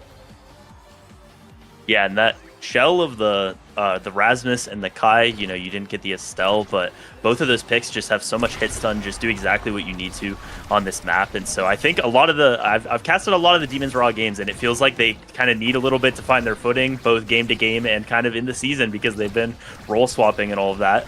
It is Gumi, goalie, and Fudgy back in the midfield this time. And also with this comp, it feels like something that maybe you're going to have to figure out how to score, how to play this, because it's not what you traditionally do on Oni Village. Yeah, most definitely. This comp is very much like you just want to be in their face on the offensive end, but honestly, Sundubu is doing a really good job of kind of counteracting this, keeping the pressure, keeping the momentum of the game and the tempo on their side, which is really not what you want to see if you're this Amy goalie air midfield comp, as it's just so much pressure on the side of Sundubu. Yeah, and Threezy with that secondary is able to get it all that pressure paying off, and just no consistent attack has been able to be set up by Demons Raw quite yet. Snake is dribbling and trying to make that happen here, but with a lot of energy. The only real risk is Gramella dying, but he's able to feed it to Threezy Breezy, and so far in these first 2 points, it just looks like Sundubu is very comfortable in what they're doing here. A very dominant start, kind of just with these like comfort Oni Village picks. I mean, they're just piloting them perfectly, and it's making it really hard for Demons Raw to really find any offense, and that is just kind of what you really need, as they immediately take 2 barriers here as well. Yeah, and it's called Sundubu Village for a reason, as Threezy Breezy puts it into the top side. At the LAN, their last S-tier win, it was a lot of Oni Village that allowed them to get to that grand finals, and then I think they won it at least in one of those maps in grand finals as well, and they look very comfortable on it here. That's what we've been saying the whole time as they 3-0 there. But going into this draft, like you said, the Kazan didn't really get anything from the start, so we're going to be looking for what the Kazan wants to pick up, potentially some size here. We have 3 Sparks showing up as well, which will make it very interesting at the end of this draft too. This is very much a draft where you are thankful that your brawler is picking early, right? Because, like, especially the Kazan, there was only, like, 3 good awakes here, and then he was settling for a Spark, and he was able to get one of them, which is pretty big, but it just feels like Sundubu just scaled so hard on their already dominant first set performance here. Yeah, the stacks for Kai is just going to be brutal. It's going to be so hard to get those off, and I think the Amy is going to try to find enough damage to get rid of the stacks, but it's going to be a tall task because they didn't get a lot of damage themselves in that draft. The size on Snake will make it a little bit more difficult for Shape, but Shape not really having to do much this entire game so far. It's just been the offense of Sundubu, as Fudgy Waffles almost getting KO'd on the side, and Sundubu taking charge of this point once again. Yeah, I mean, Shape has pretty much just been able to AFK Wako Kitten with the secondary, as Fudgy does end up going down to the Pendulum Sling here. Gramella trying to push up towards his bottom side with Freezy, but Snake able to clear it with the Crooked Leverage, as Shape trying to restart this power play potentially up to Freezy, but Gumi does clear for now, puts up the Firewall Sentry, and fully stalls up the power play for Fudgy to come back online. Yeah, if they do get a lot of power plays, I think that Amy turret is something that can do a good job of disrupting it on this map. Just cover up so much of that open space and not allow them to use it. But just over and over again, they're never really getting pressure on this second barrier. They want to be on offense with this composition, but Shape, Gramella are doing a great job in the defense of keeping that control, getting it to Breezy at the right times, not quite getting it there, but a lot of energy building. Breezy with the hook and puts it into the top side. Yeah, it feels like that Gramella and Shape are just perfectly feeding Freezy the core, and Freezy is like converting almost every time against this Amy goalie, which is really hard to pilot on this defensive end against Rasmus, right? And especially since Freezy is just able to get these constant chances, it's making it near impossible for Gumi to really do anything. Yeah, and something that I've seen at least some people go for is the momentum boots on Amy on this map, because it's really hard to jump in and get as much value. I think we've seen it a few times. Gumi, especially in stalling out the power plays, has been able to jump all the way in, but it has been difficult. But maybe that's the turnaround they need. Snake almost gets KO'd himself, but is able to instead KO Threezy, who had a full flip, so that's a big energy swing. We'll see if they can convert on this power play, but it's just an Era pushing up all on her own. Doesn't seem very likely. Yeah, Snake unfortunately had to drop back to this orb to kind of heal up, and Grimella just like perfectly waits out everything and stalls out this power play here as Shape passing down to Grimella. Freezy with the pendulum sling does convert it. Gumi not opting to use the flip here as Fudgy with a flip of his own. He does end up using it, but it's cleared out by Shape pretty much immediately as the stacks are online here for Grimella. And a potential swing in momentum here as Gumi, in a pretty dangerous situation, does a flip. Actually finds a perfect clear to Snake, who is unable to really get an offense going. Great job by Gumi to get the flip off there, and Snake does convert as well. The flip goes away, but all the core speed is going to set it up for Sundubu. A KO found on Gumi, but they don't quite get the goal just yet. We'll see if Fudgy can play some more goalie. He has been doing it this season. It goes past both him and Threezy, but unfortunately the hook from Snake is just not enough, and that's the first 5 points for Sundubu. I think one thing with these team comps is that in such an open map, especially when you have a Mako, you really need hit stun most of the time to be able to convert that barrier, and you have Kazan and you have Era, and so unless Gumi is really able to be involved on the offense, you don't have the hit stun that you need here, and I think that's been a big problem as Threezy just does it all that point. The hook keeps the core speed up, and that's 6-0 for Sundubu. Yeah, and I mean, they just haven't stopped rolling, right? They're clearly proving the mastery they have of this comp, a pretty comfort comp for this team, and yeah, as you said, like, Gumi doesn't even have dash range to disrupt the Mako, but potentially could get it here in return of, like, sacrificing your team player, which is really scary to potentially see on the side of Sundubu. Yeah, I think Sundubu would love to have team player, and they can have it drop all the way down to Shape here because of the way it goes, but instead going for the aerials, which I think does make some sense. If your team's on offense the whole time, being able to have that Mako speed, and like you said, not a lot to be able to cancel it, will be a help, but that does mean that Fudgy gets the team player, and if there is some way for this Era Kazan to maybe be able to get the barriers more consistently, perhaps it is the core speed of team player. Yeah, passing around the Mako instead of just trying to go through her, which, what? Snake just dies to the Mako cage, but both barriers do go down to a rogue glitch pop by Gumi as Grimella does get staggered here, is able to stay alive for now. Gumi, actually in a dangerous 1v1, is able to clear it away and pass it up to Snake. Yeah, now Gumi dashing in that dash range that you talked about is a big help. Snake with a great conversion as well, sending it to the bottom side. So some great things that we hadn't seen in the first 2 sets at that point out of Demon's Raw. Yeah, I mean, Gumi scaling with this this dash range, I mean, exactly what he needed to kind of counteract this laid-back defense by shapeshifting, but almost actually loses both barriers, forces to use the Cyber Slap defensively here, and the Firewall Sentry still loses the second barrier to Freezy, with an incredible offensive play by him. Yeah, this is like as the goal, Shape gets it on the sideline and all the core speed sends it to the top. This is like a build that you would see, NXZD having on Amy Brawler, and you would be like, wow, that's exactly what he wants. But this is on an Oni Village Amy goalie. So it's a very interesting way that these drafts have gone, and you've seen it find some value, but the defense is still difficult. When you have to use those cooldowns defensively, it's just Sundubu getting more and more ahead. Yeah, I mean, Gumi is just getting out cooldowned, right, by this primetime Rasmus. Infinite pendulum swings that already Amy has troubles dealing with, and like Gumi just doesn't have the cooldowns to counteract it. If you're forced to use like the Cyber Slide, your Firewall Sentry on defense, you're just not going to really break through shapeshifting here. Yeah, the core just going around Fudgy constantly as a double flip goes there. Feels like they haven't been able to get a lot of value out of the team player either, which was, really one of the prizes of that last draft. The Aeronado going up to the top here, but very scary. Threezy waits a little bit too long to use the flip, so it does go wide. They'll stay alive for now. But with the Mako cage coming in, the primary from shape-shifting as well, just nowhere for the core to go but into the goal. Yeah, I mean, we're already on match point. This is the old like classic thing of like Oni Village games going long. This game has been so quick as Sundubu's been so dominant in these offensive pushes that Gumi hasn't been able to do anything. An immediate double barrier here from across map from Shape, and there's the point. They just take the game. Yeah, 8 seconds on that last point, and we'll see what the time of the entire game was, but it can't be more than 10 minutes. And yeah, that was, going in with the comps, we kind of had a feeling it might be something like that. Sundubu is one of the best teams, probably the best team in the league at Oni Village, and they practice it all the time, but I still don't think either of us expected a game quite that quick, as it was 9 minutes, 56 seconds. Shape only having to save the core 14 times, just really as dominant as you could be there. Yeah, I mean, Fudgy almost has more saves than Shape, and it kind of just showed how strong this offense was. Shape could literally just press secondary and then AFK, and then just shoot a primary and ult every once in a while and call it a day as your forwards just absolutely dismantle the defense here. As, I mean, Sundubu, on their map pick, showing this incredible dominance. Yeah, and yeah, Shape getting a lot of damage as well there, as all he really had to do was send primaries in, send some ults in, like on that last point.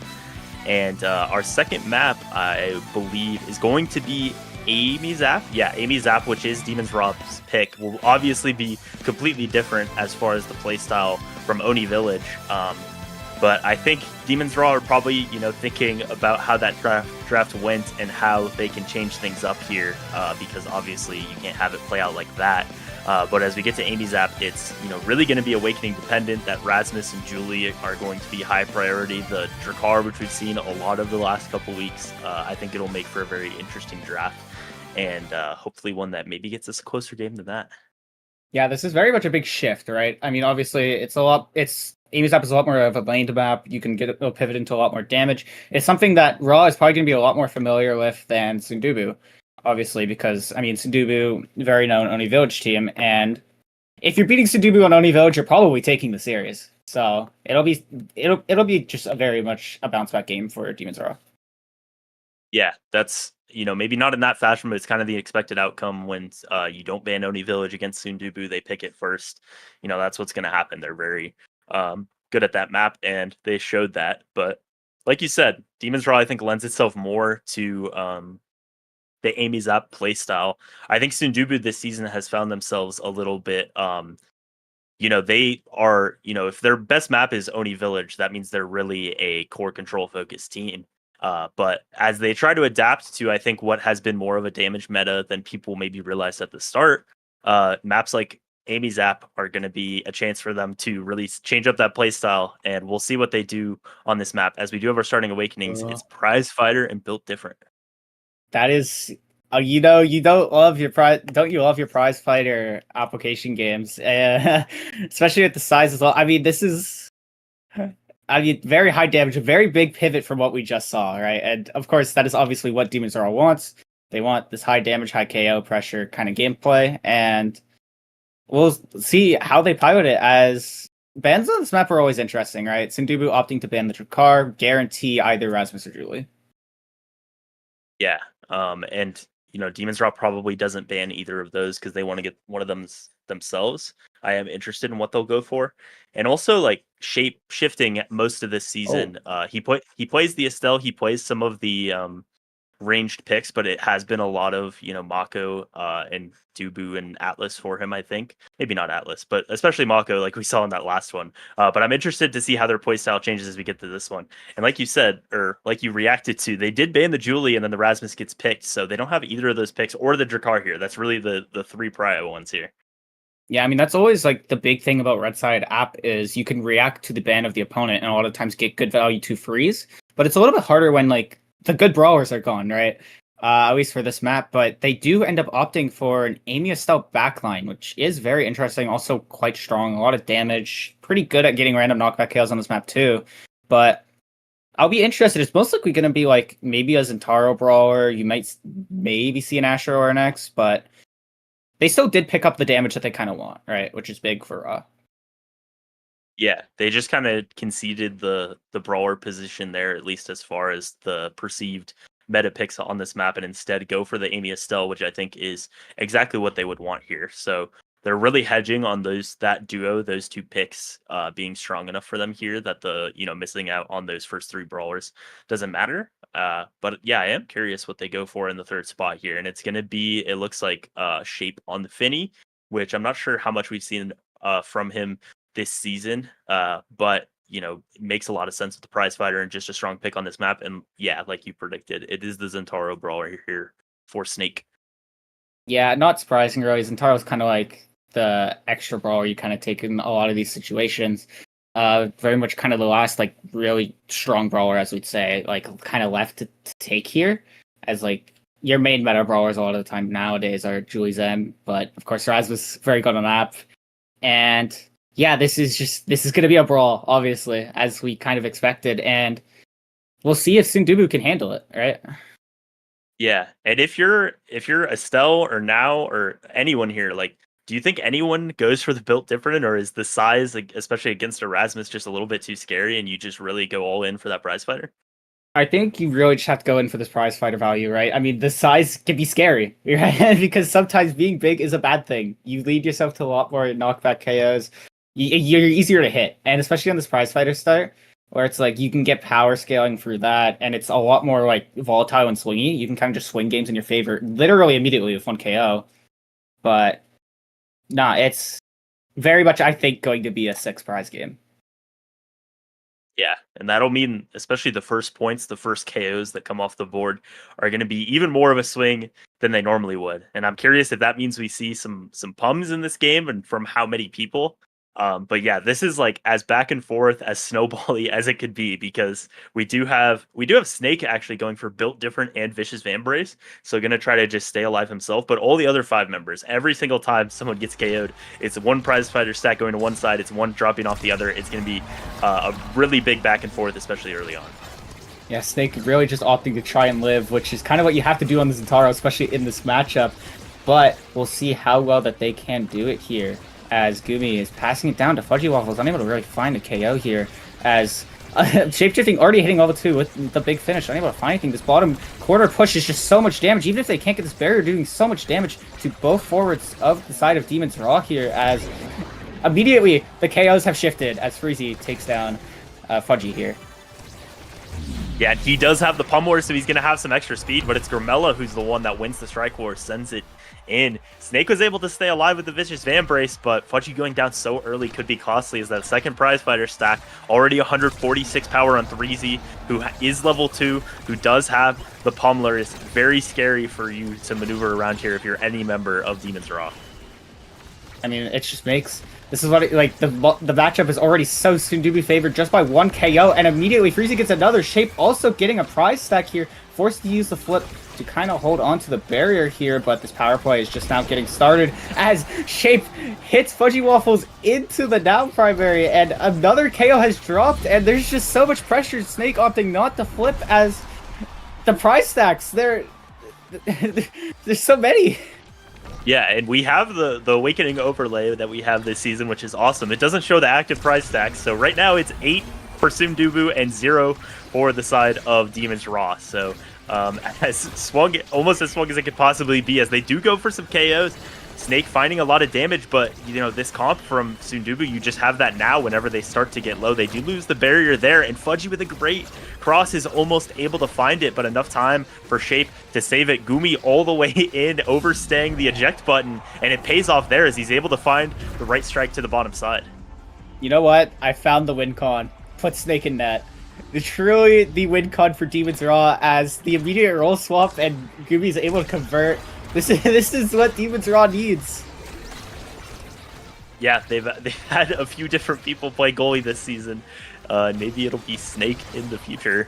But 3Z going for the hook, not quite finding it. Gumi looking for a return kill on 3Z, who I don't think they have the Now ult here, so gonna have to stay alive all on his own. But Shape stepping up, and with the triple take is able to find that barrier early on. They find a KO on Grimella as well, so as much as it felt like it had snowballed here, maybe it's still enough for Demon's Raw as they tie this set up.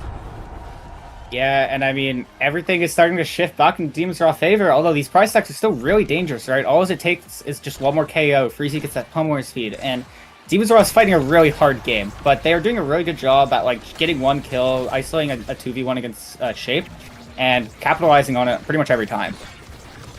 And they had a window there to maybe kill Grimella, but the cyber swipe from Gumi went wide, and now Threezy finds the KO, has a flip as well, doesn't even need to use it on the barrier, just going to have to use it for the goal. A great strike up to Fudgy, which just forces him to lose that strike war to Grimella. And although it started to slip away, it is Sundubu, who now have taken the first 4 sets of this series. Yeah, I mean, they're just keeping the momentum rolling non-stop, as the A-Rush is a really interesting look here, right? Obviously, if all these KOs being traded, you kill one person, get a prize stack, get an Adrenaline Rush proc, it's so dangerous, and we'll see who it falls to. Shape opting to just take it for himself. Yeah, as much as you would love to have that on Threezy, I think most of the time Shape is going to be assisting in these KOs, especially if you're keeping the offense up in the way that they have. Just those rogue secondaries, sometimes the cards hitting, means that he'll still be participating in a lot of these KOs. And Threezy going for the missile, which you never really see picked except for on this map. But, you know, there wasn't a lot of great picks for the Rasmus here. The missile will find some value, but, you know, they dodged out on extra special or specialized training showed up. At least, and the fact that the Adarush did have to go to the Finny, you know, there are some saving graces here for Demon's Raw, but early on in this point, it's still on Sundubu.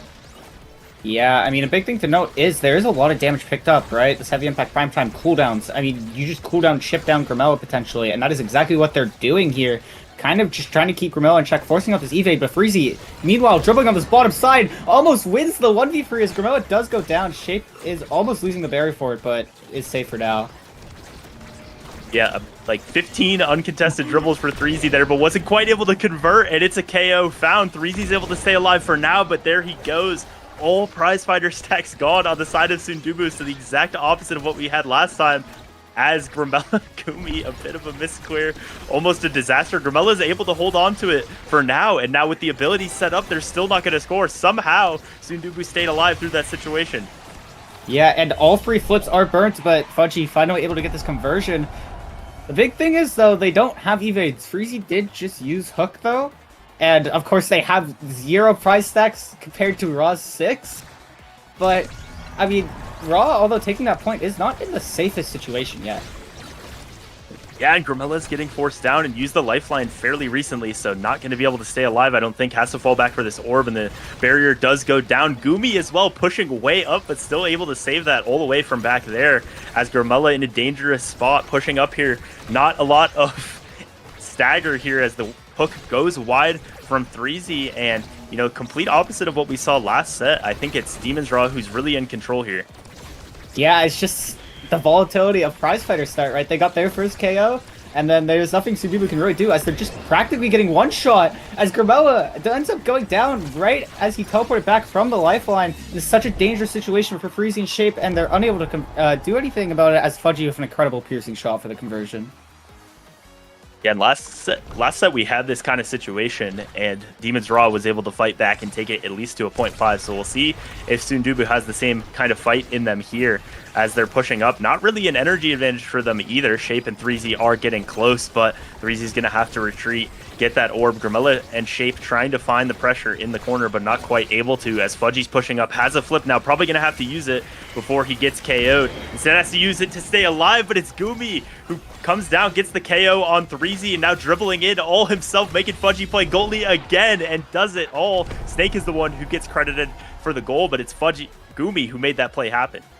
Yeah, Gumi roll swapping yet again really shows that he doesn't want to be in the net. Ends up glitch popping Shape out of the way, and it's just left Snake with an open net. And this heavy impact AV, don't you just love when, like, Cyber Swipe, a single ability that is ranged and hard to react to, just takes out half your stagger? Because that is really what Gumi's just able to do.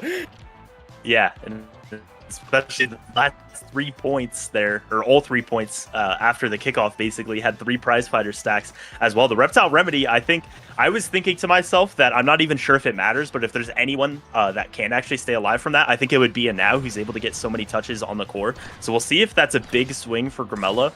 They did, you know, opt to give it over. They could have denied it there, but Snake getting 1-2 punch, Fudgy getting bulk up, and here we have the prize fighter roulette starts, and it's Threezy and Grimella both getting credit for that KO on Fudgy.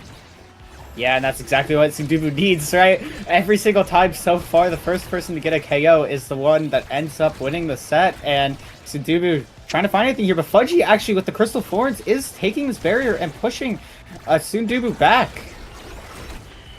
Yeah, and 3Z with the long-range hook hits it off the center, not really finding anything, and now just barely evades the dash from Snake, who's really looking for that KO, and it's Shape and Grimella. I think you've seen this a lot of them trying to have to set up the offense, but they're having to play a lot of defense right now, and it's just too much hit stun for Grimella and Shape to handle. So they did get the first KOs there, and they do have the lead in prizefighter stacks, but it's Demons who were able to fight back and get that point. Yeah, an incredibly strong offense there. Actually, even saving Snake's flip, which is huge, but also does put a big target on his back. And as we can see immediately, Snake is getting jumped, but is able to survive. Force use the flip. Freezy trying to get the hook on the now primary into the death touch for the KO, getting prize stacks and an A-Rush proc on everyone here, as Gooby actually almost 1v9s for the full points. Yeah, and it was a great ult by Snake to evade the Rasmus hook, but then just gets pushed into it afterwards as Shape and Grimella trying to get around these Crystal Thorns, around the piercing shot, and 3Z trying to find this barrier, but every time he's up there and playing offense, he just takes so much damage that he gets forced out of the play, and it ends up being Shape and Grimella who have to try to find this, and it's a great find from Grimella, but both forwards get KO'd, and now Shape is just going to have to try to wait it out, try to make some magic happen on his own. He is stalling a bit here as it comes up, uses the flip, doesn't quite find the angle into the goal, but it does mean Grimella and 3Z are both back on the pitch. Yeah, really incredibly well played stall here by Shapeshifting. Hopefully can give Sundubu the momentum they need here, as the death touch not quite enough, as Gumi is able to pop the glitch pop in time, forced to use the flip here. Shape almost own goals, but does end up striking thanks to the strike reset. Grimella and Shape holding it down for now, as Snake in a really dangerous situation with this flip, but not even needed, as he just dashes right through and takes the point. Some heroics from Shape that time, but not quite able to save that in the top corner. Push Snake away with the dash, but the trajectory of the core was just going in there. And it's been the lead on the prizefighter stacks for Sundubu the whole time, but it's Demons Raw really just winning in kind of the hero plays. I think Gumi has been coming up, making a lot of value happen. And 3Z, like we've talked about, has just been getting forced out of so many of these plays that is really hard for the offense to be consistent. Somehow that does get saved, but at the cost of Shape's life. 3Z will try to find the barrier, but Demons Raw have a power play for 6 more seconds. Snake and Fudgy passing back and forth, and it's just a strike by Snake into the top corner. And Demons Raw, after that first set, have looked dominant here. Right, bouncing back. I mean, the moment that they got all the damage they did with the prime time, the heavy impact, they've just never looked back. I mean, they can just fight back so easily. Snake is doing a really good job of living, especially with this Vambrace, kind of making sure that Sundubu can't run away with this game. And they're just doing such a good job of just using strikes to get around people and like being able to save those cooldowns for damage. Yeah, and kind of the gambit we talked about at the very start of if you go for size here, because it kind of puts more of a target on your back. Snake does not care about being a bigger target for these hooks, as now has built different Might of the Colossus and recovery drones. So going to have a ton of power, but going to be a big target as you see him right there. But the Super Surge, the Spark of Strength for 3Z, these last couple drafts haven't given him a ton as far as the hook value, which is really what you pick this pick on the map for. So the fact that, you know, nothing super valuable showed up in that first draft for 3Z has been, I think, a big swing in this game. And now it means that Demons Raw are in the driver's seat here. Yeah, and I mean, they're just showing this dominance. I mean, Freezy's taking so much damage in such a dangerous situation. Can't really find anything here, but that Super Surge damage with the Whiplash is actually quite a bit. Yet, Freezy is just getting taken so low, doesn't have an evade. Snake is lurking in the back line to potentially get a KO here, as the incredible triple hold while they're just cooldown dumping Freezy, and they do finally end up getting it after all of these cooldowns are pressed. Potentially, can they get anything on this power play, though? Yeah, and usually the triple hold means you're kind of not at a great position, but it means that none of the hook was never really at a risk to kill any of them there, and they were able to just cooldown dump 3Z. Like you said, Snake gets rescued, the recovery drone goes down, and now going to try to find some heals with this vicious Vambrace as the core goes around the back for the second time here for Shapeshifting, keeping it alive. A good clear there to get past the firewall sentry. which is, Timeless and Monu, so going to find a lot of value, going to be very difficult to clear through. But 3Z, with all the core speed, is able to get it past that time, and now it feels like every single strike is a red core as Gramella pushes forward, trying to find the goal, trying to find a primary, and it's a great pass down to 3Z, who just finds it in the corner. The teleport from Fudgy just a bit wide. Yeah, I mean, incredible offensive setup here by Gramella, setting up Freezy. Don't even need the pendulum swing, but even if Fudgy saves it, you're most likely just getting a KO and the goal anyways. So an incredibly well set up offense by Sundubu, the exact bounce back that they need. Yeah, and it's Gumi and Fudgy who both have 2 prizefighter stacks, and 3Z with 0, which is really who you want them on. But didn't matter there, and 3Z gets one right back as he finds the KO on Fudgy. That time, Snake taking a ton of damage as well. And Gumi misses the behind the back angle, gonna try to set up Snake, who's just completely forced out of this play. Gramella doesn't quite find the strike in time, and a great clear from Gumi means the point is kept alive. If they can ever get the core past the forwards of Sundubu, Snake was waiting back there, but now coming back to try to play defense, try to not be pressured out by the damage, and instead it's 3Z who's going to have to run away here. Yeah, Snake is kind of just showing upfield until Freezy gets low, and the moment Freezy gets low, you immediately see Snake drop back, but the misdirection snipes it past Fudgy and Gooby here. An incredible card here from Shape to take the second point, and they're on set point. Could potentially see a set 5 here. Yeah, and that's something I've seen Shape and a few nasl players talk about is, the momentum boots has become really popular on Finny, but that wouldn't have been able to happen without Strike Shot, the extra range, finding that goal, and great setup as 3Z and Gramella close in on Gumi here. Doesn't feel like he's going to be able to save it, but they do find a KO on 3Z at least as the barrier does get open, but Shape has a flip.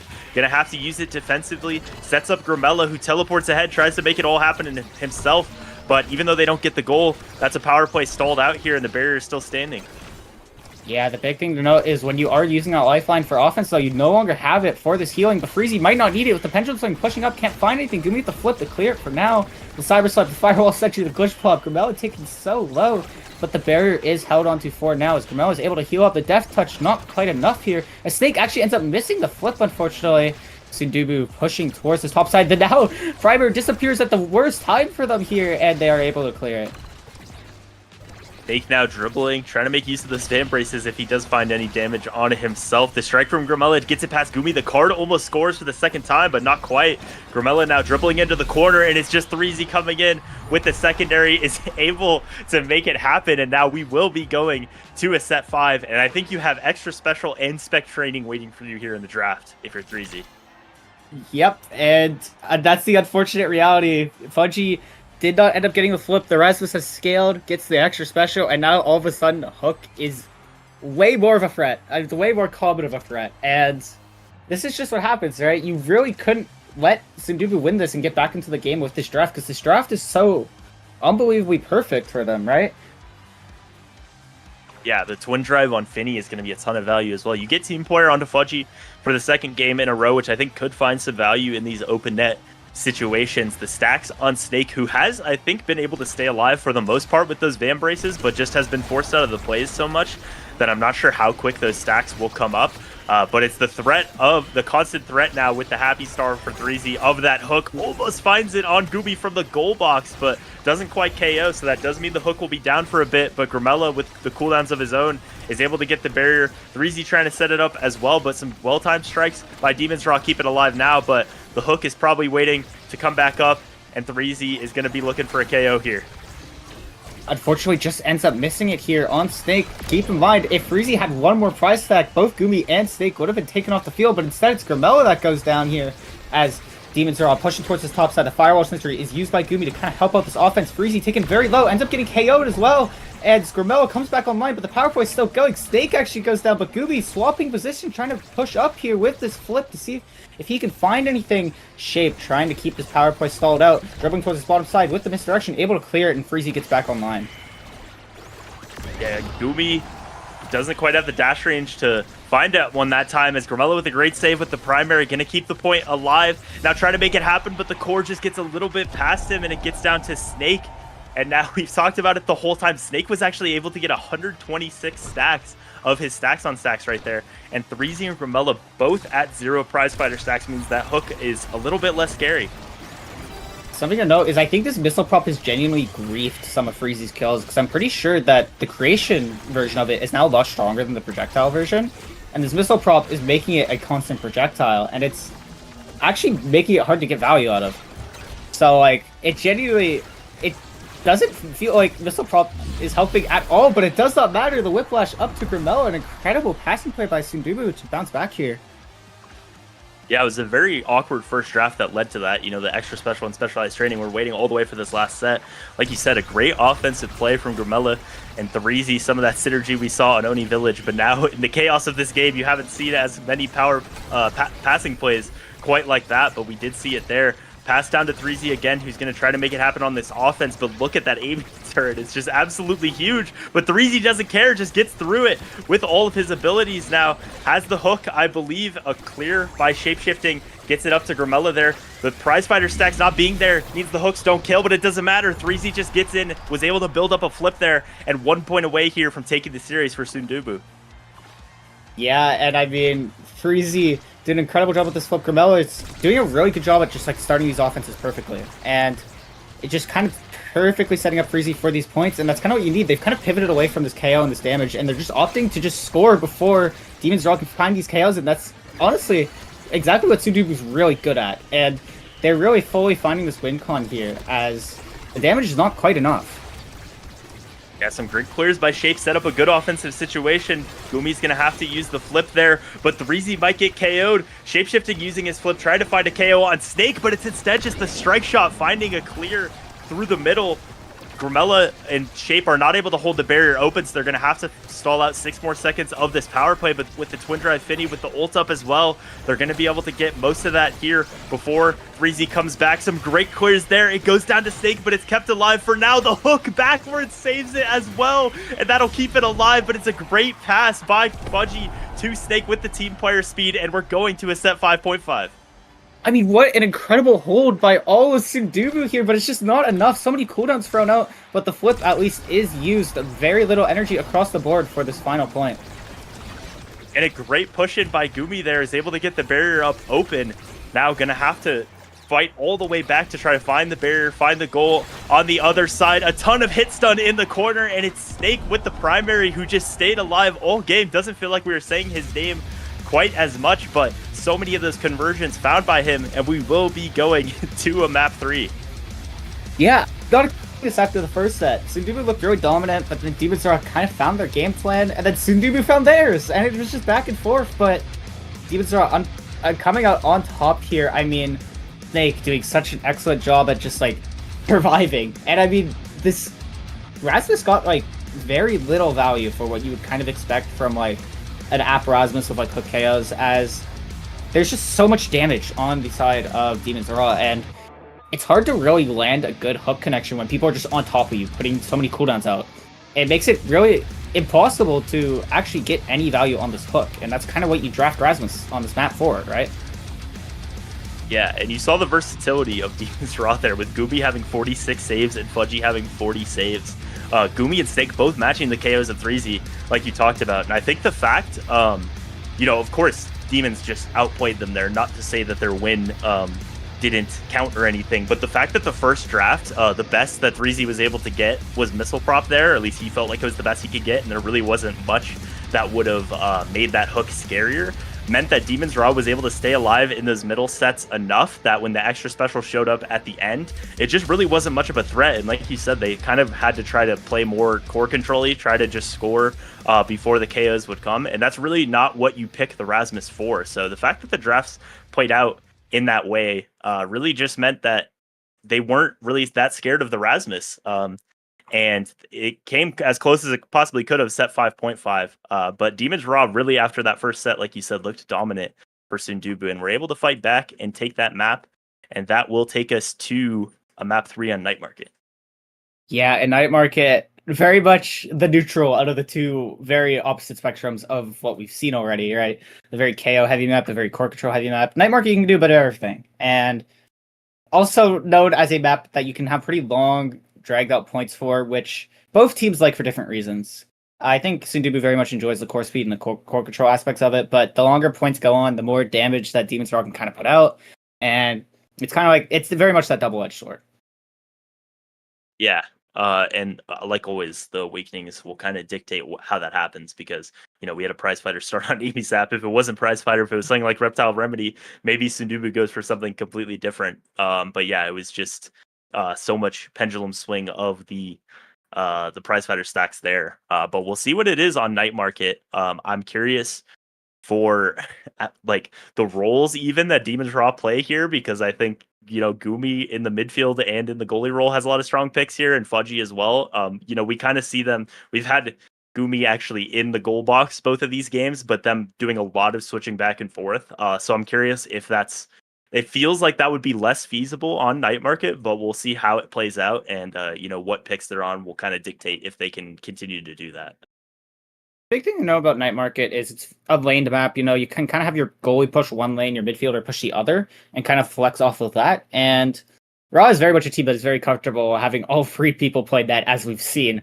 And so you can definitely get these rotations on Night Market, especially with like an eject goalie that can kind of like push up, or even Mom Boots, and you can kind of just like push up, be aggressive on one lane.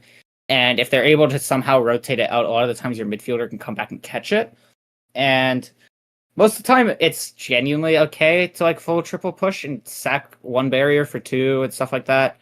So it's very much. I think we'll still see like a lot of this like high aggression from Gumi as always, and like these kind of rotational plays from Demons Raw that have worked really well. Yeah, really impressive too, especially in such a chaotic game. That was quite the game to cast, I must say. Like the fact that they were able to, have those kind of coordinated rotations in what was such a back and forth chaotic game was really impressive. And Night Market, like you said, a lot of those long drawn out points where it's kind of a war of attrition. And we'll see if they make use of that flexible play style, those rotations, to try to get an advantage in those very long points. Yeah, and we have two aspects here. We have the core control and speed of stacks and the damage of missile prop. It is we have like a perfect balance here. It's great, and it'll be interesting to kind of see how this goes down, right? Because obviously you want to stay alive with stacks, and missile prop can kind of counteract that, but you miss out on that speed that is really, really valuable to have. Yeah, it feels like the brawlers. Well, I was gonna say no matter what, the brawlers will be taking stacks here, and like something like a Julie will be banned. But obviously, the Drakkar, which we've seen a ton of the last couple weeks, is very scary with the missile prop start here. And I think is also really good into what Shape has been playing a lot, which is like Finny and Era. I think the Drakkar can be really strong into that. Like we, maybe saw earlier today, even. I think the Drakkar is really scary here, and I'm curious for which team has it. I know that 3Z has picked it on occasion. I'm not sure if I've seen Snake on it, but I'm curious if it'll get banned here. Yeah, and I mean, yeah, that is very much the only pro you're going to get missile prop value out of, as the Phineas banned away makes sense. Obviously, stacks and missile both really good, and the Julie banned. 95% would record character. Yeah, I wouldn't want to see it either if I'm red side. And there's the classic thing here of like banning Finny picking Era, which is something I've seen a lot lately, especially on a map like Night Market, and especially with the speed and stuff. It's been a very common opener for a lot of teams in draft. Yeah, and I would expect that the Drakkar might be the pick here. Instead, going for the Zentaro, which I think can be really strong into the Era. It's like Drakkar, a brawler that doesn't care as much about the size that you have. Going to go for the Zentaro and the Now. I think the Now with the pancake start, if you're just able to stay alive and not too much damage is taken on the side of Demon's Raw, that will be a very strong pick, and I think can really control those lanes on the night market here. But I'm curious for what the brawler pick is going to end up being for Snake here, because I feel like we've seen him on Julie and Zen like most of their games this season, just off the top of my head. And it's going to be the X here, so the X era being set up. Yeah, and it'll be interesting to see, right? This very high scaling comp with a scaling awakening like stacks. Very much can make it so you can run away with this game. You haven't really seen like a crazy amount of X. I mean, this character is kind of like I think a mid-tier brawler from my experiences, but very much a classic combo with the Era and the Kai as well. So very much it's just a funnel the core to X kind of comp. And I think that Raw is going to do very well with this style of comp, especially on Night Market. So it'll be quite interesting to see. And we've seen Fudgy on especially in the midfield role, playing the era quite a bit. So once it was picked, I did assume, I think with other teams, you would have assumed that's in the goal box, but for them, it's best served in the midfielder role here on Fudgy. But it is going to be the Vice going here to shapeshifting. So that's kind of the wild card, the wrench thrown into this draft. We had it was kind of looking like everyone was probably going to be taking stacks. And like it was just going to be a core control scaling type of game. But the Vice does kind of throw a wrench in that, make it a little bit interesting. Probably going to be taking the missile prop here. And considering they're the one with the now, I'm curious if they're going to have enough damage to take down potentially the Era, potentially the Kai here.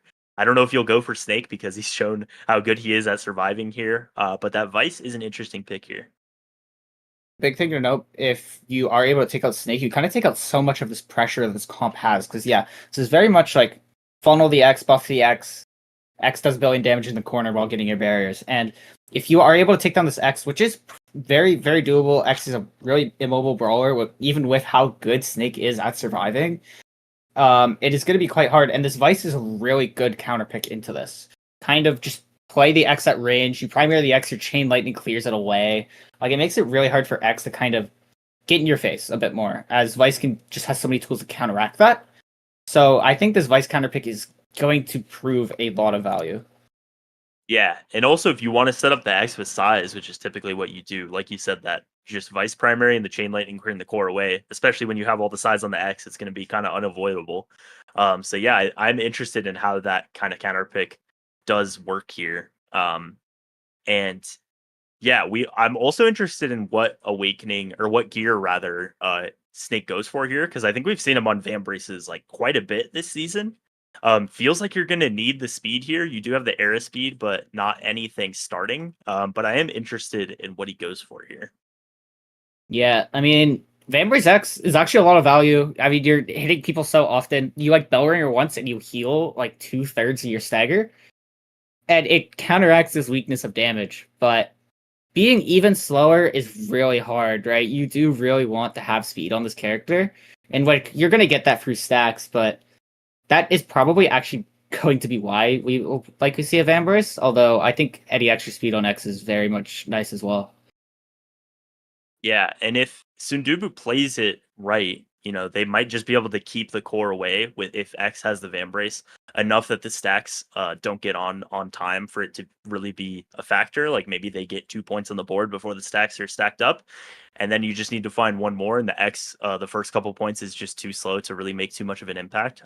So yeah, we'll see what he goes for here. But as we're waiting into this game, only so much you can say before we see it play out. But I assume just like a bathroom break or something from one of these teams. But this is our first map 3 since week 3. It was the last game of week 3 as well. It was Hug against Demon's Raw. So Demon's Raw loving the game 3s this season. And we'll see what we have in store for us in this Westy matchup. Yeah. It's very weird how little game 3s we see, because like these teams feel really close, like in competition wise, like even like standing space. Every team feels like they can beat every team, as we've seen, but very little game 3 still. I mean, teams have, when they're winning pretty dominantly. I mean, some of these games are close, obviously, but it's very rare to go to a game 3, and as we're getting into one right now, right? So it's exciting to be able to see. Yeah, it's something we mentioned on the pre-show, I believe, but not really at the start of this game, is kind of the weight of this one, because I think both of these teams, Sundubu coming off an S-tier win in California, and Demon's Raw always being toward the top of the league. Both teams that I think had very, very high expectations going into the season, and they both find themselves at 2-3. So the team that loses this is likely going to have to win out their season to be able to make playoffs. And the team that wins this is going to be in that kind of middle of the pack. So this is a really important map for both of these teams that I think going into the season wouldn't have thought that they were going to be at, 2-3 at this point. Yeah, as Snake, 7 seconds in, takes both barriers, scores, as Demon's Raw really want it. They want to prove why they've been a top team for this many seasons. And really strong start. Yeah, and Snake did go for the Magnetized Souls here. Decided that the damage wasn't enough, that he needed to go for the Van Brace, which I think is probably a good assessment here, as Fudgy has the slick kicks on the Kai. Going to be taking a lot of damage early on, and the stacks are really what the Kai wants to come on board. If they take him down early, it's going to take so much longer to stack up, and it is Threezy who's able to find that KO. The core gets past Gumi as well here, and I didn't even notice it is Gumi on the Era instead, and the Kai going over to Fudgy Waffles. That is interesting, and the pauldrons for Gumi as well. That extra size going to try to win some strike wars and also just stay alive, do a little bit more damage, but I did think it was going to be the other way around, so I'm interested in how Gumi pilots this pick in the goalie role, because I know we've seen him play it in the midfield as Snake gets almost KO'd there. Snake is playing the survival minigame yet again, is able to win it this time as well, using the X Maximus to try and push up here, unable to find anything as Freezy does get the clear, but Demon's Raw trying to push towards this top side, but it's actually Freezy that is forcing Gumi's flip out here as a barrier almost taken on this other side, but Shape able to clear for now. Yeah, trying to get it to Grimella to get it past Fudgy here. The flip used by Threezy and the perfect angle found to the bottom side just beats absolutely everything. A much longer point there, obviously, than the first one. And it was Fudgy who's down all the way to 30 stacks. Grimella and Threezy both over 100. So, last map we were looking at the prize fighter stack. This time it's stacks on stacks. And it's Sundubu winning that early on. Yeah, Zentaro now both notoriously really good for building stacks, so you kind of expect this, and that's why you kind of expect them to start running away with it once they get these first sets of stacks up, but it's actually Demon's Raw that are pushing back here and able to take both barriers, but an incredible angle by Grimella off the flip to take the second barrier here for Sundubu. A beautiful angle found there means that the flip found a ton of value when it was really just kind of used to survive on the side. Gonna try to get it up to Threezy to make this play happen. That Era just does not have the defensive tools to be able to survive a consistent onslaught from Sundubu here, but it's Threezy Breezy hitting the field goal there between Gumi and Fudgy, and it's a second goal here for Sundubu as they both reach full stacks. Yeah, and I mean, Gumi and Snake are getting kind of close, but this is where the stacks value of just being so much faster than the opposing team, at least for now, kind of need to capitalize on, as Snake is able to get max stacks and both barriers here. Has the flip, but it's forced to use it to stay alive as the Supernova is used, but it outlasts the evade, and a disturbing bounce means Snake is taken off the field. Yeah, he's found so many double barriers early on in this game, but that time it's not enough. A great clear from Gumi, though, is able to keep this power play alive, and Snake is back online to try to make it happen. The Giga from Fudgy trying to stun Grimella, but still able to take control of this midfield, rotate it up to Threezy Breezy, but it is Snake getting close here. Shape, though, having the flip here is going to be big. For defense, potentially tries to make it happen on offense there, but not setting anything up, and Grimella just once again trying to rotate this to Threezy, but the Era and Kai have so much speed to push ahead that he's not able to keep the core for any long amount of time, but does win the interaction there to get both goals open here. Yeah, and I mean, Grimella pushing up with this flip is kind of in an awkward spot here, and Snake is able to clear it. But Fudgy is looking really low. You would not want to lose these stacks. Not right now, not when you're so close to building up all of them, but does stay alive for now, as it's Freezy actually looking low here, as Snake dribbling, trying to find some sort of offense here, but there's just so much cooldown dumping from Freezy and Grimella to kind of hold things off for now. Freezy taking really low, Grimella no evade as well, could potentially see a KO here, but Sundubu trying to score before that happens. And Snake getting the middle, threatening a lot of speed right there, and Fudgy pushing all the way in with this flip, just absolutely nothing a Vice can do to defend that there. Tries to get the ultimate out, but it's just not in time, so we will go to a 0.5 here. It's now Fudgy, Gumi, Grimella, and Threezy all with the full stack. Snake did get KO'd, so only at 70, but a lot of speed on the board here as Demon's Raw all just converging, trying to win that kickoff, but nothing found yet as Threezy and Grimella try to set up this offense once again here. Yeah, an immediate double barrier by Freezy, just winning back-to-back strike cores to take both. That is the danger of night markets sometimes. When you're out of cooldowns, you could just lose a strike core and then another, and you have an open net, and Shape just continuing the winning streak on these strike cores and converting to take the set. Yeah, just does it absolutely all his own on the goal there. Threezy won a couple of big strike wars for the barriers, and it's Shape making it happen. So both of these teams, I think, have a lot of scaling in them. So that first set going over to Sundubu is a big turnaround here for them. And as we load in here, I'm looking at the hot shot here potentially for the Vice. But yeah, kind of a hard draft to parse here. It is going to be the team player going over to Fudgy for the 3rd game in a row, and it is Hotshot going to Vice. Yeah, the team player, especially in these longer night marker points, are going to get even more value. Or already strong awakening getting more value is really scary. But Snake actually isn't going to scale a ton. The prize fighter is very scary, but Snake hasn't been able to find KOs and has been getting KO'd himself. So it'll be quite interesting to see if Snake can find the value of this. Yeah, and his teammates didn't really find any additional damage here either. So it's going to kind of have to be all himself making that happen. So we'll see if he's able to get any of those stacks early on. But Threezy and Grimella, I think, have just been making such good use of these vertical rotations over and over. It's just Grimella sending it up to Threezy, and Threezy trying to find the barrier. That time isn't able to, but it's just been such a consistent offense here. Whereas Snake, it feels like, has to fight so much to get the core for any long amount of time, and Threezy is just winning so many strike wars to get these barriers here. Yeah, it does really just feel like a strike war diff from Grimella and Freezy, who have been playing these so well, able to just keep this onslaught pressure on this Era goalie comp, which is not what you like to see, making it really hard for Snake to find value, as Fudgy ends up getting taken quite low here. But Snake, with this flip, is trying to potentially find something on this top side. Can't find anything for now, as Fudgy does go down, but the barrier taken, the flip used. Grimella goes down, a prize stack is built as Shape with Flip in this 2v2, trying to pass it up to Freezy. He does end up using the secondary here, teleports up and gets the flip goal, and Gooby's flip gone. I mean, what a hero play by Shape. Yeah, 2 points in a row. It's been a hero play by Shape, and it was great as well by Threezy, who dribbled it up, was able to stall just long enough that the secondary was still there for Vice, and a beautiful play once again to set up that goal. And it just feels like there's so many ways for Sundubu to score and to get barriers here. And, you know, when Demon's Raw has been able to get the barriers open, it's been a lot of double barriers immediately from Snake, who there has all the speed, but Shape once again, and Grimella, they're just winning every strike war, it feels like.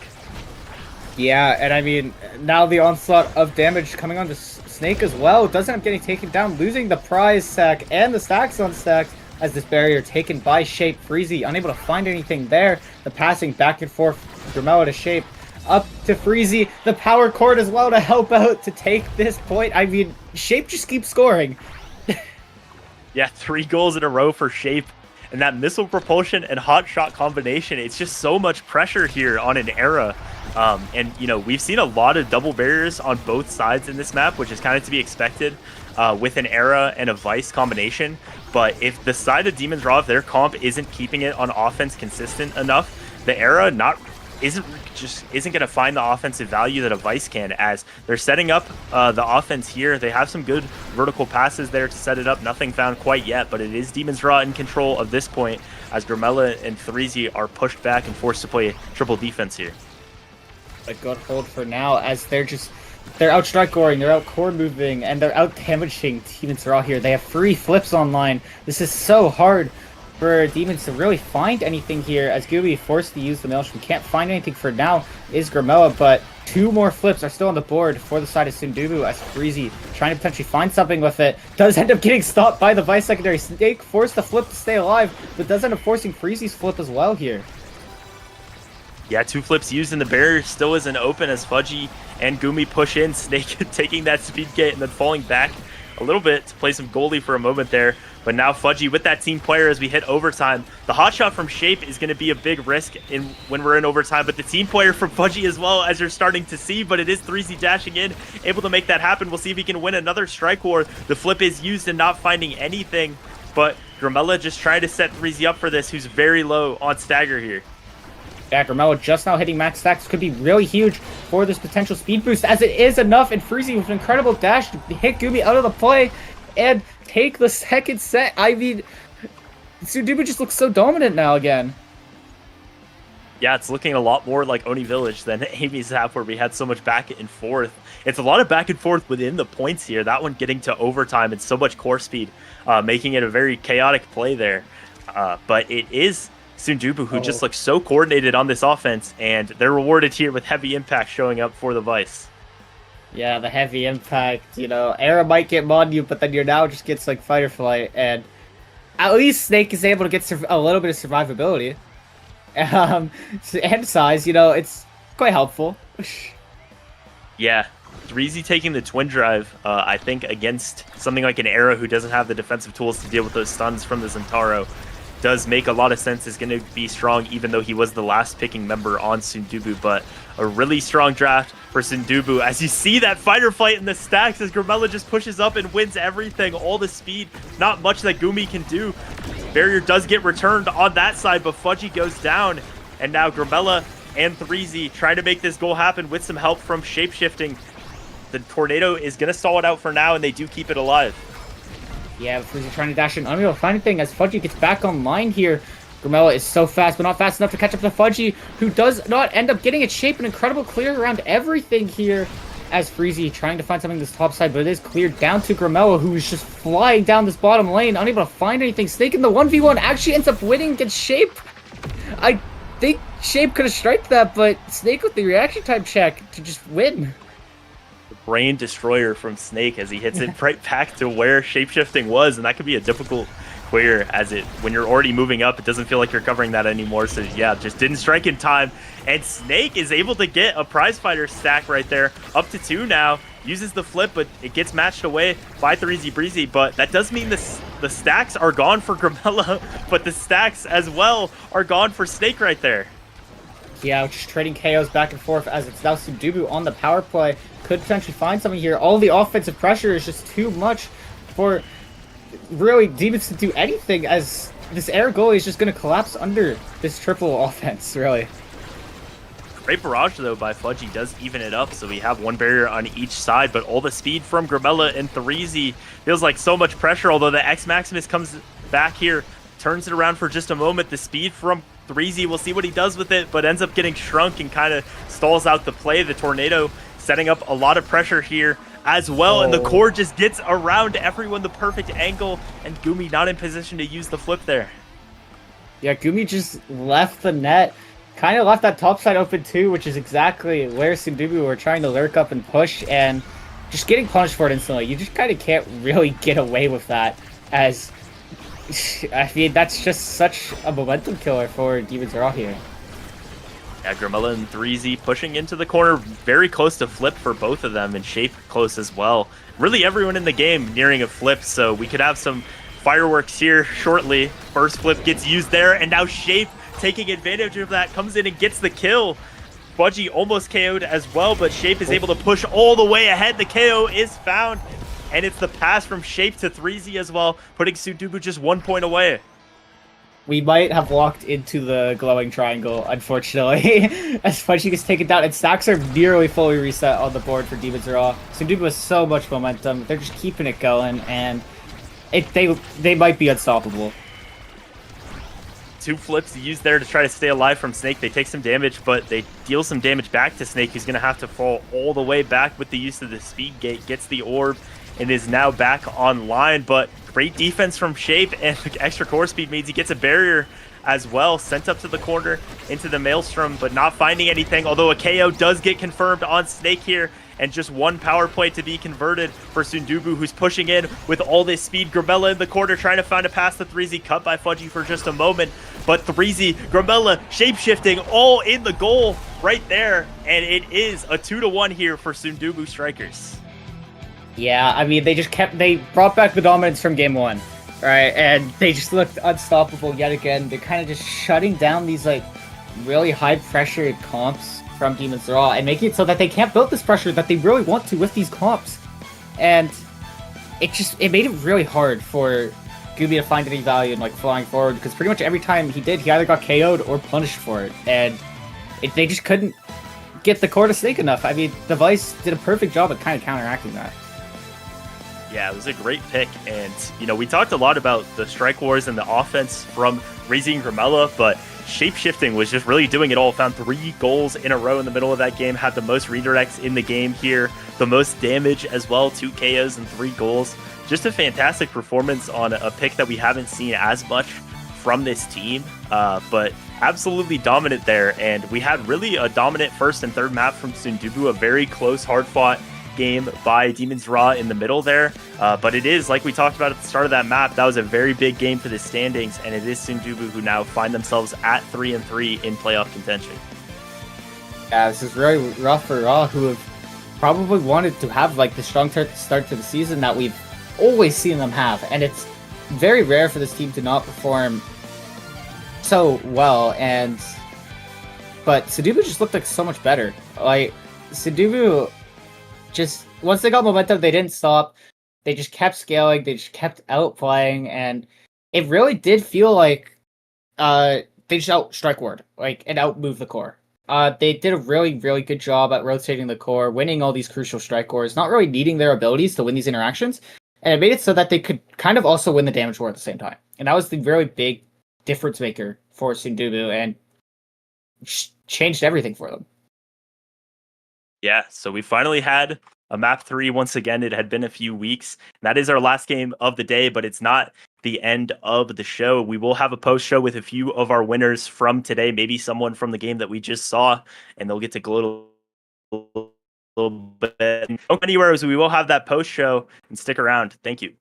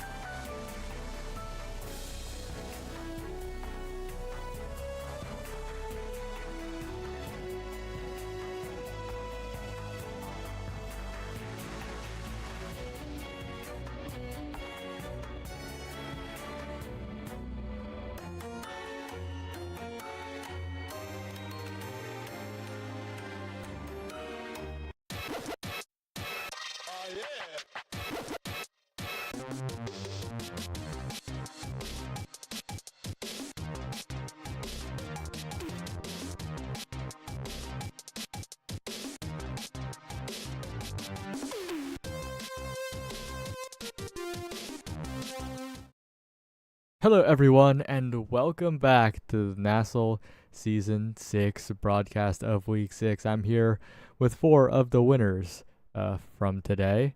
And, well, first of all, the most impressive victory, the most surprising, I'm sure, the 5% predictions. We of Wee's Little Bees, what happened? We came in today fully prepared to lose, but our main goal was to have fun, and we had fun. Yep. Well, it looked pretty fun. Talk me through the game 1 strategy, because game 2 was a good win, but game 1 looked so decisive for your team. Carmine decided he felt like playing Dubu. I decided I felt like playing Kazan. And I think Trevor was on Era, and he's been practicing the Era. And we laughed a lot. That was about all the preparation we did. Nice. All right, and moving on to the match that happened next. 2-0 EKC over Showtime in pretty violent fashion, Soren. It was an EKC classic. And now you're sitting tied for first. How does that feel? Pretty good. A little bit of weight off our shoulders because that's pretty much close to what we need to be to guarantee playoffs already. I don't want to be not cocky, but we weren't really surprised. I think we are very confident this season compared to last two, where we do think we're probably the best, if not like a top 2, top 3 team right now with how the meta's going. So we're really excited to play against Showtime again after them kicking us into losers and realistically pretty much kicking us out of playoffs because that match killed our vibes last season. So it's nice to get our revenge in a very brutal way. I think we dropped like over 40 KOs on them in 2 games. It was pretty fun. Huss took it pretty well. we were killing him on repeat, and he was DMing me after, talking about scrimming like literally a minute after. So it was a fun match, though. We like the Julie comps, obviously. Yeah, I think there's been a lot of talk about Julie, past, present, and future, especially for NXCD. But talk to me a little bit about the Aimi goalie. What are your thoughts on that? I think I'm the only. I think me and Lily are the only NASL Aimi goalies left that are on main role. The rest of them either swapped, quit, or not really playing her at all anymore. But I think she's still a top 3 goalie right now. I know that's an opinion not shared by others, but I think she's just really hard to pilot to where I probably don't pick her as much when I'm having to play Central because of the ping disadvantage. But Ohio, I get 28, so I'm fine locking her every game. I know I've got the skill on her to just kind of do whatever I want, and the pressure that character gives with a character like Juliet, I can kind of just sit there keeping the core on the edge of the map permanently, put a turret down, do a million damage, and then watch my Juliet drop 20 KOs in a game. All right, and the soon-to-be Strikers, the only 3-game series of the day, taking it over Demons Raw, and there are 2 of you. So how was it?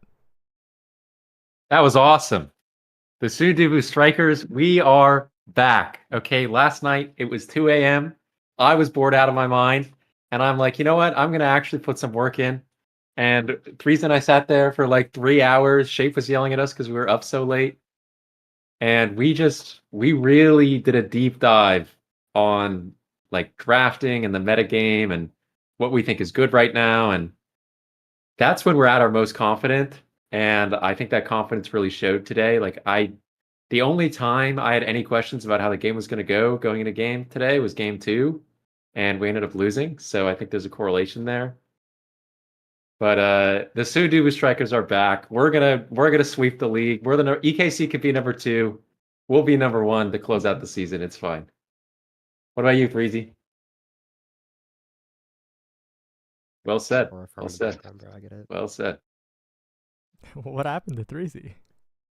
I mean, I don't have anything to say. He said it. All right.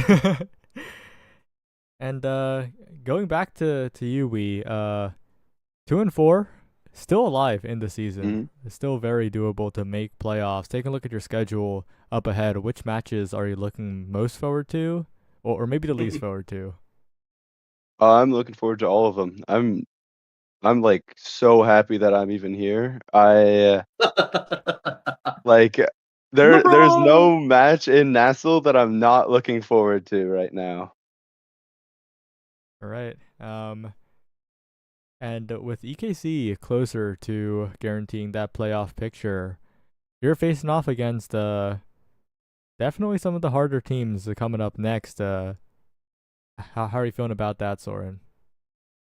I don't know. I think Hug is probably like the one team in league that we're scared of, just simply because they've historically kind of had a really solid game plan into us that we haven't really figured out. That being said, we kind of beat them hard enough that they roll swap this season, so I'm feeling pretty good into them this season. Caliland vibes. But yeah, I think we're excited. I'm really excited for the match. I'm just giving shit because I love Vaughn. He's probably my favorite goalie in the league right now to talk to about stuff because he has a pretty good understanding of the role, and it's very fun to get an insight from him coming from. Wait, why didn't you roll swap, Soren? Because there's no Caliland goalie vibes, bro. I don't, yo, okay, all good. I would love to roll swap. Unfortunately, none of my teammates they understand how shit my role is to play, and they don't want to play it. Oh, goalie is so weak. Cry me a fucking river, sorry. It's so unfun to play, bro. Trust me, I would love. I've been scrimming like permanently on off roll, but yeah, I think that's gonna be probably our hardest opponent out of the season. I know. Hey, I'll be completely real. Like, I'm still not an RTF believer, so I'm excited to fight against them because like just from prior experience like playing them, I've had a pretty good read on Leo and how to play into him, and that's kind of that team's like entire gimmick is they kind of play like us where they try to kill people, but I don't know how they're gonna kill people when like they're playing us because we do it better. And Leo's a really good brawler player, but I've kind of got him. I've kind of got on him read a little bit. So PPL, I've been glazing PPL pretty hard actually. I think they're a really good team. They actually have a positive win rate over us. We've only beat them once, which was to get into NASL Season 5 after we missed out on playoffs, which is really funny to think about. But every weekly or like big tournament we've played them in, they've kind of just like ran through us, which is kind of funny. But I don't know. We're not too worried. Gonna get on the grind a little bit more. I know me like and Katsune have not been playing at all, so we got to try to start practicing and get ready for the upcoming playoffs because this is pretty much looking like EKC's last season together right now. So it's my last chance to get an S tier. All right, and finally, Sundubu Strikers, looking forward to the final third of the season. Any big thoughts? Yeah, I'm really scared of week 9. Yeah. I've got that one marked on my calendar. We got to play against LeBron in week 9. Weebron, Oh man. yeah. We got to play against Weebron. I don't know Good how luck, I'm you'll feeling need about it. that. Other than that, I think we've got our own thing figured out, and that's all that really matters for us is that we feel like we know what we're doing. I don't care as much what other people are doing right now. I think most other people are also kind of doing some things wrong anyways. So we're really, really confident going into this break and into the last 3 weeks of the season. But if there's any hurdle we got to get over, it's we gotta clear Weebron. Good luck. And speaking of LeBron, it's time for shout outs. So I know you have a lengthy list. Who are you shouting out? Oh my God, do I? I should have written them down. Oh my goodness. I mean, I gotta shout out Oppabug. Like he coached me more than anyone else ever. And of course 3Z and every single other brawler that has ever coached me, because there is a long list of them, and I do not remember them all right now. And We brawlers. oh yeah, brawler life. I also got to shout out my team because they're goats and they're a blast to play with. So much fun. Right. Soren, what are your shout outs? Sure thing. I've got a list too. Shout out my teammates. They played great today. NX has taken a pretty good job of like learning how to communicate in game, which is a really huge thing for us. A big step for EKC, and it definitely showed in our match today. Shout out to our coach Borg. He wasn't really present this week, but was still there, cheering us on, kind of giving us a little bit of tips when he had time. Shout out to our subs. I know they haven't really got any playtime, but I know Flowers and Zanseki are our subs right now. Flowers has been there like every scrim, if not game, kind of just like talking to us and cheering us on. So that's a really good morale boost to have. Shout out to all the EKC chat people always cheering us on every week. Shout out to some of my IRL friends. GF. I had Yoki in chat too, by the way. Yoki was cheering on today after his had an unfortunate loss yesterday. So I mean, Milky's my favorite guy ever, so shout out for him being there. And shout out for Josh. Josh is always my biggest believer, and I love that guy. Is he above or below me? Below me. Yeah, that guy.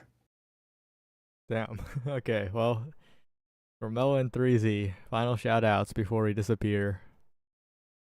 Yeah, you got any shout outs? Yeah. All right. Shout out to warm up squad as always. Shout out to Cardbox for getting berated in VC and I mean, that guy's the worst. just putting up with it like a beast. Love that guy.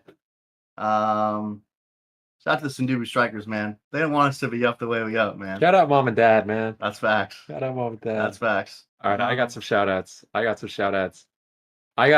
got a shout out Oppabug. If it weren't for Oppabug, Oh yeah.